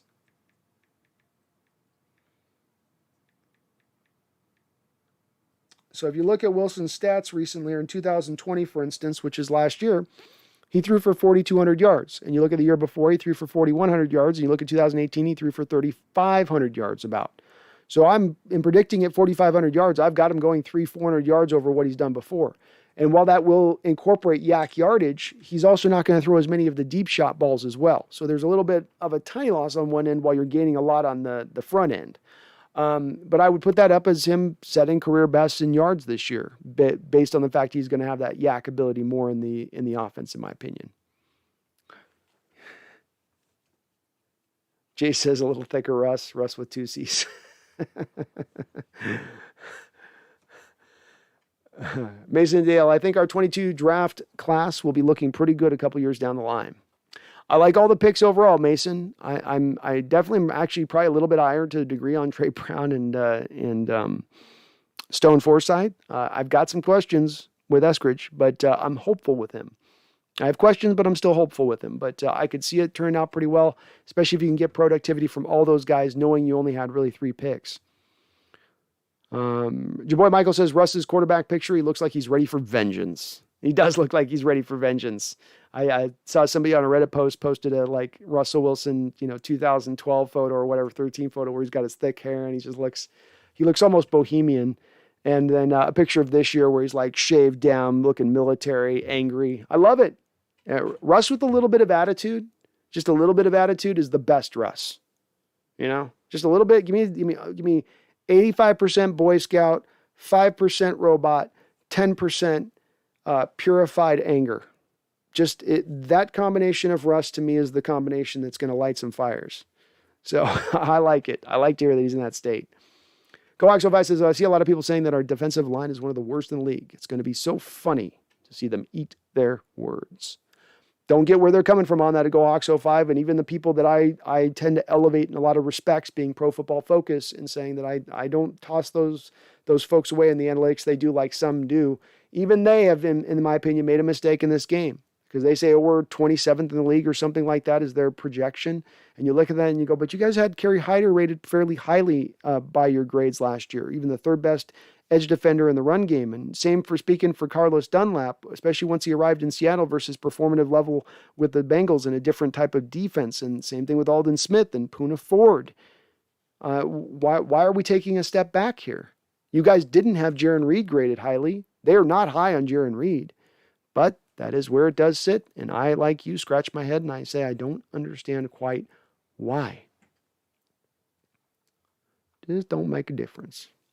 Paul Third, thank you for your $5 donation. And I'm sorry I'm a little behind on acknowledging we had 2 donations here. I'm a little bit behind. I'm sorry for that. We've got a lot of people in here, which is awesome, but it does put me behind just a bit. Hope you're doing good down there in Australia, Paul. It says, Russ does a great job of evading and protecting himself. Do you think there's a downside to the new offense keeping him centralized and more vulnerable? My opinion on this would be that the offense is going to keep him in a vulnerable state, but in a vulnerable state in the respective on 3 and 5 step drops, which get the ball out of your hands, which then does not give the pass rushers enough time to get to you. So you're not left in the position you were left in before, ideally speaking. It doesn't mean he won't be left at times, patting the ball because he doesn't see it on his 5-step drop, and the offensive line's thinking they're only having to block for 3 seconds, and you get more of a free rusher, which is more to your point on that, Paul, that then in that case, you don't have guys just trying to stay in front of their guys as long as they could, like maybe before, but they're thinking in their head about the play that's been called and understanding Russ is going to get that ball out of his hand. He's going to get that ball out of his hands. I think the offshoot of this is that then Russ has got to embrace a part of his game that he hasn't embraced recently, which is throwing the ball away. Okay, you're on your 5-step drop. You hit your back drop. You go first read, you go second read. You don't have time for a third read. Move out the pocket, throw the ball away. So he's going to have to build that more into his game, where what we've seen him do is just continue to hold it, even when everything in the back of his head should be, get rid of the ball, get rid of the ball, get rid of it. Just throw it away. You broke a pocket. You just got to get it past the line of scrimmage. That will be the part to kind of solve some of that. But it should help him, Paul, more than it should hurt him. It should, because that on that 3rd-step drop, on that 5-step drop, that guy should be open. The offensive line can look like a running play and create suddenly a passing lane for him to his first read, and that should be wide open. Ideally, that's where Waldron's doing the heavy lifting for him when he's asking him not to scramble so much like he was before. And thank you for that $5 donation. I do appreciate it, Paul. You're awesome, and you're always awesome. I know you're always in here donating, and I appreciate it. And D-Nugget, thank you too. I salute you, sir, as well, for your $3 donation. You guys are very nice tonight. Awesome as usual. Awesome as always, I should say. And again, sorry I'm a little behind on the chat, but we'll bust in here. We'll get rolling here.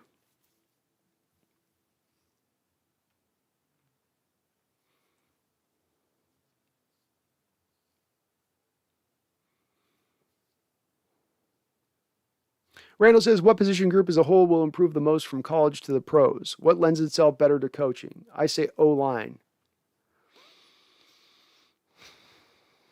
The O-line will improve the most to the pros, but that's more of just the fact that the offensive line coaches in college, some of them don't really coach them, or they just have them play pass protection drills basically. And when they run the ball, it's to catch defenses surprised, and you're catching a lineman or a defensive tackle trying to rush the passer, and he's not worried about his rush lane or his gap integrity at that point.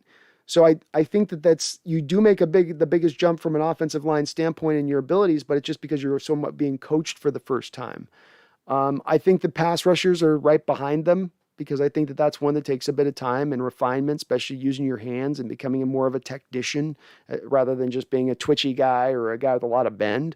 So it's probably right behind. And the difference you could say in defensive linemen is they are being trained in college. It just takes a long time to get good at, rip moves and counters and spins and all that stuff that you bring into your repertoire as a pass rusher. But those would be the two I think that would improve the most. Jose, thank you for mentioning that. Please do hit the like button if you like what you're listening to right now. Even if you're watching on replay, it still does help me if you hit that like button. It helps me show up on all those Seahawks fan channels as we are driving forward, folks. We're right on the edge, right on the cusp of 5,000 subscribers. So please do hit that like button if you could. I do appreciate it. Puna would be the mini fridge. Puna would be the mini fridge, and that's a great nickname, man. Will the mini fridge get the ball? Mini fridge goes up the middle. Mini fridge opens the ice box and puts it down in the end zone. Oh my goodness. They weren't ready for that. I don't know. I got to think about that one. I like it though. Mini fridge works for me. Go Hawks Survive. I like bear fronts. My school runs some of that to play some 3-tech. We really run havoc on the run. Yeah, it does. You put those mini big bodies that close together, and you basically throw the inside of the offensive line from those 3 guys, the 2 guards in the center, Normally, you're able to combo block with two of those guys to set a natural hole just right out the gate. The hole may not last, the hole may not open very wide, but it's almost like a rugby situation, but it's just by sheer manpower at that point, you're creating that hole. Now, if I put in a bear front a man over all three of those guys at that point, they can't do the same thing. They don't have the same thing on their spot. And Lauren Johnson, thank you for subscribing, Lauren. I appreciate it. You are awesome. So they can't do the same thing that they once did in that respect. Now they've got to go man on man all the way down. And now if you're combo blocking, you're going to have to bring your tackles into combo block on the guards to create that same space, which now you don't have the edges that you can play with. Now you're basically forcing offenses to run up the middle on you a little bit, which they're running into a little bit of your strength. That's why I like the bear fronts like you do quite a bit. It takes it to the offense. It puts them on their heels. It makes you as the defense, the aggressor. Drunk Squidward. How you doing, Drunk? I got to say, Achilles Witherspoon looked pretty good in training camp when I saw him. That's good to see, Drunk. I'm very high on him. You guys know that. This is a guy that was 15 points higher than Shaquille Griffin last year by Pro Football Focus. A guy that was coming on playing his best football last year and really tapping into that level of playing. He's not an old guy. He's not a 30-year-old guy. This is a 25-year-old guy. You know, he's a very young dude. Just getting into it. Playing for a contract year this year. He's got to stay healthy. That's a big part of it with him. But he's got the skill set, and he is your prototypical Seahawks corner. He is your 6'3", long, fast, ball skill type dude. You guys are going to like this guy a lot when the bullets get to flying on that one. Y2KHA, so pumped. I love the depth of our defense, deep safeties, corners, and defensive line. Yeah, we got some good depth on this team. Something that's been missing in recent years. That's for sure. FBA, Dose, cut the check. Was at the game, enjoyed it, got heckled by security at the gate for my fanny pack. Hey, are we still hitting on people for the fanny pack? Have we not normalized fanny pack at this point, FBA? Well, that's awesome. You got to go to the game. It looked like it was really fun and looked like a cool environment out there. The players were into it, seeing some of the crowd out there. You could see them juiced up that they finally had some crowd in the stadium again after having a whole last year. You know, that must have been just weird. But awesome. Awesome you had a chance to go see it. Mason says, I expect Posick to play well with better guard play and not having to block for 4 to 5 seconds every play. Me too. He should benefit highly from this new scheme, and to your point, because he's not asked to block as much. And, yeah, he's got some good development now here at the guards. Maybe Damian Lewis can take a step forward this year. And Gabe Jackson, look, he's not as good as he once maybe was in creating holes in the running game, but he's still a very good pass protector in there. He should bring that upgrade over what you had in Mike Iupati before. So that all should help him out quite a bit this year. I agree with you 100% there, Mason. Jace, what do you play on PC? What do you play on PC, PS4, Xbox? If you could play on Xbox, PM me on Twitter, your gamer tag. We can hop on sometime. Yeah, sure. I'll hit you up on that, man. I'm on Xbox only, really. So pretty much all I do.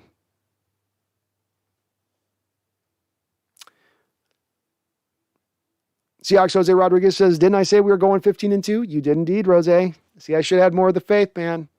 Had more of the faith. I'm in this 13-14 win territory. I got to get up where you guys are at, Jose. Got to get up where you guys are at. I got to figure this out, man.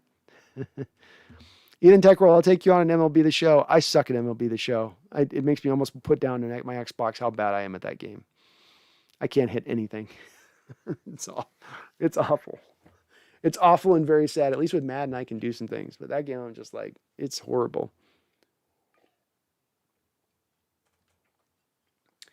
Randall says Corbin Smith had an interesting breakdown of the first 3 in and first 3 out, making the team. Nothing too shocking. Consensus was Rasheem is gone. His pod is nice, fill in between Hawks Nest shows. Oh, that's awesome to hear. Yeah, it's going to be hard for Rasheem. Rasheem's got a tough uphill climb today. He's going into his 4th year, which means even as a 3rd-round pick, you're starting to carry some salary cap on your back end there. You're no longer a $400,000, $500,000 player, which already puts you a little bit on the chopping block. You add in that you got 4 youngsters here fighting it out for what may be really 2 spots. I mean, they're moving LJ to the 3 tech now permanently, it looks like. And I've maintained, Randall, I really do. I really would not be surprised at the end of the day, at the end of training camp here, to see both LJ and Rasheem Green cut at the end of training camp. Wouldn't shock me at all. Nathaniel Parks. How you doing, Nathaniel? Good to see you on in here. Nathaniel says, I know you got over it, but what do you think of the game today? Nathaniel, I think above and all else, there's one thing you take away from this game. The player performances, let's get to the preseason games before we take much from that. the embracing and the trying to hammer home the up-tempo offense is the number one thing to probably lock in on. Defense playing good's great. Running backs looking all right. It's great. Running up-tempo is really the thing I think that we've gravitated towards most in this live stream show today. And in the fact that they're really embracing it because they've been so hesitant to embrace it in full recently, and is something that works so well with Russell Wilson's game and could allow them to tap into a bit of an untapped potential for this offense as a whole. Go Hawks 05. I bet Carroll loved Dunlap. 6'6", 280. You know it. You know it. Jose, he's a size queen. I'm telling you. Carroll is absolutely a size queen. Look at his USC. Look at the USC recruiting program. He wanted to win with the guys that got off the bus. I guarantee it. I guarantee it.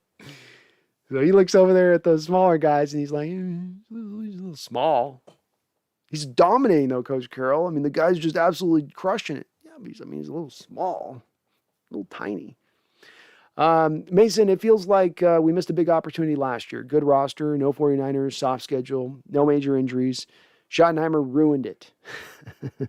Well, we did have some, maybe not major injuries, but you were the 5th most injured team as far as the amount of time lost due to injuries last year. You maybe weren't, setting the league record for torn ACLs, but you guys were missing some games. That part is definitely for true there. But I'm not gonna argue with you on the Schottenheimer and his hand in this thing, and not having an offense, specifically an offensive coordinator that was more modernized. You wanted to try to just get by offensively. That goes back to the hire itself of Schottenheimer and what's been going on the last 3 years and having an offense that's kind of treading water rather than trying to lap people. Randall, Clausen looks like a witch doctor shrunk his head. Exactly. It's like a Maori warrior. It's like one of those things. Daniel Parks, do you think DK is going to be the top paid wide receiver? If so, do you try to pay him before Devontae Adams gets paid? The CBA, Nathaniel, does not allow you to pay a player inside the first 3 years of the league. So even if Seahawks wanted to pay DK this year right now to try to get out ahead of what you're going to have to pay him next year, you couldn't do it by league rules. So you have to wait till after the year, which means, of course, that's going to prop up what his cost is going to be, because what you're worried about, what you're talking about here is you're going to have Devontae Adams' deal done at that point. You're probably going to see another receiver or two also sign another additional deal by that point in time. This is why it's now elevated for me with DK and gone above what I thought it was going to be about a year ago, which would be about 23 to 25 million per year. And it's probably going to be more up in the realm of about $28 million per year. But I would pay it. I would pay it happily. And I think he's going to earn that money and still play well into the future.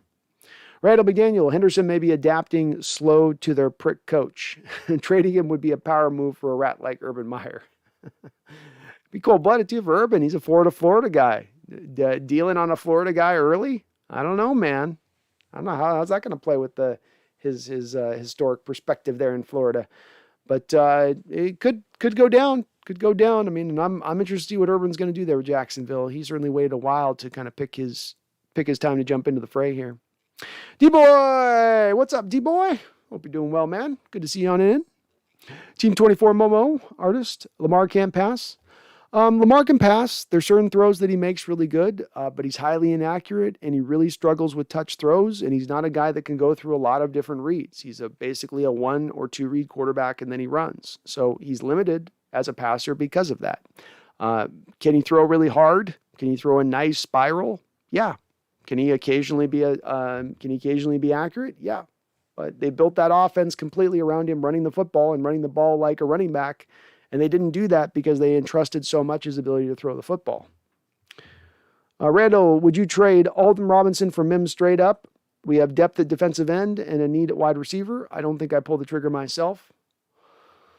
No, but some of that comes to my own, what would I call this?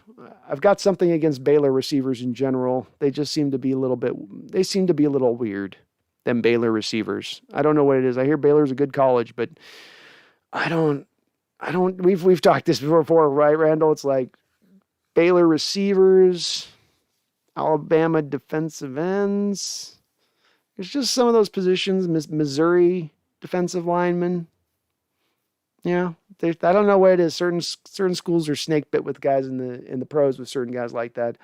I probably wouldn't do it but I also, Randall, I'd want to know a little bit more about what's holding Mims back in New York, and I need a little bit more knowledge about what it is that's keeping him there. They are playing a little more, I think, an offense that's going to be, according to reports that I've read on this, is a little more precise and asking him to do things in a very set way that, is maybe not as much his game. And if that's the case, I might be a little more open to it, where he might be a little more better fit here. But then that, to my point on that as well, is we're going to more of the West Coast offense, which is going to ask our receivers to do much of the same thing he's being asked to do in New York.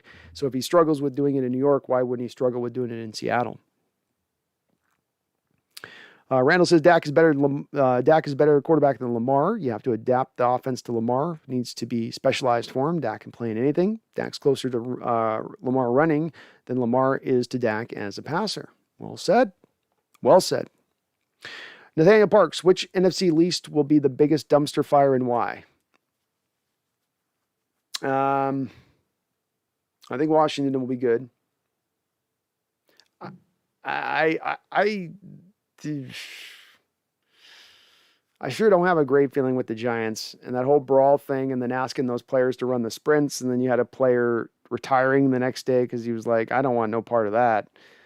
I do get a feeling with them where I'm like,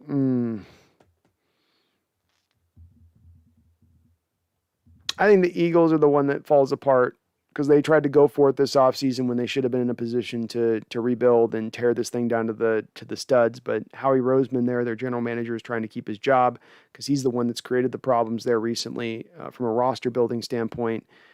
So I would say that they're probably the one, but Giants are right there neck and neck with them, man. I don't have a lot of faith in the Giants either with what I'm seeing with going on there. Then it says, remember, drop a like if you haven't already. Thank you. Please do. D-Boy says, hey, what's going on with KJ, my friend? Seen him in the QFC today. Ooh, I got some D-Boy, some inside knowledge. KJ's in Washington right now. It's good to hear. It's good to hear. Nothing we're hearing so far, D-Boy. I mean, he's met with the New York Giants, by all accounts, went to New York, met with them, came away with no deal. Went to Oakland, met with them, came away with a no deal. Maybe just wanted to go to Vegas for a couple days on that thing. I'm reading it, and maybe it's just my blind trust in this D-Boy that he wants to come back to Seattle and that he's making an appearance of maybe going somewhere else. But at the end of the day, he really does want to still come back and play here. He would just like to see this deal come down the pike already. I think it's held up by a couple other deals that have to come down the trek first, being Jamal Adams' deal, Dwayne Brown's deal, and then I think maybe they get to KJ. But this is all me prognosticating and guessing. So just my guess. Angel Johnson, who is more beautiful, Alicia Keys or Halle Berry? I choose Alicia. Oh, Angel. That is a tough pick. I mean, Halle. I mean, I was just kind of coming into what, my understanding of just my appreciation for the female form right around Halle Berry there in Boomerang. And I was like, I don't know what Eddie Murphy's doing in this movie. You know what I mean? Halle was it for me. I was like, what you miscast this thing.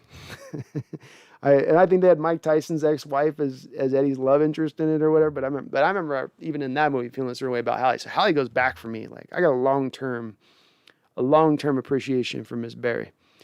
But Alicia, that voice, I don't know, man. It's a good question, Angel. I got to go Halle just because of nostalgia's sake, but I can be talked into it with Alicia too. Randall says Russ pushes 50 touchdown passes. DK and Tyler 20 to 25. I like it. Other wide receivers 4 to 6. Tight end group 12 to 15. Running back 4 to 6. And I think almost, Randall, the biggest fluctuation in that group of potential is the tight end group. I mean, that group could give you anywhere from 6, 7 touchdown catches over the course of the season. They would get up anywhere near to dang near 20, I bet, if they're using them right, if they're really taking advantage. Be interesting to see. D-Boy says Keys, Halle Berry still looks good for her age, but she don't look better than Miss Keys. I can get that, man. And I mean, I think we're talking prime on prime here, by the way, D-Boy. It ain't Halle Berry right now. Nothing went. Halle's still looking good now. Don't get me wrong. But we got to be talking prime on prime. Prime on prime here. Your boy Michael, why do reporters always push us to the side every year? They say we're going to decline, but it just hasn't happened yet. Well, after it happens for a few amount of years, you start to get a little bit rankled by it, don't you, your boy Michael? And you start to feel like, Do you guys want this to happen? Is this what your guys' hope is that we just fall off into the dark and you never hear about us for another 20 years and we become a Cincinnati Bengal-like organization? That is the impression you sometimes get with the way that these media folks cover us, especially when it's an organization like Pro Football Focus that covers us in such a weird, silly way. Where he goes, what are you guys paying attention to here? Especially looking at the defensive side of the ball and what we've done on the defensive side of the ball. I mean, they should be all over our defensive moves because they're driven, if you look at it, through a lot of the analytics that they purport to say teams should be paying attention to. So I don't have a good reason for it other than that at this point. Maybe it's just having years of seeing it happen over and over again. Of course, I've said I think that they look at us as Southern Alaska and we're in that column for them and they can't get out of it. It is annoying, but again, I also follow this up with saying, Jabal Moeko, I like being the underdog. I like people selling low on us, forgetting about us. We just sneak up on them and suddenly take the Lombardi without anybody knowing. Nothing wrong with that. Randall says, I think the media is lazy as a whole. They forget about Seattle tucked up in Southern Alaska. I say, Randall, we're always of like mind on this, man. Angel Johnson, nope, Alicia Keys is way finer than Holly Berry, especially with her braids. Like I said, Angel, I can understand it. I mean, both of them are dime pieces. You know what I mean? Like both of them are dimes. So when you're talking about dimes, like it's like trying to parse between two Hall of Famers. You know, like it gets tough when we're getting down to that nitty gritty. Seahawks Network, never forget Drew Nowak laughing out loud. The first couple of games of 2014 were a nightmare on the O-line. They were. There were some dark years on the offensive line from 2014 all the way up to, I would argue, probably about 2018 or so. Some really dark years. I mean, that's where Russell took the most and the majority of his pounding during that time period. And yeah, it was built largely on the fact that you just did not put enough talent on the offensive line. You literally were sticking just half-dead corpses who belonged in The Walking Dead instead of getting really some talented guys out there that could get the job done. And you put a whole offensive line together where every one of your offensive line members was first and foremost a run blocker and a pass blocker second. No wonder you got your quarterback beat to hell. Randall McDaniel says Hallie is an actress, which means she's crazy. That makes her hotter. Hey, that's it. Hey, Randall might have the equalizer there with that one. I'm just gonna say he might have the equalizer. But again, I'm a Hallie man. I'm a Hallie man. D-Boy says everyone hit that like button. I just did too. Thank you, D-Boy. You're awesome, man. I appreciate it. Randall says Catwoman Hallie was smoking. She lost me a little with Catwoman. She was no Michelle Pfeiffer with the Catwoman thing. But she was fine in all her other stuff. That one was a little weird one there. Avery Allred, I miss Malik Turner. Do you, Avery? You might be the only one on that one. You might be the only one on the Malik Turner love there. I wonder where Malik is. Where is Malik now this day and age? Seahawks Network, injuries are always a possibility with Ivan the Terrible with the team. Potentially Seahawks Network. Or maybe Ivan. And finally this year beat the team to pulp. So they are ready to take Super Bowl. Have you considered it this way either? Randall McDaniel, pretty sure 85 Bears, close to 70 sacks. Yeah, we got 72.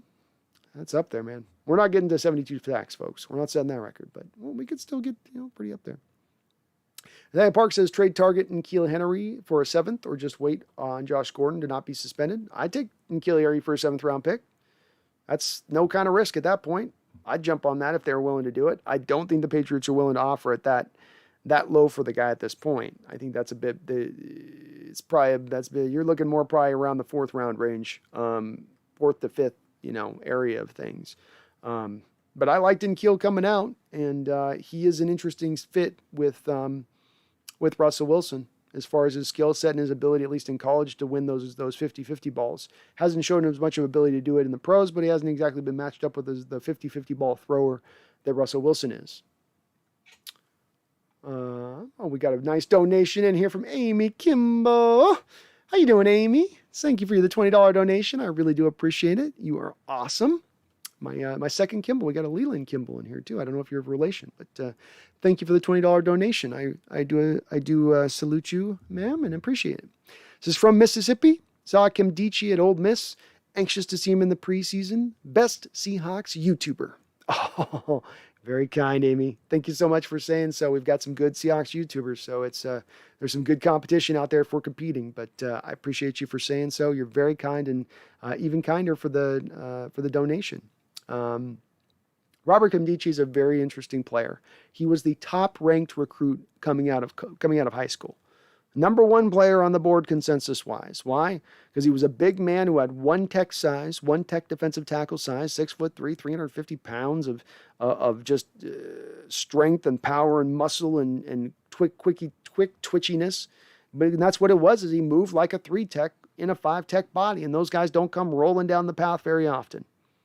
He was an equivalent talent at the defensive tackle and what he brought to bear as far as talent as Jadeveon Clowney was, and it's no coincidence that they both went to the same school, of course. He's got a lot of talent in that gas tank. Can he tap into it? Is his head on straight? He's talked about needing to take some time to grow up, taking some time to realize what a privilege it is to play football and to understand how many limited chances he has left. And if that range of motion exists inside him to tap into that, you're getting a guy much like I've talked about with Aldon Smith. It's very hard, as we've seen through these years, to find guys that are this talented. We don't pick in the top 10. We don't pick in the top 15. We don't pick in the top 20 of the first round. We've got to be more creative in how we find these guys. You've got to sometimes pull them a little bit off what might be perceived of a little bit of a scrap bin and go through a couple of them. And if you can unearth a few at the time where you're able to tap into that potential, you can really help take your defense to another level. And Robert can do that because he can be that 3-tech that we don't really have on this roster. Puna's doing it, but Puna's been really a 1-tech throughout his time here. You don't have really a pure guy that can get it done there. And that guy's got the talent to do it. He's got the makeup to do it. He can give you a stack front where he can essentially be your guy who comes out there like you used to on early downs as 2 1-techs, 2 big bodies down there just to plug the run up in the middle. And then you go to the NASCAR, which would be 2 3-techs on passing downs. He could do them both. You wouldn't have to rotate a guy off the field at that point. It's just a matter of, can he tap into it? And that's the part we're going to have to see through the preseason and what he's done, what the coaches see in him. Chris Braz. Sorry, how you doing, Chris? Do you know what the fate is of Aldon Smith is going to be for this year? Legally, I don't think we're going to know anything as far as having any sort of finality as far as he's concerned this year, which maybe the commissioner's office waits to rule on him and put down any sort of suspension until they get a little bit more from the law as to whether or not this is going to be prosecuted, as to whether or not he's going to be guilty. I think that could be the way it plays out. The reason I can't say for sure it'll play out that way is because the commissioner's office is very arbitrary in their decision-making, and they can decide at any one given time to suspend a player, put him on the commissioner's exemption list, take him off the football field, and they do it at random moments. There's not always a lot of method to the madness, it seems like. So, we could not hear about anything throughout all preseason, and Alden's doing fine, and we think he's going to be playing week 1, and then leading up to week 1, the commissioner's office says he's out the first 8 weeks of the season. My prediction is probably an 8-game suspension. I don't know if it happens this year because they might wait on that legal aspect of things, but that's kind of where I lean to where it's probably going to come down to. If we can get him for a full 16 games, that'd be great. But you can't pull much out of this because the commissioner's office is so random about when they decide their fates on this stuff, as we ourselves saw with Josh Gordon.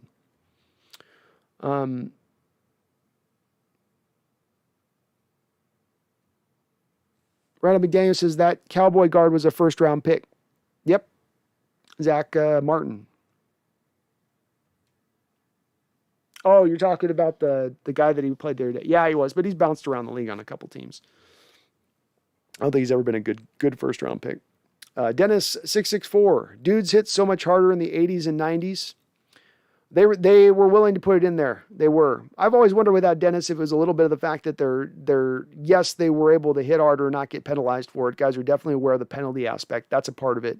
Part of it, too, I wonder, is if having those bigger pads, you were willing a little bit more to throw your body with a little more reckless abandon. And you see some of these guys with those pads, and especially those shoulder pads, get like up over their actual shoulder. And you go, man, how much protection are you getting there on that? I know that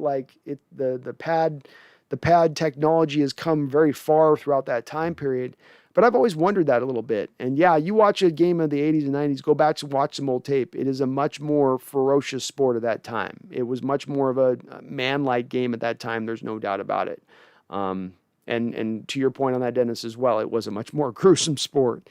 There were some hits that you just went, man, that guy he definitely got That's definitely some concussion. That's definitely he's not even able to walk. Okay, there's blood coming out of that. Oh God. Okay. All right. He's just gonna. Legs gonna twist. There's some of those hits, man. Your boy Michael. Yeah, Jamal loves being here, so I see it happening. I do too. I think he wants to be here. Chris Braz says anything but the Jets.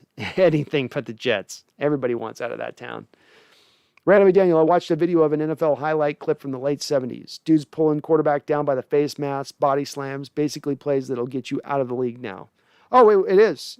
You could watch probably every given week you were having a collection of hits that today would get you suspended for multiple games if you did it. And yeah, forearms, like they would put forearms up into guys' masks. I mean, it was a brutal game to watch back then. I mean, they had no care in the world about hurting the opposition. And again, I think that was, there's a part of that that's the purity of the game. There's a part of that some of us old heads miss as it's starting to get legislated out of the game. You can understand why with the head trauma stuff that goes on and what we're learning now more and more about. No, you don't. No, you don't. I don't care. You're not going there. What we're learning more and more about these guys and the problems that they have after they retire and why you need to make the game a little safer. But there was a violence that ramped up the intensity, that then ramped up the viewing experience at times, and watching those guys just run into each other at violent speeds, violent speeds without any care. D-Boy says, who's going to their first Hawks game? That's right, D-Boy, you're going to one too, aren't you? D-Boy says, Brandon, who's your favorite player right now? And just in the entire NFL or Seahawks? On the Seahawks, my favorite player right now is, who is my favorite player on the Seahawks right now? I'm probably liking DK right now as the guy that I'm kind of gravitating towards. I like the way he plays. I like how he's on the rise. I like that we don't know how great he potentially could be. He's the guy that probably, at least on the Seahawks right now, is my favorite player to kind of watch and him go about his business. I'd have to think about league wide, who's the guy that jumps out to me. If there's a guy in the league that I really like watching a bunch, I think. Somebody who I like above anybody else. I don't know. I have to think about that. But I think DK on the Hawks would be my guy. Jaboy Michael, we have the third best betting odds to win the division. I might make that bet, Jaboy. I'm going to do a little bit of betting this year with everything getting legal. I'm going to play a little bit with it. See how I can do this year. But, yeah, I think I'd take that. Jay says the Seahawks should try to lure Mike Pouncey out of retirement to play for the Hawks. I'd be open to it, Jace.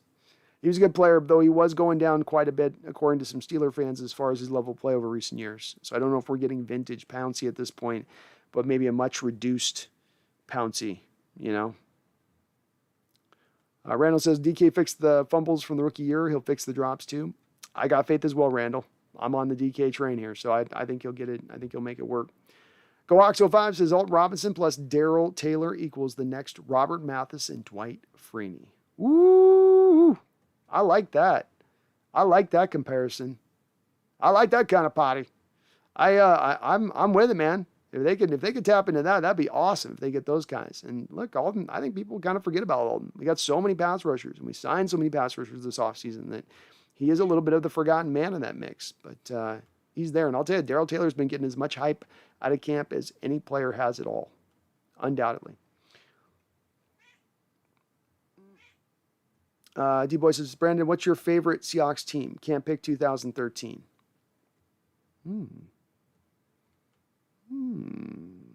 Good question then. Can't pick 2013.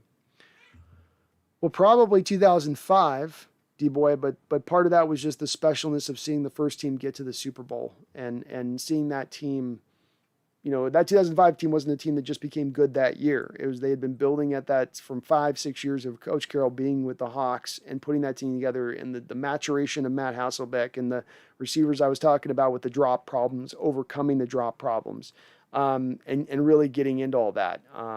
Tough in the way that season ended, but that was a team that I really enjoyed. I would say it's between them and probably the team, I think it was 88 that won the division. Like one of Largen's kind of last grasp there. That was a really fun year to watch. I think it was 88. I'm getting old, so these years all start to run together after a while. But 88 was a fun one. You won the division, I think, as like a 9-7 team. I believe you ended up playing the Bengals that year. You would have had to play the Niners in the Super Bowl if you beat the Bengals, which would have been a tough task. That was vintage Montana, Jerry Rice, Lott, all the whole crew. But that was a fun team too. So 05 or 88 are the two teams probably that to me I enjoyed the most. Kind of watching outside of that 13 team.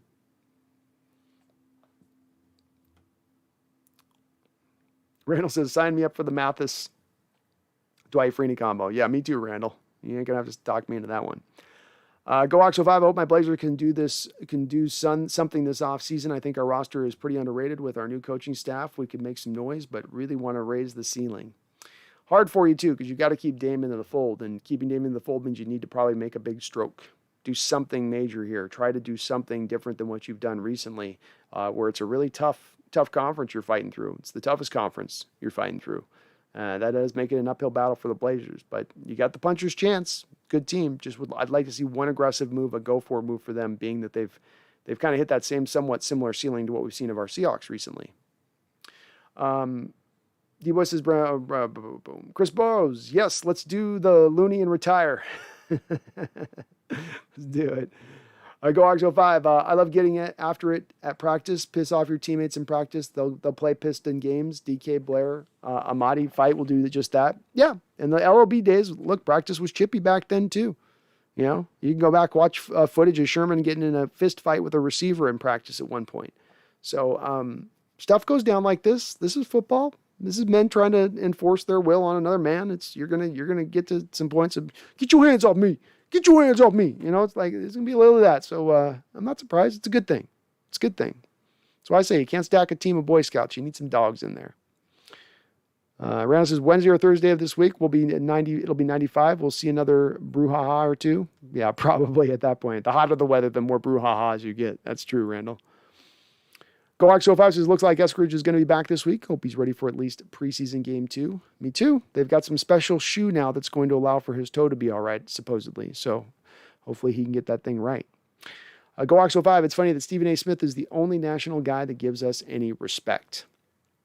Yeah, and I think he does that really on the back-based, really. He's got a lot of respect for Russell Wilson, and I think he does it on that. But he is one of those guys who's really trying to call out some of the national media out there when it comes to this and saying, why is Russell Wilson not the guy here? Why are you guys selling on him? This is the team that won that division last year. Not your Rams, not your 49ers, not your Cardinals. You talk to me all day about up-and-comers. This is the team that's done it. Got to give Stephen A. Smith credit for that. He has been one of the few that's getting it, in my opinion, right. Nathaniel Parks, I still question your analysis with Trey Brown. I just don't understand what you see in that guy. Forsyth and Eskridge, I agree, and I even watched your breakdowns on these guys. Well, I don't know what I could present to you on Trey Brown outside of what I saw. He's a 4th-round pick is the first thing that I'll point to. So while I am relatively high in him, Nathaniel, as a guy, I think we got to put in perspective where my high range is at on him. I don't see a superstar in Trey Brown. I see a guy who can be a league average to maybe even a slightly above league average corner on a rookie contract, a 4th-round rookie contract, and that has value for me in this league. As I've said many times, I don't need stars at my corner position when in the 4-3 under scheme that I'm running that predominantly plays cover 3. It's wasted motion. And it'd be great to have if I can find lockdown corners for the cheap, great. But I'm not going to make it a priority. When I look at Trey Brown, I see a guy who's got a lot of the attributes in a corner that we have had seen success in this scheme in, being he is feisty, he is willing to tackle, he's got that little bit of attitude you look for in Seahawks defenders in the past. That's going to gravitate towards me with him as a player. And watching games and back-to-back games with him, watching him play whole games back-to-back, quarterbacks did not test him in college. And one of the things I'm seeing with good cornerbacks in college is that first and foremost, you need to have quarterbacks being unwilling to test you. That right there is an indicator to you of the fact that they're a little bit worried about you, that they don't want to go your way because they're not sure about what they're going to get. And he's got that right out the gate. But then he's also able to be physical, carrying guys up the field. I think that that's going to help him with being a little bit undersized, is that he can counter that by being physical and still pulling that off. Yeah, he gets a little handsy and grabsy on his college tape, so he's got to clean a little bit of that up. But again, just to put him in perspective on this, Nathaniel, I like him through the lens of I captured potentially a starting cornerback in the 4th round.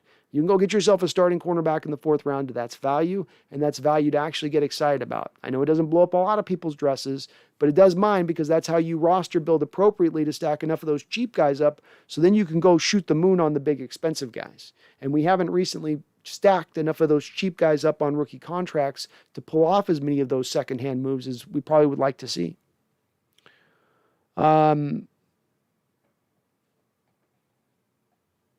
Even Deck World, recently the 49ers have done really well against the Rams. Since we are bringing in an offense more similar to the Rams, do you think the 49ers would be better against us? But potentially, I guess. Maybe. I think it more comes back into effect of I tend to think that whatever reason Shanahan's in McVay's head just a little bit. But the other thing beyond that, whereas I think we're getting a little bit of the better of the Niners recently, but some of that is personnel as well as being you're winning on X's and O's. Sometimes you just have bad matchups from a personnel standpoint. I think we match up well against the Niners. I don't think we've always in the last year or two matched up as well personnel wise with the Rams. So it can kind of change team by team with that type of situation. I don't think so. I really don't. I think we're going to still maintain the advantages we have to a small degree, but we'll see. I don't think, too, we're going to throw everything away that we used to do before. I think we're just implementing stuff more that we didn't have in the offense before. So you're going to see a little bit of not just one, we were all this, now we're going to be all that. We'll be mostly now all that with still a little of the before, being the big shots and the scrambling around and that stuff that probably gave the Niner defense problem, as well as I don't think the Niners defense is going to be as good this year, specifically their secondary. Ian Peterson, just joining, honest thoughts on Cade Johnson. I got a lot of hope on Cade Johnson, Ian. I did a video breakdown on my Seahawks scouting channel here on YouTube of Cade. He's a guy, to me, he's got the gait, like the way he runs a lot like Tyler Lockett, but he plays football in the receiver position a lot like Doug Baldwin. Doug was really great off the snap. Doug's superpower was basically his first step quickness off the snap, his ability to juke off the snap and create early separation in his route. Cade can do some of that stuff similarly, but the thing that is really Doug-like in his game is his ability to read zones and to sit down at the appropriate time and he'll stutter his route so it's not all just one speed. He's not always running full speed at you. Sometimes he's going to set you up and he's going to be a thinking man's receiver to a degree. So I like that with him. That natural feel shows up on his tape over and over and over again, which has made me believe for a while now that he would make the team. Now, Penny Hart's pushing him. Penny Hart's been on this squad for a while now. Penny Hart's had a chance to really, show out a little bit. So, Penny's going to make it hard for him. But with that said, too, there's not a lot of other guys behind them. You get from the back end of our receiving core right now being Freddie Swain, Penny Hart, and Cade Johnson. It's kind of a big drop now once you get down to John Ursula and the like below them. So they're, Weddington and whatnot. So I think there's a great chance he makes the team. I don't expect Tyler Lockett. I don't expect Doug Baldwin as the player he's going to be. But I think he can be pretty effective for you, and I think he can be maybe a decent slot guy for you. We do need to see a little preseason game with him because he does come from lesser competition out there in Dakota. But what he showed on his tape, good ball skills, great route runner, smart route runner, great off the line of scrimmage. I love those aspects of his game. And welcome on in, Ian. I'm glad you like the video in the background, man. I'm always trying to find some stuff I can put in the background that might make you guys laugh or just interest you that won't get my monetization claimed. Mark Capricorn, I'm going to be double nickels here on the 28th and never been to the Seahawks or any other NFL games. That's just sad for me. Mariners games was okay, but been a Hawks fan since day one. I'm glad it sounds like you're going on the 28th again. That's awesome, man. You got to check out a game, Mark. And I'd say if you check out a game, go whole hog, get down near the field, because once you get up to the 300 level, it is a little high up there. But get down the field, watch a game, get in that environment, especially with fans, man. It's such an amazing atmosphere. There's no place like it, in my opinion. I've been in other stadiums in the NFL. Nothing compares to CenturyLink. Nothing, or Lumen Field. It's going to take me a while to make that transition.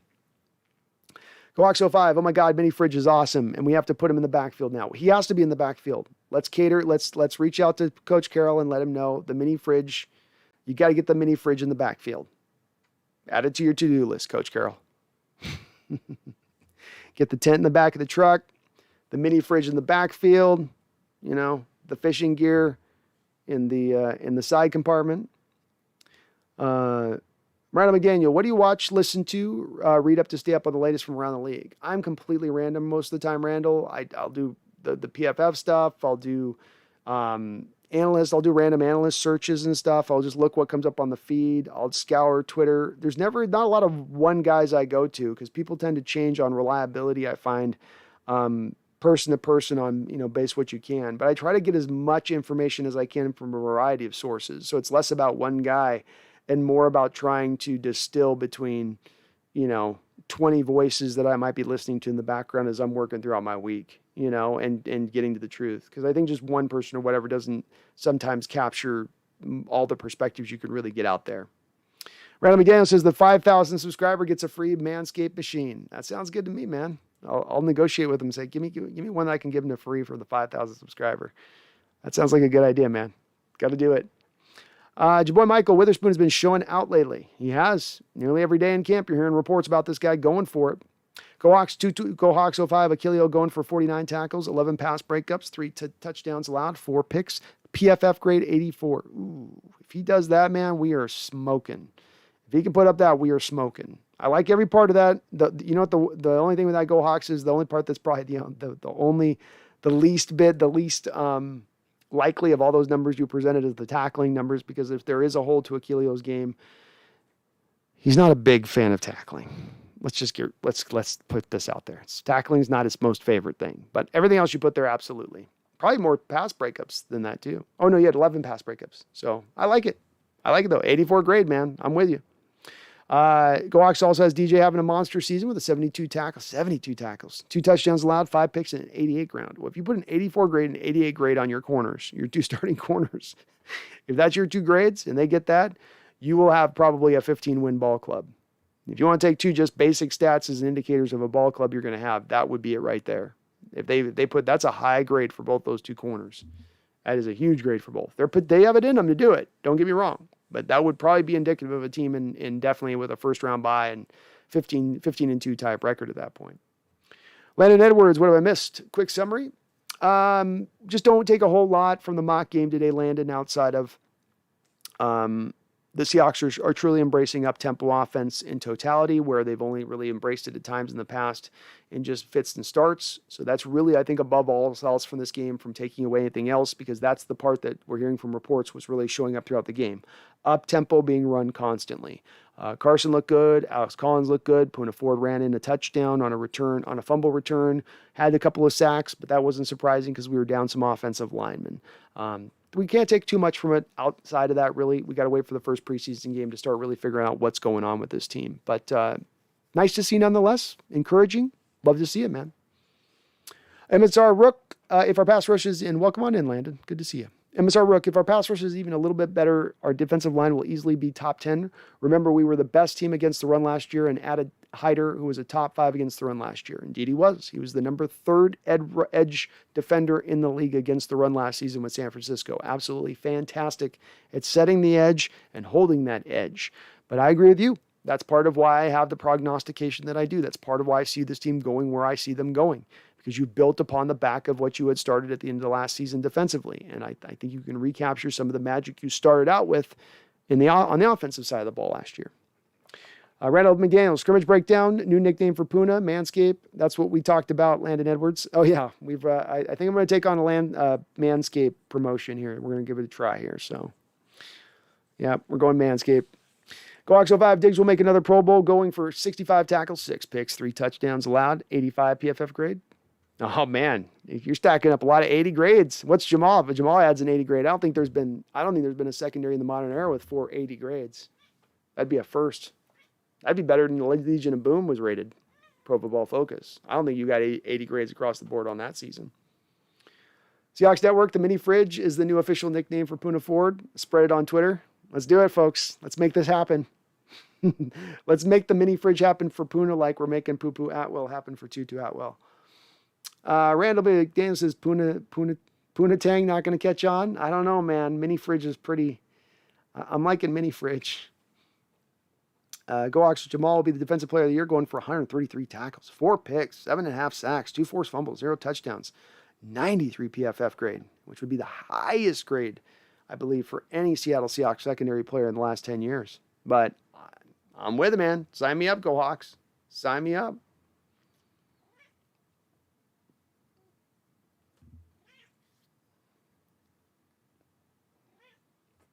Randall McDaniel says, was thinking about Pete's USC teams. Lots of talent, obviously, especially at linebacker. What's odd, I couldn't think of any corners that stuck out as guys who balled in the NFL.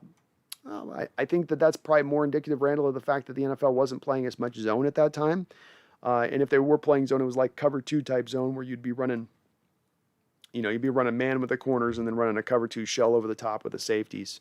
And so there wasn't as much of an easy transition for those corners to come to the pros because you didn't have Coach Carroll here, and not just Coach Carroll. You didn't have Coach Carroll and Gus Bradley somewhere and Dan Quinn somewhere else and this former defensive coordinator over here. So you now have a lot more teams running the scheme, a lot more potential bites of the apple to get drafted if you're that type of cornerback, where if you weren't before, you weren't going to get picked because a team running man-on-man had no use for you. Blitz-heavy man-on-man scheme was going to be like, I like your build, but it's just not going to work. Going on top of which, I think even back in the day, he was leaning towards starting to gravitate towards a little bit of the bigger cornerbacks and what he was recruiting, which was also a little bit passe in the NFL at that time. D-Nugget, I thank you for liking the video, but I thank you especially for your donation as well, buddy. My OGs. Brennan Eichrick says it's almost time for that first game. Let's go. Let's go, Brennan. Let's do it. GoHawks05's got Taylor going for 55 sacks, 55 tackles, 5.5 sacks, and 7 tackle for losses. 1 pick, 2 TDs allowed, 77 PFF grade. Yeah, you got a dominant defense going there, Go Hawks. Dominant defense. Jay says we should sign Larry and Gordon. Which one's the Larry? I'm on board with Gordon. I forget who you're meeting on Larry.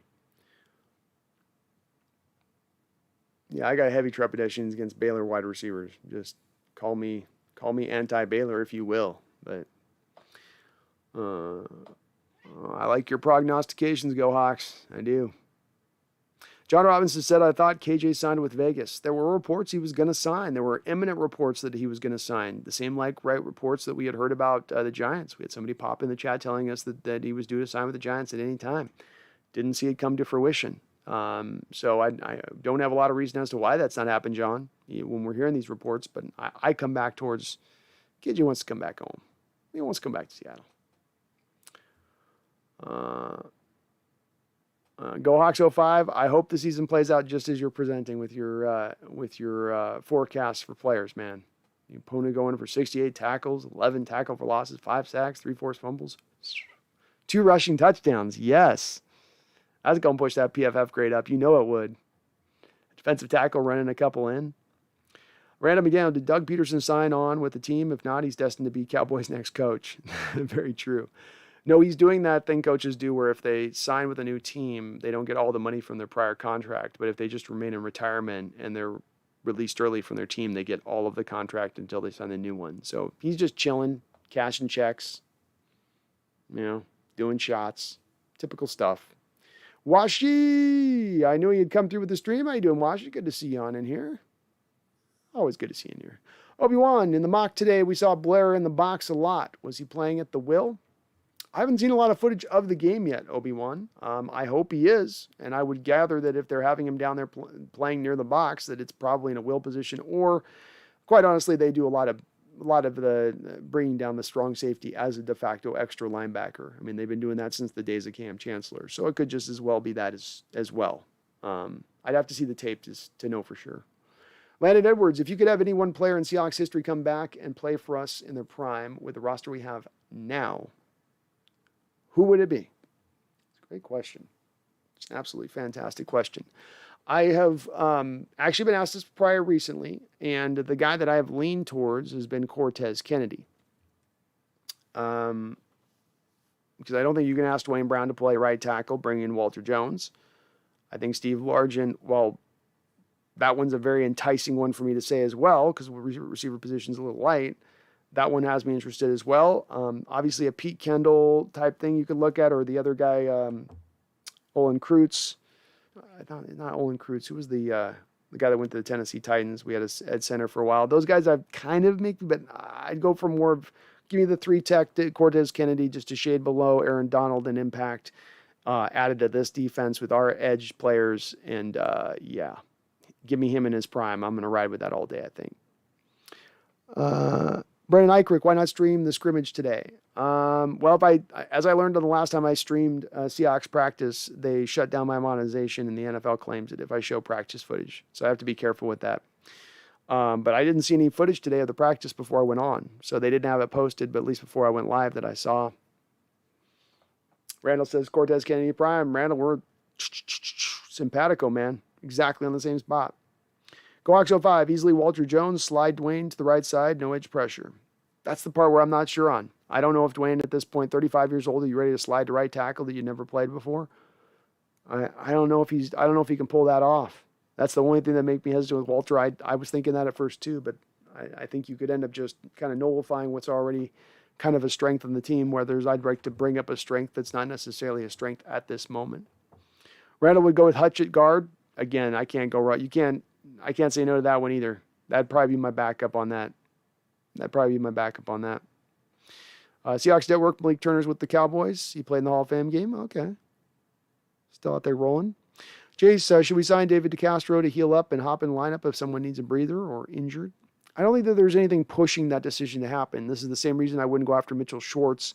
Both of these guys are in a state of needing to kind of heal up and get themselves right to see if they can even play again. I mean, both might need to retire at the end of the day. So that just leads me to believe that, you pass on them, you go a different direction and or wait on them to see if they get better as the year goes on. I want to see them healthy and ready to roll before I actually sign them and take a risk, because they would, I believe, take a roster spot. Landon, can you imagine DK, Tyler, and Largent? I think the three guys that would have me in there, it would be Cortez, Hutch, and Largent would be the three that I think I would most want to add to the roster, not necessarily in that order, but those would be the three enticing possibilities for me. Randall says, did Malik Turner drop a third down pass in crunch time? Yes, he did. Oh, do you mean in the Hall of Fame game? Goaxify says, imagine playing Derrick Henry in high school. Well, that would be probably the week that I would develop a weird stomach cold that would last just through the game that we played them, and then I'd be 100% healthy. Tim Jobs, you guys might go from first to worst. No, we won't, Tim. You know we won't. Just my opinion, you guys might just stay worst. Good one, just opinion. Oh, that's awesome. Randall says, Malik Turner's drop sticks in my craw, but nothing bugs me like Hollister getting punked at the 0.5 yard line at home for division title. Because you're probably thinking with both those two guys, we should have had a more talented guy out there. We should have a guy that could be a little bit better to get that little bit more further we need to get in that particular season. And I think that's why at least that's why it bothers me. Maybe I'm projecting there a little bit.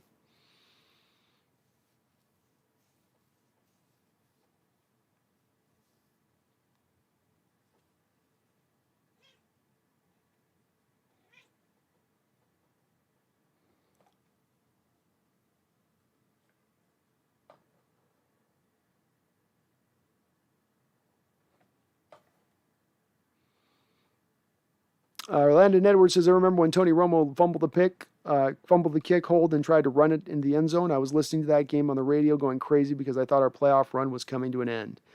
Remarkable game. Yeah, we've had some crazy ends in Seahawks history with field goal kicks, being the Romo kick there where it was just a short little kick, easy kick, should have been a no-brainer. And then, of course, the Minnesota Viking game a couple years ago in that startling cold weather.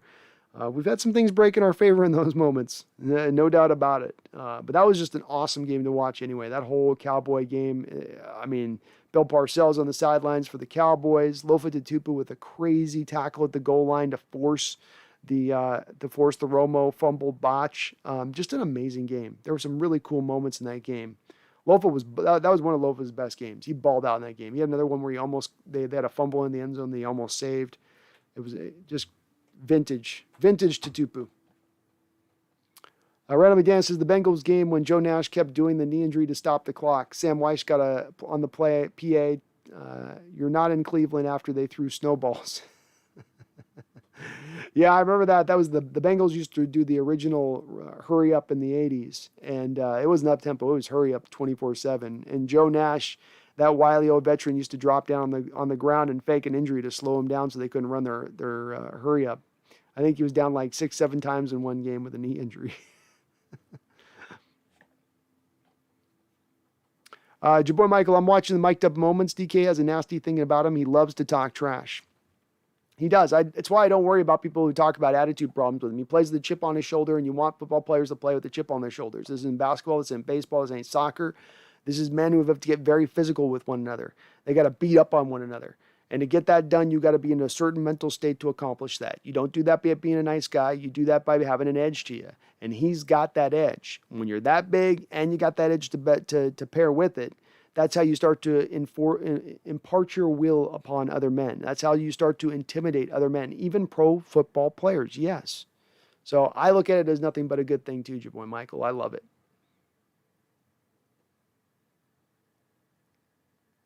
I don't know, Tim Jobs. I can't go with that list of number ones. I can't. T.O. at number 3? No way. Chris Carter number 4? No. I don't put Chris Carter over Larry Fitzgerald. No way, no how. No way, no how. And no, Antonio Brown's not above Steve Largent. And Largent's above Don Hudson. Largent's above Julio Jones. Largent's above Marvin Harrison.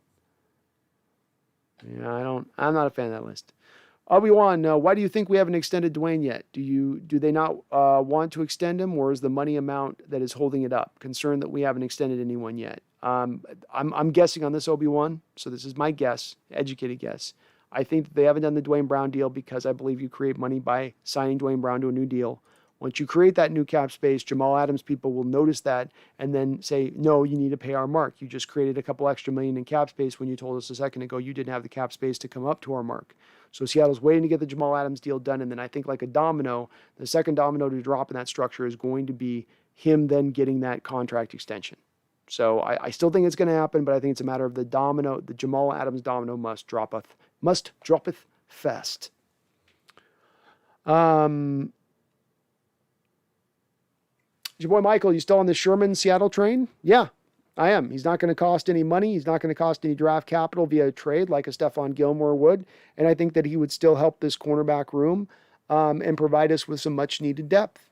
So I'm still in favor of doing it. Yeah. I'm all in those kind of moves, your boy Michael. Low risk, high reward, low cost, no draft capital via a trade. I'm usually going to be willing to sign off on those type of deals because you can always get out from under them at any time with no sunken cost really associated with it. So I'll usually always be on board with those type of deals.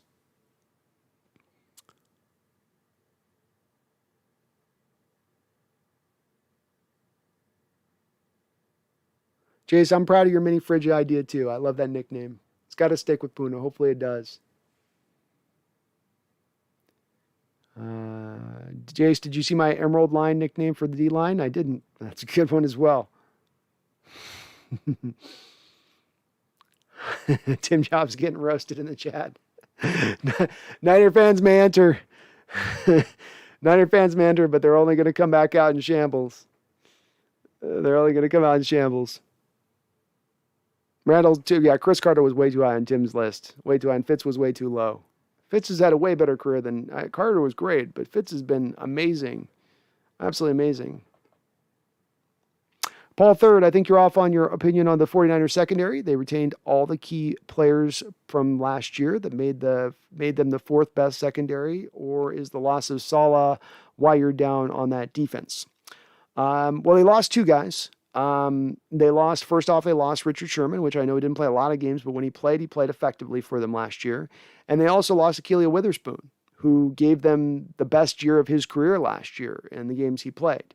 They are very reliant on a guy named Jason Verrett to be the linchpin of their defense. And to your point, he had a great year last year, rated very highly by Pro Football Focus.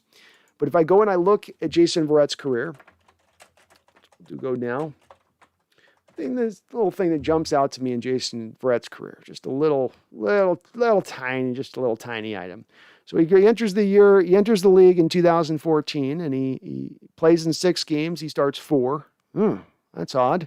First year, not doing too well with the injury front. Next year, does pretty well. Plays in 14 games, starts 13. Then the next year, he plays in 4 games, starts 4. The year after that, he plays in 1, starts 1. Then the year after that, he plays in 1, starts 0. And then last year, plays in 13 games. So the first time in 4 years he plays more than 10 games. He's been injured in every single year of his career.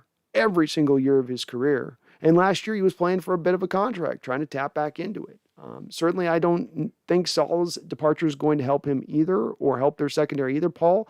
I talked to Last Second Sports Channel, and the thing that they reference is that they're going to more man-on-man. They're moving away from zone to more of a man-on-man based scheme. Well, when you usually do that type of thing, you now need to change the allotment of your secondary with that.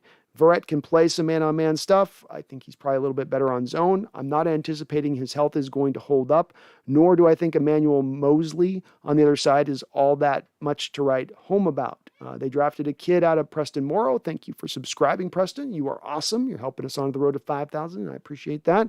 They drafted a kid, I think, Ambry Thomas out of Michigan. I watched a lot of his tape because we were looking at cornerbacks for us coming into the draft. Wasn't really impressed by him either. So when I look at their secondary, certainly they've got a fantastic, one of the best safeties in the league on one side with the guy that I can never remember his name, but he is awesome.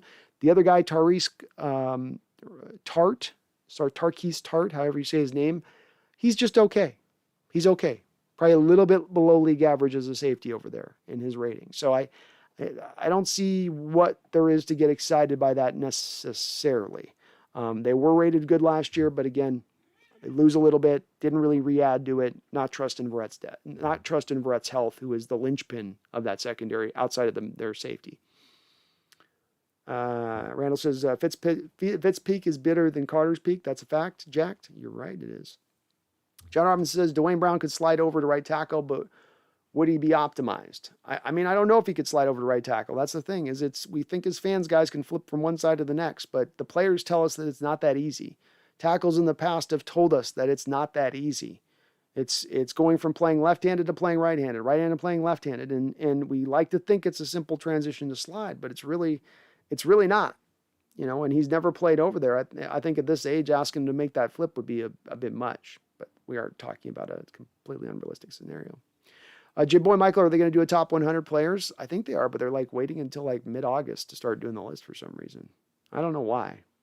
NFL's so weird about their stuff on that. MSR Rook, maybe Golden Tate in his prime or Doug. Did I miss him on that?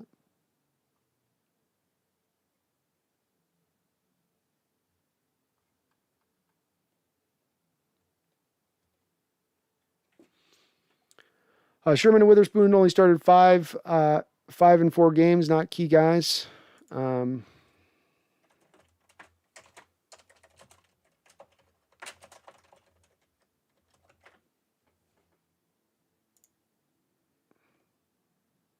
Oh, you're right. He only started 4 games. He had a lot of playing time. And again, it's between the two of them, you're losing something and you didn't add on top of it. So even if it's a marginal loss, it is you taking a loss back. As well as I think the last year's a little outlier for them in play. I don't necessarily have a ton, Paul, to back it up as far as to say I can equally point. I don't know what it is in their play that would vault them to be top 4 in the perspective they're not that talented and they're not that good back there. Again, though, I don't think Verrett, being that you look at the 6 years of his history, is going to be a guy that's going to hold up back there and give you the level of play, give you last season, or remain healthy. And once he drops out, once Mosley drops out, they get really thin on the back of already losing some depth this offseason. So that's mainly where I sit with why my determination is there with it. I don't think a safety alone makes your secondary, though he is a very good safety. Randall, if Brandon made a top 10 worst post, Tim Jobs would fill 10 spots. See, Tim, I can't put T.O. at number 3 either because you're putting a guy who wrecked 2 locker rooms of 2 winning franchises in his time, at least 2, if not more than that. So no matter how productive he was as a player, that's got to knock him down a mark when there's other receivers who can match his productivity, but they did not tear down locker rooms. Randall says the fact Tim Brown and Largent caught 100 touchdowns in the era they played in should be considered. Yeah, people have a hard time without Randall because they just don't consider that stuff like they should. But I agree. That's why with Largent, you always have to pay attention to the key with Largent and understanding his greatness is to understand that when Steve Largent retired, he'd taken all of these assembly of records that had happened by a variety of different guys. A catch in every ball game for a certain amount of games, most catches all time, most yards, most touchdown catches. These have been collected by a variety of different guys, and he set all the marks. He put it under one banner, Jerry Rice came along and obliterated that after him on the heels of playing in a pass-first offense and a more pass-happy NFL. But doesn't mean that Largent shouldn't still be appreciated for having all those marks when he did retire and considering it as part of where his greatness ranks, historically speaking. SMS Carpenters, Russell Wilson will restructure and we will keep Dwayne. KJ and Jamal also gets paid. Yes, SMS, I believe that that's going to happen. The thing to remember with SMS is that Russell doesn't have to restructure. Within the components of his contract at any given time, you can convert his base to bonus, and that saves you $10 million immediately off the cap. Seattle's currently sitting with about $8 million of cap space. That's $18 million of cap space. I do think as well you're going to save some cap money when you do sign Jamal Adams and Dwayne Brown to new deals. That'll put you somewhere in the neighborhood of about $20 million in cap space at the end of the day. So he won't even need to really do anything to get that deal done for Dwayne Brown.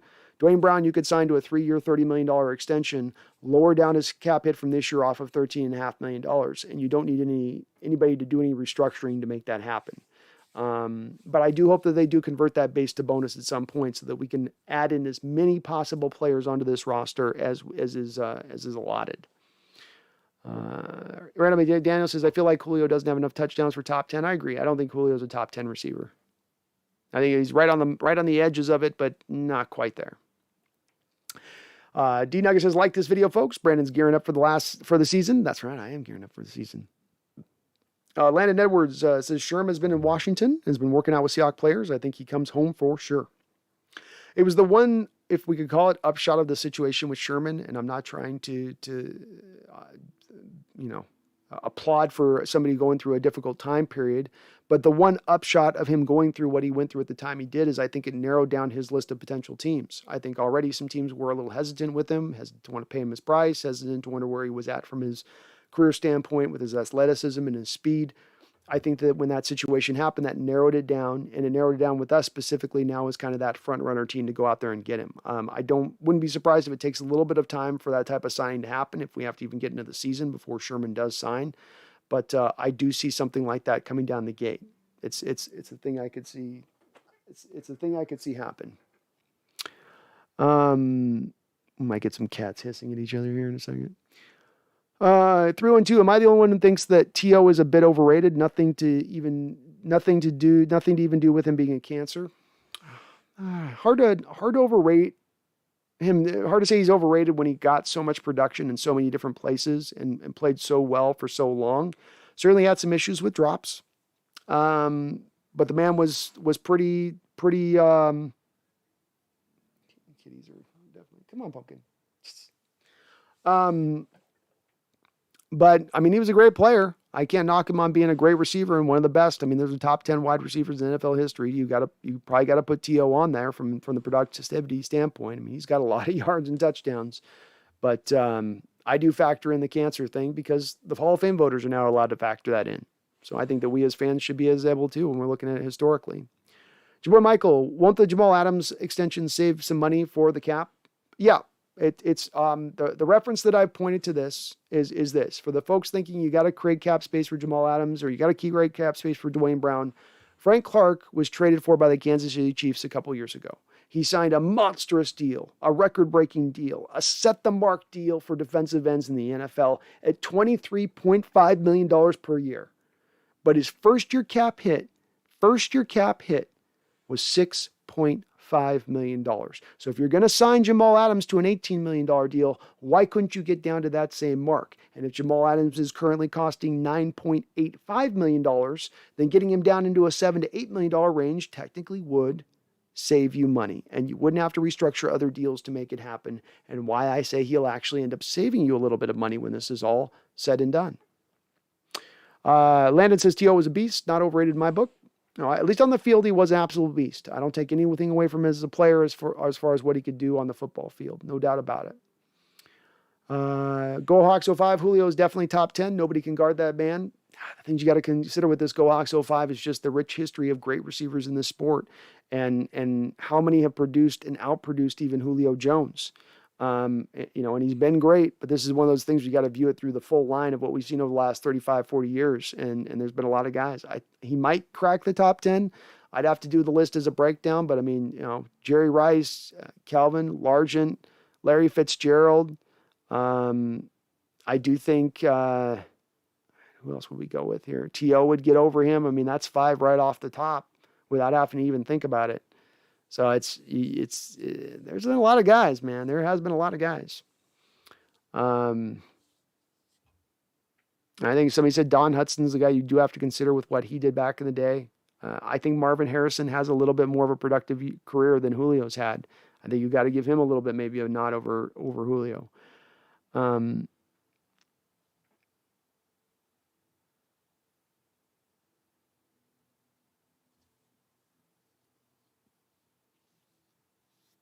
that is true. Julio is a little light on his touchdown catches. I mean, that's the one place where he's not gotten in, and it's the place that probably is different from him from other players who have similar yardage marks like a T.O. or an Antonio Brown or the like down that path.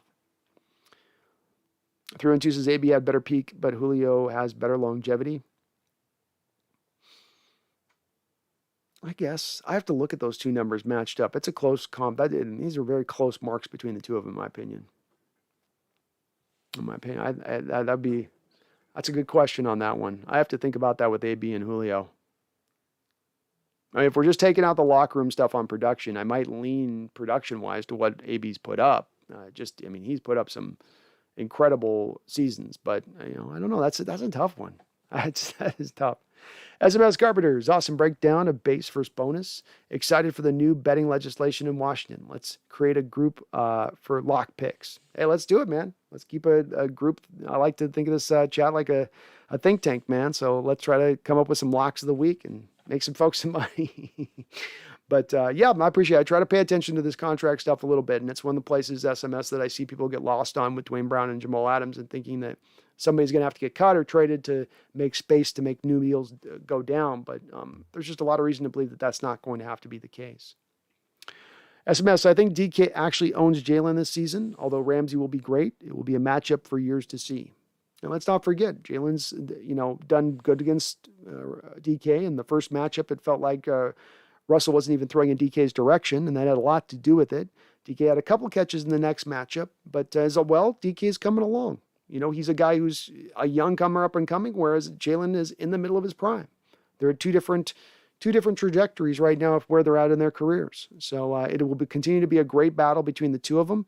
DK has gotten the better of him a couple times. Remember the deep ball he caught on Jalen Ramsey in his rookie year. But it's a fun matchup to watch between two of the best in the league. Randy Moss would be there as well. So that's 6. 6 with Harrison 7. So Julio would have to get in my top 3, and he'd have to be over Antonio to probably do it at that point. I don't know. They're into Paul Third. If you had to guess, what numbers do you think Penny hits this year if he stays healthy? Is he still the clear-cut running back number 2, or is it Dallas? I think he's the clear-cut number 2 running back right now, ahead of Dallas, and far ahead of Dallas. I think DJ Dallas and Travis Homer are fighting with Alex Collins for the 3rd running back role. And it's a brawl out between all 3 of them. And Travis Homer's been a little injured, so he hasn't got on the field. And we'll see what Dallas is as far as his development's concerned. I would put Rashad Penny over 500 yards on the ground this year. 550, 600 yards on the ground. I've got Chris Carson under 1,000 yards this year. I think they find more of a rotational basis between the two guys, especially with as much up-tempo as they were going to run, which is going to tire out running backs quicker, which gets your backup off the bench that much faster. I've been high on Penny for a very long period of time. The thing that really owns me on this, Paul, the thing that to me separates as much as anything else with this situation is the fact that Penny's finally now going to be into an offensive scheme that's going to fit his skill set, being the outside zone and his ability to get out in space and get a lot of chunk plays as long as you can get him out of space and not have him hammering up into the A gap over and over and over again, which is what the Seahawks have done traditionally with Penny a little bit too much, in my opinion.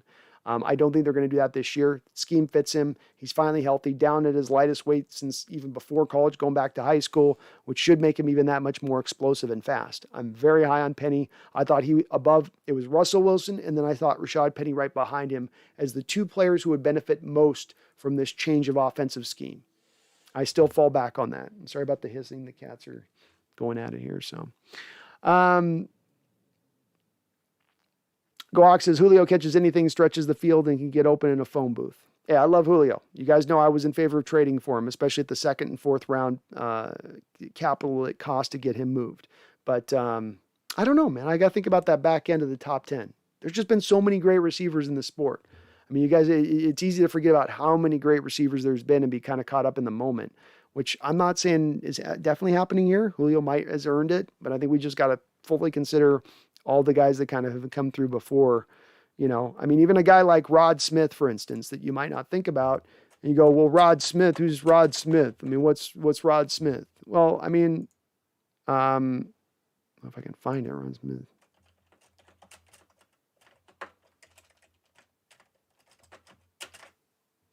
Can't even get to Rod Smith anymore here. So you take a guy like Rod Smith, who had 11,389 yards, and he also had 68 touchdown catches. Okay, well, let's look at Julio Jones. Okay, so Julio Jones has got nearly 13,000 yards and 60 touchdown catches. So he does have him beat. He definitely has him beat. So maybe that's, again, to more of your guys' argument, the guy that he does deserve to be in the top 10. He certainly puts up prolific numbers up. I'll look into this. I'll get you guys an answer for it next stream when we look at it. I'll look a little deeper in my top 10 list and who it'd be. It's a very good argument to be made on both kind of sides, I think.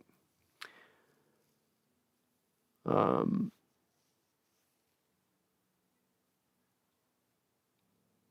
and 2, one of the things you can't really see on a Pro Football Reference is consistency. AB was much more consistency on a week-to-week basis than Julio was. My initial blush was kind of that 3-1-2 was to lean towards more AB. Again, taking out the locker room stuff just on production on the football field. That was more of where I leaned to, but I'd have to look into this deeper, I think, and give it more consideration than just a quick thought on it, because I think it is very close between the two of them. Seahawks Network T.O. would drop 15 passes in a season and was considered one of the best. DK drops 8, and if you consider him top 10, you get crucified on Twitter. You know me with the Seahawks Network. I think that it's been overstated a little bit as far as DK's drops, and I think that they want him to be a perfect player right out the chute here, which rather than just let him develop, let him be what he is rather than what you want him to be, and then you'll be able to appreciate him better, in my opinion. But I'm with you on that. I don't understand it.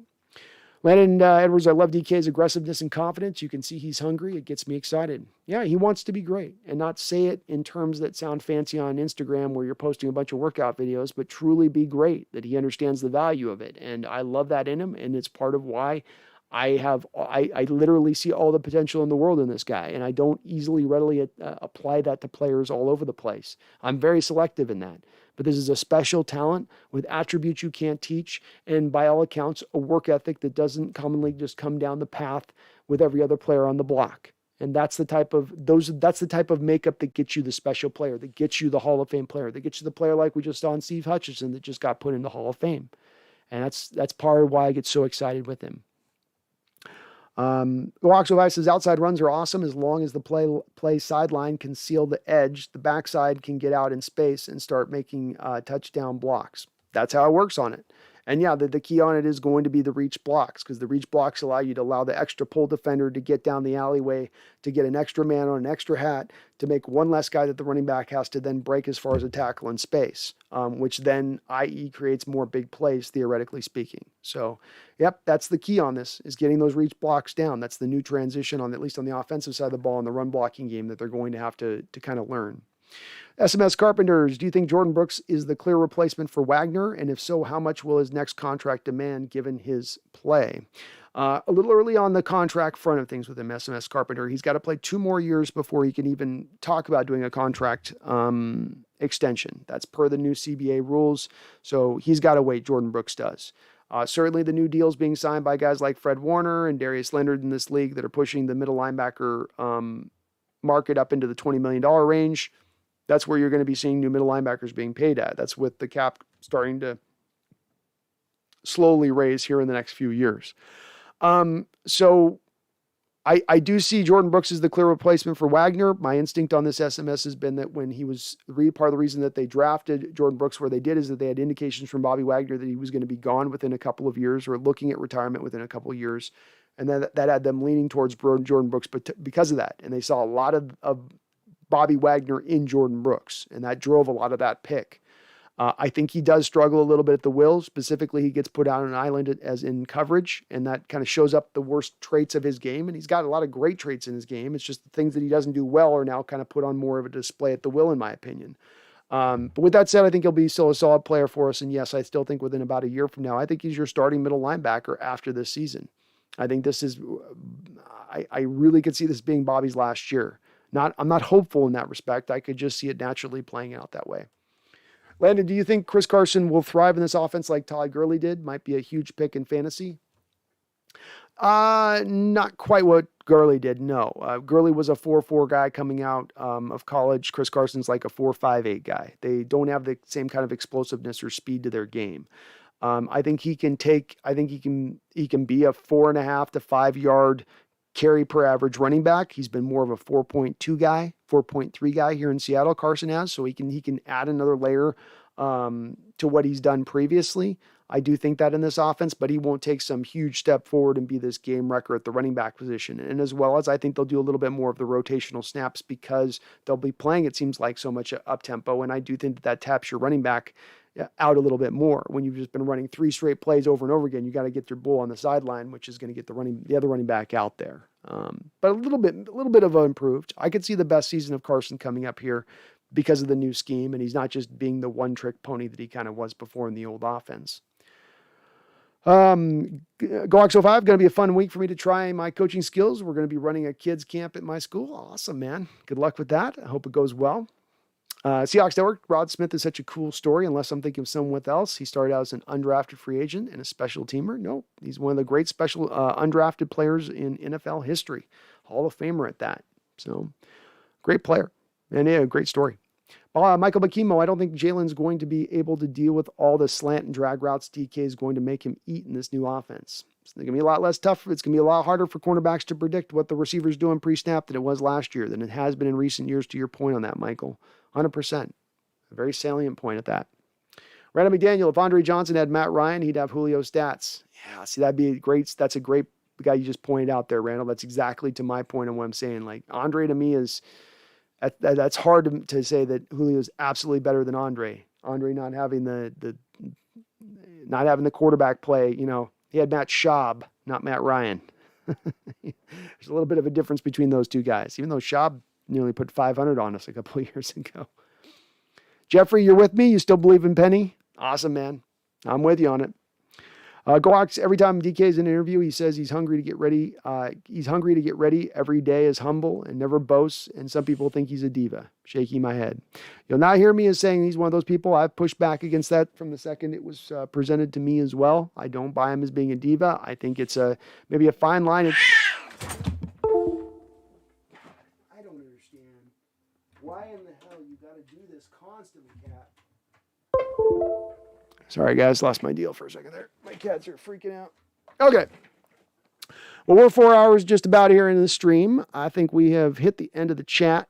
So get in any last comments and stuff here, and then we will wrap this sucker up. Seahawks Network says, Andre Johnson's so underrated. One of my favorite non-Seahawks from back then. I got to look at Andre Johnson stats. Is he close to Julio? I was surprised. Julio's up there with his stats. Can't lie with that. Julio is definitely up there. Yeah, Andre Johnson's got Julio beat. Andre Johnson's got 14,185 yards, and he's got another 70 touchdowns. So 10 more touchdowns and about 2,000 yards over what Julio's done with a lesser quarterback play, much lesser quarterback play. So I think you got to give Andre the nod over Julio on that top 10 list. That's what I'm saying. Julio's right there on that fringe. I don't know if he's exactly in there per se. GoOx05 cat's going nuts. Yeah, we got a male cat here who's in a bit of a mood recently, so he's having his whatever.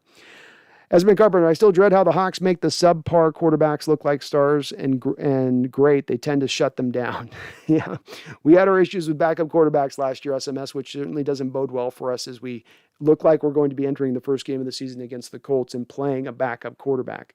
Hopefully Seattle can change this game a little bit and flip this around a bit, because they did give them a problem last year, and you got to beat up on those lesser competition. If you got a backup quarterback, you should be taking advantage of that as a defense, not taking a step back as a defense in those times. I will say as well, sometimes we were playing those backup quarterbacks last year. We were also playing tougher defenses. which can kind of, lead to having some issues on the other side that have nothing to do with the backup quarterbacks. Let's see if we can turn it around this year, though. But you are right. We had a problem with it last year. Man, seeing Colt McCoy beat us was rough. D-Nuggets says, talk about our special teams kicking.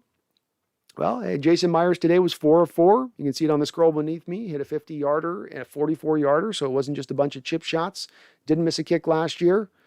Yeah, I like what I see out of the guy. He's a guy we brought here as a Pro Bowl kicker originally. Had a tough first year. Everybody was ready to kick him to the curbs. Called him a new Blair Walsh. He's not that. And kicker is a position that fluctuates. Even the good ones can fluctuate and have their down years after a couple good years, and then a down year and a couple good years, or get a little bit of the yips. But he's a guy that's one of the upper-level kickers in this league. That's why we're paying him what we're paying him. And when you look at Michael Dixon, you've paired him up with Dixon in the same kind of category, an upper-level punter in this league, probably the best punter in Seahawks history already in his young 3-year career.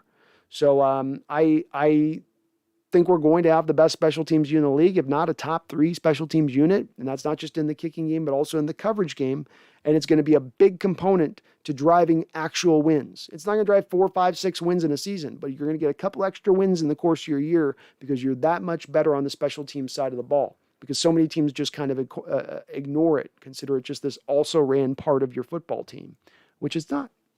Flag Sabbath, good to see you. SMS Carpenter says he needs catnip.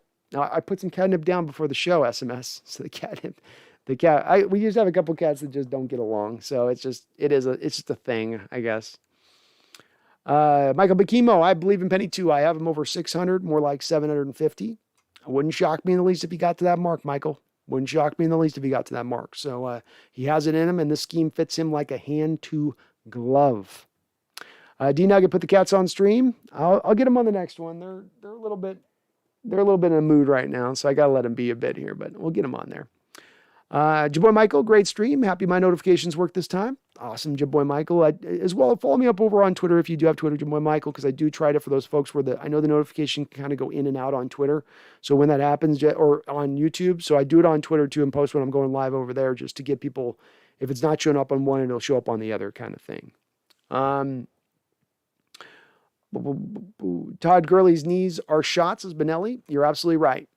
And what I was saying about this with the last week, Benelli, it's not necessarily the performative level of what you get on game day with the knee. It's the fact that he can't train on that knee like a professional athlete has to train day in and day out and high intensity training. You have to massage it. You have to, take care of it. And that leads you to not being at your peak performance level then once the season comes. This is part of why he just can't get back to where he once did. Gox05, male cat needs to try Manscaped. I think so. I'm going to have to shave that sucker. He keeps going after my girl cat here. Seahawks Network, on a scale from 1 to 10, how worried would you be if Eason lights us up and beats us week 1? 8, 8.5. That would be worrisome. Because that's a raw quarterback who's not ready for the limelight at that point, and that would highly, I don't care if it's the first game of the season, that would be highly worrisome at that point. Especially with the Colts being down, Quentin Nelson, potentially Eric Fisher, and potentially Ryan Kelly. 3/5 of their offensive line could be out on top of, I believe, their starting left tackle retired this offseason. So I would be a little bit worried. Brandon McDaniel, what kind of betting group?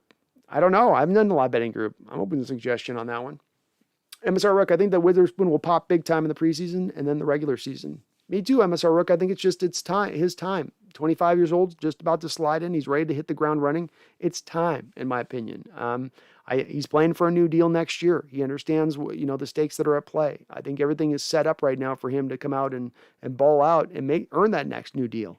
He's got the talent to do it. He's got the size to do it. He's got the scheme fit and the scheme familiarity having come from the 49ers and them having run our scheme over the last couple of years outside of the wide 9 aspect, which is more defensive line based. So I think he's ready to go. Michael Bakimo, what about Kenny Easley as an all-time ad? Well, then I believe with Easley, you'd be having him play free safety, and I just like what you're getting out of Quandre Diggs right now. While Easley's a better player, I think that you want to look to upgrade. If you're looking for an all-time ad, you want to look to upgrade it in a position of weakness as opposed to a position that's a relative strength or / just an out-and-out strength. But Easley would be fun to watch on this defense. He'd be cool to pair up with Jamal Adams. That'd be awesome to watch. No doubt about it. But that's the only reason I didn't pick him necessarily. So, boy, Michael, how many cats do I have? I have 2 cats. I have a black cat and a orange cat, both female. But we have a male cat in this house I'm staying at right now. So he likes to come down and, mess with the ladies. GoWalks05, remember when Janikowski tore his hammy in the Cowboys playoff game? If we had a younger kicker, we would have won that game. Yeah, once Hauschka left, they definitely bounced around with kickers there for a bit. Blair Walsh and Janikowski, and they didn't make a firm commitment to it. But the thing that this front office has done recently in years that I do applaud, I'm hard on this front office, but the place I applaud is that they do sometimes adjust when things aren't going in the right direction. Hauschka left, he tried to go cheap, he tried to save a couple $1 million, then you said, this ain't working, let's spend some millions on Blair Walsh or on Jason Meyer. It's worked out. So it was a change of philosophy. It's part of why I do still approve of this front office of Coach Carroll, because they show that ability to be fluid on their feet. And it's good that they learned that lesson. But you're right. If we had a legitimate kicker that year, I believe we had a legitimate kicker in the Blair Walsh year there at one point in time. We probably are able to get the playoffs that 9-7 year as well. So it pays to have a good kicker. It pays to pay attention to the special teams team unit and not just treat them like, well, it should be good enough in that end. Flags have it. Did Russ use the tight ends at all? He threw a little bit to the tight ends. I mean, Hollister the last couple of years have had 30 to 40 catches the last 2 seasons. Disley played in all 16 games, had 30-some catches. Olsen got featured a little bit himself. Yeah, he throws to him, and this offense is built for him to more throw to him. Your boy Michael, what's my Twitter? My Twitter is at SeahawksNester, Nestr. SMS Carpenters, thank you for subscribing. I appreciate it and salute you, helping me on my way to 5,000 subs. Thank you so much. But that's at Seahawks Nester, Nestr, your boy Michael. And you'll recognize my logo will be on it. Landon, do you have any favorite Seahawks game of all time? Oh, what a great question. I think it's hard to say that I have a favorite game of all time in what's played out on the field. I think that the game that I would gravitate towards is the one that I did as my first great moment, or my first great moment on a video that I did on this channel. I mean, the second one. And that was the game that we won in 2005 against the Giants, because you had a game where we caused, as the fans, 12 false start penalties in that game. We had an effect on that game. We got in a kicker's head in that game. The fans literally helped that game be won. And I don't think you've ever seen in the course of NFL history fans have an effect on an NFL football game like we had on that day. And that made it truly special and unique. And it just went right along with what you know about the 12th man and the effect we had going back to the Kingdome, and that loss of noise that they said that we would sustain when we left the Kingdome and went to the open air stadium, but we did not lose it. And I think that's why that game probably stands out to me in an all-time manner, because of that. Is just, it's so hard for fans to have that kind of effect. You feel at times in games you watch, playoff games or games that have a huge magnitude to them, but sometimes you really feel it too in that stadium when things are going right. And that was the epitome, the epicenter of it to me, the one game you really could point to. So probably that one. Jeffrey says they haven't really given Penny a real shot. I feel one year he got rolling, he got hurt trying to run through the middle. Yeah, he's not been given a real good chance, Jeffrey. The coaching staff has been hesitant in the year that you referenced, 2019, where he was really getting going. They were starting to utilize him right that year, though they still were leaning on the read option with him, like they were leaning on it with Chris Carson and those A-gap runs, and they were doing a lot too much of that. I do think that's going away this year finally. But, they've got to give him some carries. There's another stat out there, Jeffrey, with Rashad Penny in the games that he's had 10 or more carries, and there's been about 6 of them. He's averaged 5 yards a carry, which would be elite in this league. So there are some indications here that he can be productive when get going, but they've got to give him a chance. Got to give him a chance.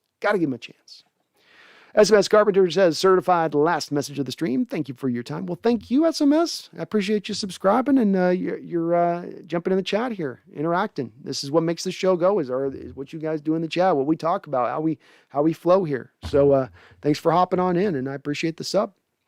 Benelli, strong side D is going to be a problem for us. I have no faith in Brandon Shell.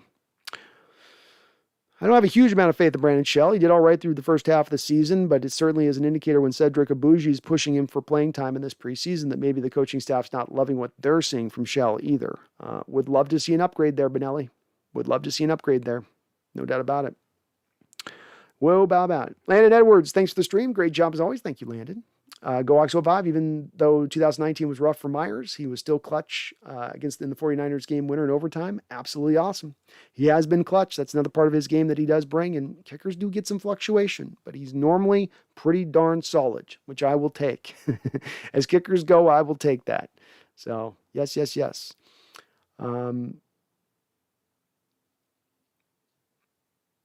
Love the stream. Have a good night, says your boy Michael. And Flag Sabbath, I think we caught you on a little bit late this time. Sorry about that, man, but I'm at 4 hours and I'm hungry and I'm going to get some food. So, one last just congratulations out to Steve Hutchinson in Hall of Fame. Just winning the Hall of Fame this last week. Good to see another Seahawk go on in. I know there's some fans out there a little bitter still about the poison pill contract with the Minnesota Vikings. Let that one go. The man has mended those fences and returned back to our Hawks. He was taken down to train with Stone Forsythe before this past draft to give his seal of approval on that pick. This is a guy still part of this organization. Let's celebrate his greatness, celebrate his Hall of Fame induction. Big congratulations to Hutchinson. Hopefully he's the first in some more Seahawks going back in here in the next couple of years as we get into some of our Legion of Boom guys and whether or not they're going to be able to go in or not. I guess you guys are signing off on the Manscaped, so we will look at adding them on as a sponsor. Appreciate you guys' feedback on that. I will try to get back to you guys here this week. Maybe Thursday, we'll see if we get any kind of news. I'm going to kind of play it by ear. We are going to slide into the 2 streams a week. I just want to make sure we got some stuff to kind of talk about and discuss. Other than that, thank you everybody who donated on the channel. Appreciate you. If you want to be a member, you can join now. I do weekly articles over there on that side of things, and we'll be doing some specialized little streams for them pre-game and whatnot, just little mini streams and stuff. So if you hop over there, join on over there. Other than that, I appreciate all of you. You guys are amazing in this chat. I know I say it every week, but it's always because I'm blown away by just how awesome my chat is. You guys are engaging, you're thoughtful, you're intelligent. You keep this thing rolling. I can't say enough about how much it just blows me away every time I get in to do these shows of how much fun we get to have just kind of rolling through this chat. So thank you so much to all of you for that. You guys are amazing. You're always amazing. From the jump, you've been amazing, and I really do appreciate that. Other than that, you know what's coming next now. Don't you forget. Don't you ever forget. Now when we're about to begin a Super Bowl run, don't you forget now. Don't you forget now when we're just about to raise that Lombardi.